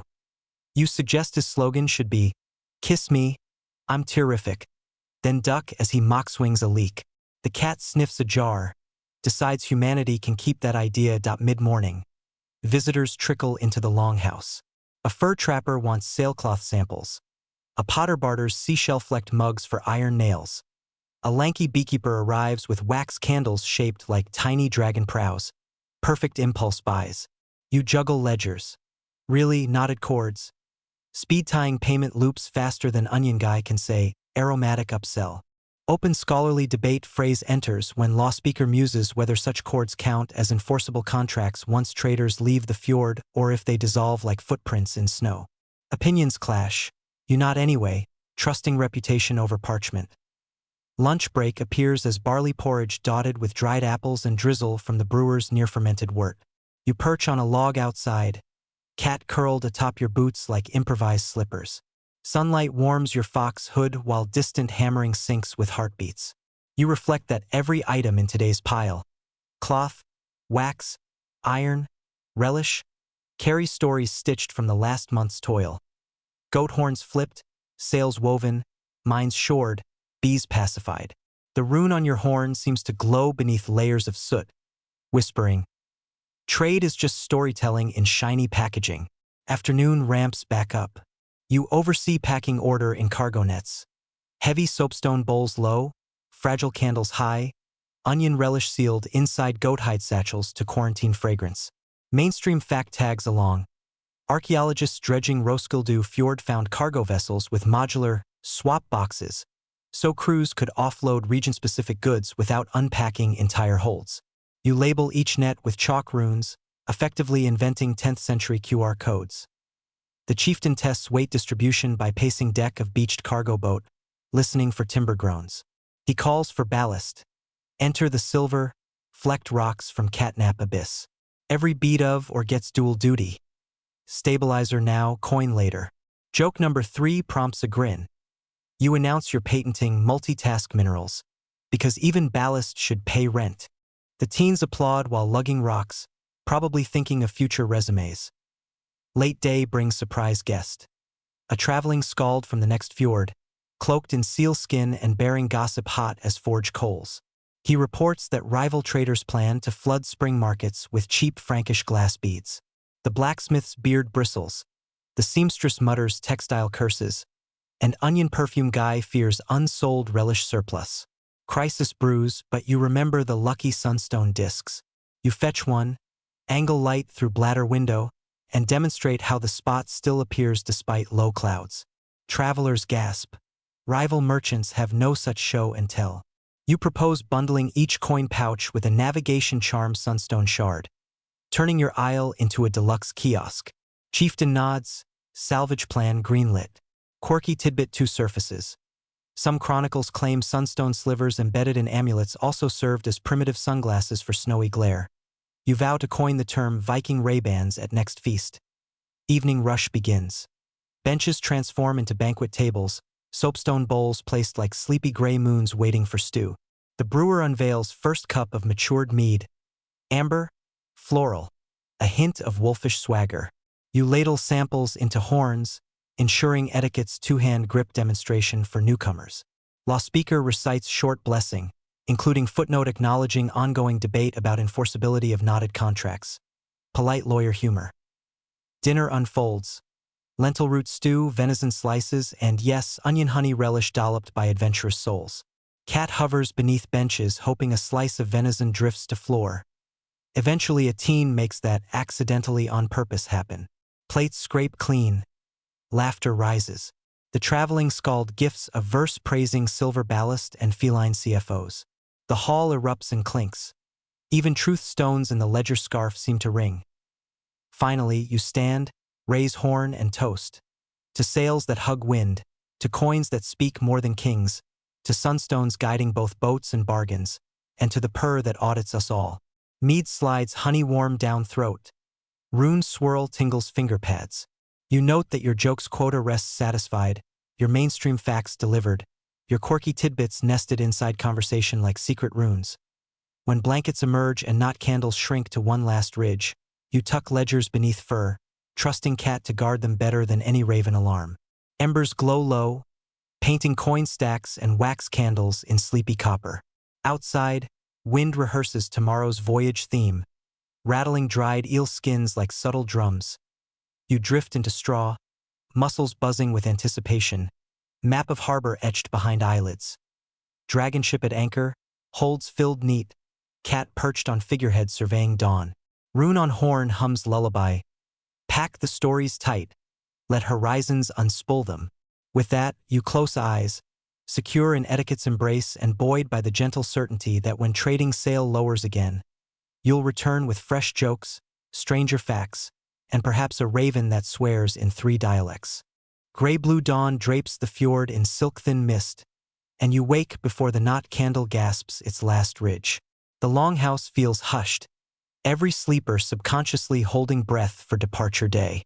You slip from blankets, only to find the cat already stationed at the doorway, tail curling like a question mark that actually means, "Are we late?" Joke number 1 tumbles out as you fasten belt. You assure the feline quartermaster the ship won't leave without its true figurehead accountant. It blinks, clearly accepting your subordinate enthusiasm. Outside, water lies flat as polished slate, reflecting the dragon ship with unsettling symmetry, as though a second vessel hangs upside down beneath the keel, ready to sail an underworld current. The chieftain stands at the prow, braids glistening with freshly applied bear grease, windproof, style forward. Nearby, onion perfume guy wrestles a crate of pickled relish while humming yesterday's eel rhyme. 2 teens stumble up the ramp with final sacks of barley, one muttering half-sorry curses because the sack ninja'd his shin. Your first duty, final cargo cross-check. Bolts of sailcloth? Counted.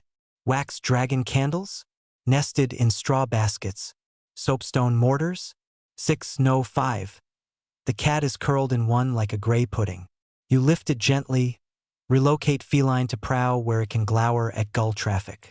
It stays, satisfied with wider audience. Mainstream historical fact marches aboard with the skipper. Norse trading voyages often left in staggered convoys, each ship timed to ride the same outgoing tide but spread far enough to avoid collisions in ice-riddled channels. Today, 3 cargo boats will follow the dragon ship. You knot a red wool tassel on your mast so rear vessels can track distance. The chieftain hands you a sunstone shard on leather thong, your badge of quartermaster as well as backup compass. The final ritual begins. The brewer pours a thin line of mead over the bow, whispering to NJRR that oak deserves calm water and lively profit. She hands the horn to you. Etiquette demands 2-hand grip. You sip, honey and mint with faint spark of wolfish bravado. Then tip a drop for Ran, goddess of drowned treasures, politely suggesting she finds spoils elsewhere today. Open scholarly debate phrase slips from the skald, who reminds onlookers that historians still argue whether such libations were formulaic or improvised. But either way, the sea rarely gives refunds. Laughter bubbles, nerves jitter less. Cast off. Ropes slither from pilings, oars push, and keel slides free. Gulls shriek overhead, scenting onion honey fumes leaking from crate seams. Joke number 2 drifts over stern. You wonder aloud if the relish will pickle the whole ocean by midsummer. Onion perfume guy claps you on the back, retorting that at least the sea will cry flavorful tears. Rowers settle to rhythm. Sail unfurls, catching a shy northern gust. The dragon-carved prow kisses mist, slicing fjord into mirrored halves. Behind, the longhouse shrinks, smoke plume waving a sleepy farewell. Cat rides the very tip of prow, whiskers vibrating with radar zeal. Several gulls give it a wide berth. Clearly word spreads fast among seabirds, Judy's pulse steady. You inspect lashings, checking goat-hide ropes haven't soaked through. You test jar seals. One leaks, so you rub beeswax over seam, whispering thanks to yesterday's hive. Quirky tidbit surfaces with each smear. Some captains believed beeswax on cargo invited honey luck, an invisible swarm of fortune that kept pirates allergic to courage. You share this miniature legend with the teens. Their eyes widen as if conjuring a buzzing force field. Mid-morning, fjord widens, cliffs recede, and a salted breeze from open water lifts the sailcloth. Madder stripe glowing like sunrise stitched onto wind.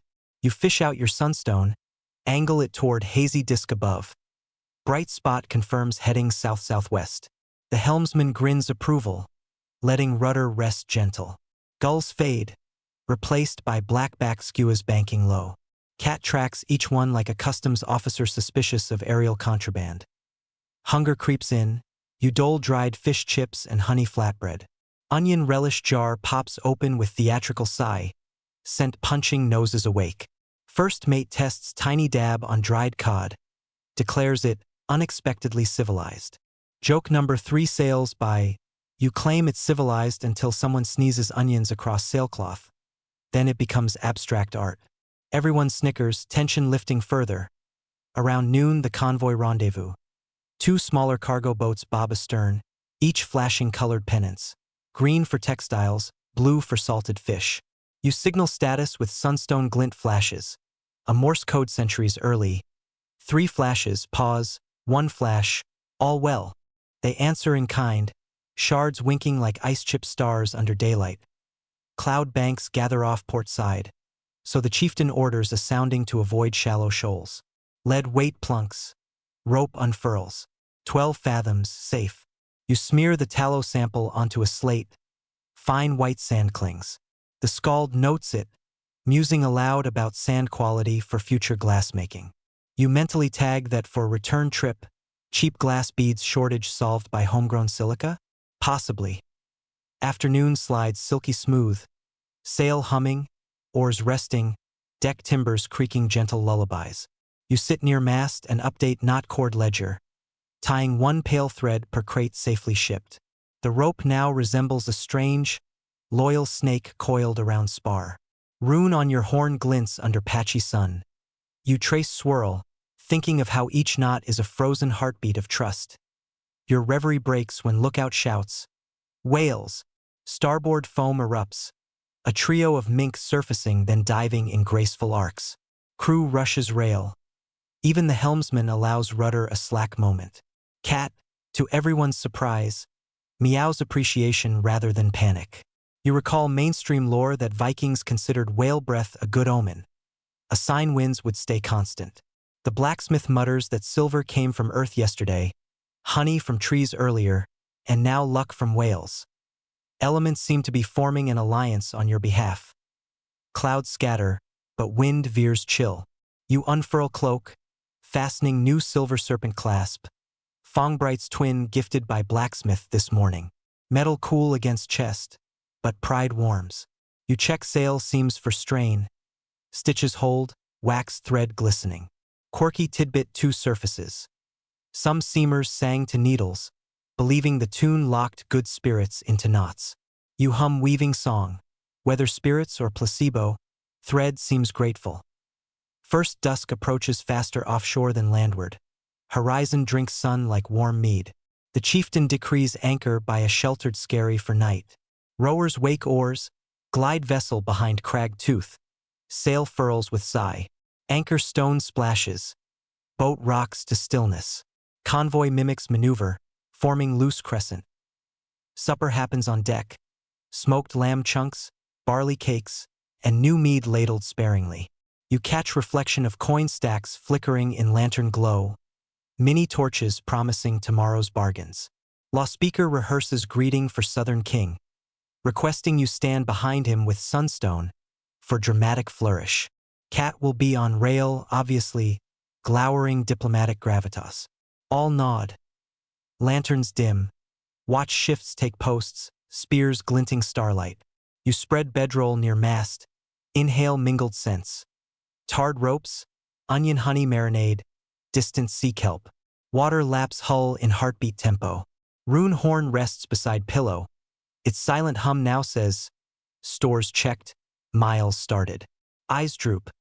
Last thing you see is cat curled into serpent clasp, both silvered under moon. You drift asleep to deck creaks telling cradle songs. Confident sun will rise, sail will billow, and every knot you tied will hold strong as the stories threading through them. Salt hush dawn slips its cool fingers across your cheeks, waking you before the first gull can scrape a note from the sky. You ease upright, careful not to disturb the cat now coiled inside your cloak like a smug silver bracelet. Deck boards beneath you still hum from night-long wave lullabies, but the horizon looks calm. A polished pewter sheet stretching south toward promised markets. The watch changes silently. One bleary teen trades spear for porridge ladle and staggers below. You're up. Quartermaster hours wait for no pillow. Cat administration starts early. It demands breakfast by walking across every sleeping rower, claws sheathed but weight strategic. Joke number 1 croaks out of your not yet caffeinated throat. You announce the vessel's feline motivation program has begun its shift. No snooze button available. Muted grumbles morph into soft laughter, and within minutes benches thump, oars rise, and the cargo fleet stirs awake. You cross-check lashings. Still tight. Wax dragon candles? Intact. Onion relish jars? One looks suspiciously lighter. You glare at onion perfume guy, who swears a sea sprite took samples for recipe testing. You add a joke penalty not to the ledger cord, telling him the sprite sent feedback, needs less breath weapon. Even the cat seems to snicker. Sail goes up, catching a syrupy morning breeze. The helmsman hands you the sunstone. Faint haze makes the bright spot subtle, but you find it. Align disc, confirm course. Mainstream historical fact glides aboard. Modern experiments show Iceland's spar can locate sun within a few degrees even when cloud cover blocks direct light, making it surprisingly practical for latitude hopping long before sextants cluttered pockets. Crew nods, trusting your crystal more than gull gossip. Mid-morning, swells grow playful. Nothing fierce, just enough to set barrels waltzing. You recheck onion jars. One begins to weep brine. Beeswax seal cracked. Improvisation time.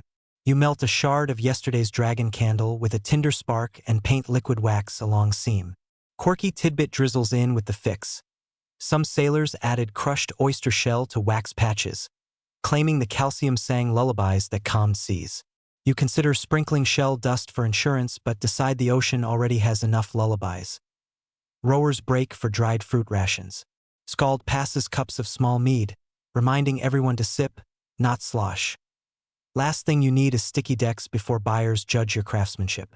You slide beside mast, updating knot cord. 9 crates of cloth, 6 mortars, 5 relish barrels, 1 cat, non-negotiable. Open scholarly debate phrase sneaks in when the law speaker wonders aloud whether not ledgers like yours count as proto-writing or merely tactile arithmetic. Historians still argue whether the sensory nature of knots classifies them closer to braille or bookkeeping. You don't care. Knots don't smudge in salt air. Just past midday, distant shoreline pricks horizon. A scatter of sod roofs and a forest of masts. Koppang, maybe, or another Southfjord emporium ready to barter. You rinse face with bucket splash. Smoothing cloak so silver clasp catches light. Presentation matters. Joke number 2 sails to onion perfume guy. You warn that if his relish jars leak during negotiations, you'll market them as tearjerker self-defense grenades. He laughs, pocket suggestion for later. Approach protocol unfurls. Sail furls, oars dip, and the helmsman raises a white fleece strip. Peace flag and sails flyer in one. Dockhands wave. Point to berth beside a Nar unloading Frankish wine. As you glide in, you catch wafts of exotic pepper and sheep manure, international perfume of commerce. Mooring lines toss, knots bite. Hull kisses pier. The cat exits first, tail high, apparently inspecting customs. Wharf bustle engulfs senses. Clatter of amphory, clang of scale weights, babble of tongues, Old Norse spliced with Saxon, Baltic, and something that rolls like marbles on glass. You shoulder ledger cord and lead procession. First stop. Stall of a flax-haired glassmonger hawking beads in colors that make madder stripes look shy. She eyes sailcloth bolts, intrigued by woad blue weave. Barter begins. You place a bolt on counter, add a wax dragon candle for charm. She counters with 2 strings of cobalt beads and a tiny green tear-shaped pendant blown from desert sand. You hesitate, your mainstream fact alarm rings. Glass beads from Frisia often functioned as high-value, low-weight currency, the Bitcoin of the Viking Age. Your ledger approves. Deal sealed. Joke number 3. You ask if the pendant doubles as emergency sunstone for cloudy parties. She giggles, slips extra bead to the cat for inspection fees. Next stop, spice merchant. Cinnamon curls sit next to gold foil. Peppercorns rest like black pearls. Prices bite, but your new silver coin blanks glint persuasive. You trade 3 blanks plus a soapstone mortar. He tosses in a tin of saffron because cat winked. Ledger cord gets another knot. You wonder if rope will strangle mast before voyage ends. Late afternoon, wind shifts chilly. You herd crew toward guest hall provided for traders. A long building smelling of goat stew and wet wool. Inside, Benches circle central hearth where strangers compare coin weights. You secure corner table, unload sample goods. The brewer appears from nowhere, swapping mead tasters for gossip. She learns rival convoy with Frankish glass is delayed by storm. Your Sunstone marketing just scored exclusive window. High five disguised as polite nods exchange across table. Evening feast hosted by local Jarl kicks off with salted lamb, barley cakes, and, surprise, onion honey relish starring as exotic condiment. Onion perfume guy beams, mustache coated in victory glaze. Local scald requests your quartermaster tale. You deliver condensed epic of catnap abyss, silver beads, and wolf urine cupellation. Hall roars. Rival traders mutter jealousy. Rune on your horn pulses warm. Story traded, value received as night deepens. You retreat to guest sleeping loft. Basically hay over fish-smelling boards. You set horn beside bedroll, thread ledger cord through belt loop, security. And find the cat already nested on imported goatskin. You scratch ears. Per motor revs. Outside, harbor clinks anchor lullabies. Distant waves chew pilings like sleepy goats. You review day. Knots tied, beads gained, pepper scored, rival convoy still at sea. Tomorrow you'll haggle for parchment, maybe amber, and spread sunstone rumor further. For now, you exhale pepper scent breath. Let eyelids sag. Rune's whispered moral tonight. Value multiplies when carried with laughter. On that note, you drift, trusting cat to audit midnight mice while not ledger dreams of profit margins woven from wool, glass, and honey-soaked banter. Dawn at the market hall arrives to the percussion of seagulls drumming dock roofs with their beaks, demanding tribute crumbs from yesterday's feasts. You sit up amid the hay, shake straw from hair, and discover the cat has already relocated to the rafters where it stares down like a furred tax collector.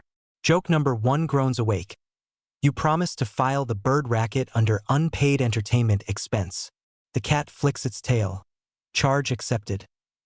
Breakfast is fast. Flatbread smeared with the Jarl's goat cheese, a sprinkle of saffron you cleverly bartered, and a sliver of dried apple. Tastes like profit. Outside, the harbor steam breathes, hulls creaking gentle stanzas while crews ready stalls for final trading surge.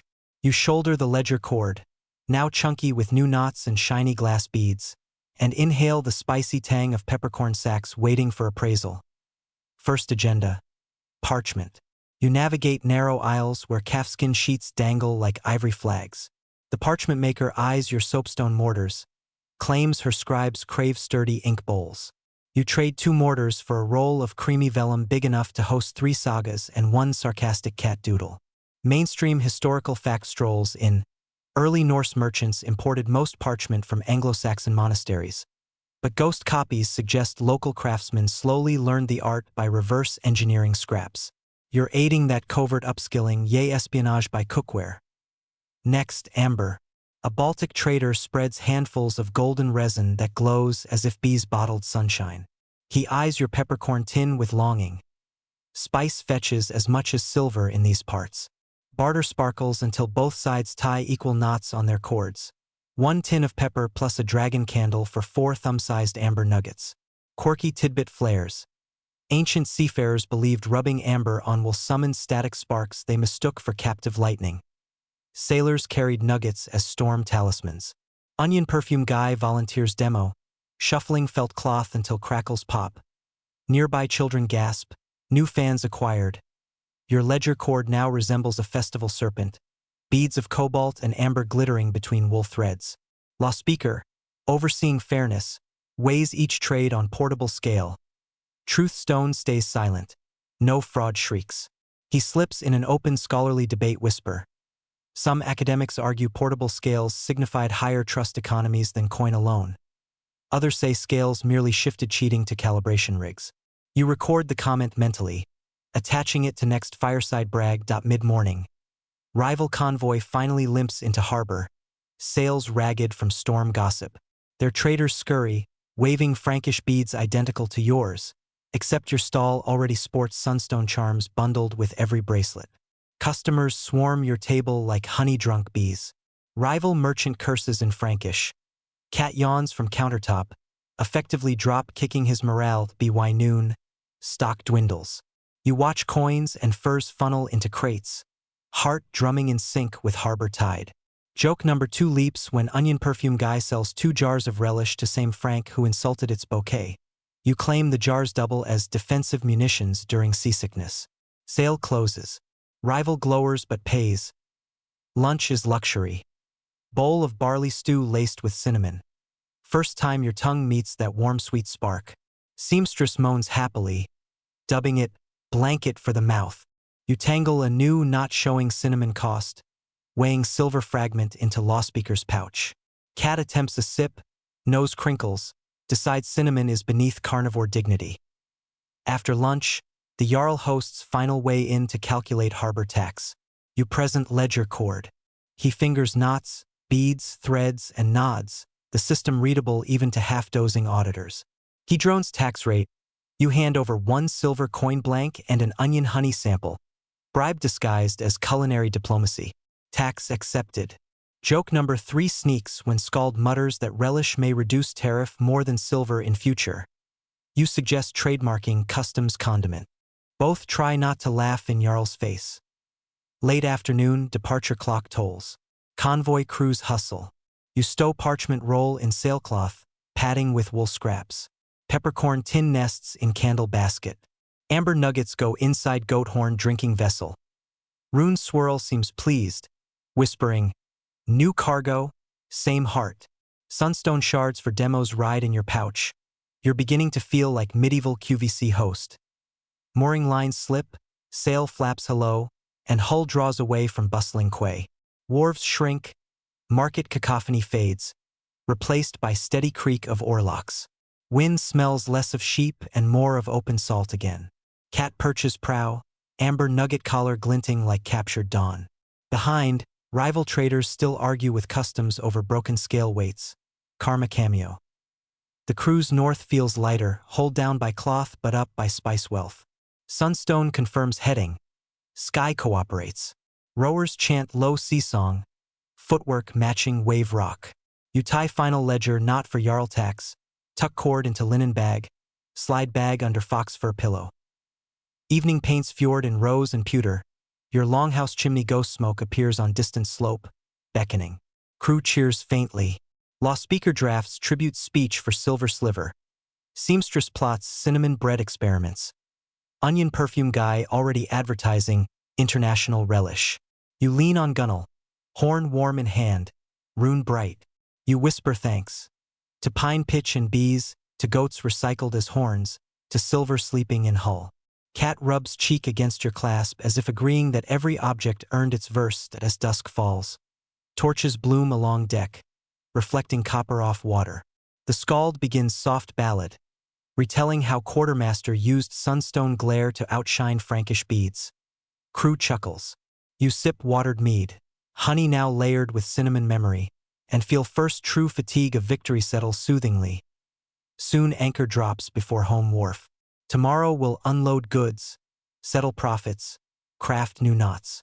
But tonight you step ashore, shoulders loose, ledger snug, cat leading parade back to longhouse where hearth already roars welcome. Rune on horn pulse's final lesson for the day. Ships trade wares, people trade wonder. You smile, ready to trade bustle for blankets and slip back into the woven hush where this whole saga began, with a single goat horn promising mead, manners, and maybe a nap. Now, friend, slip away from bustling harbors and jangling beads.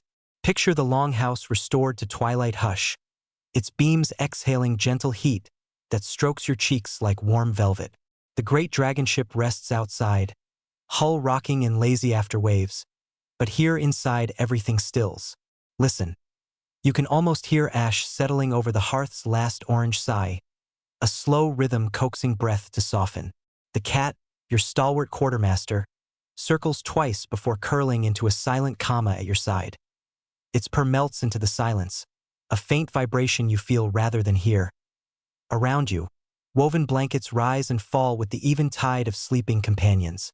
Barley straw mattresses cradle weary limbs, and the faint scent of cinnamon drifts from tomorrow's dough quietly proofing near the embers. In distant rafters, A single drop of pine pitch lets go, patting the ash with tiny applause before fading. Outside, wind fingers the sailcloth stored overhead, making it flutter like a lullaby sung in cloth. Let your shoulders slide lower, muscles remembering timber beams they hefted, oars they pulled, ledgers they knotted, and deciding they can rest now. Feel weight gliding away, like crates unloaded from a hold.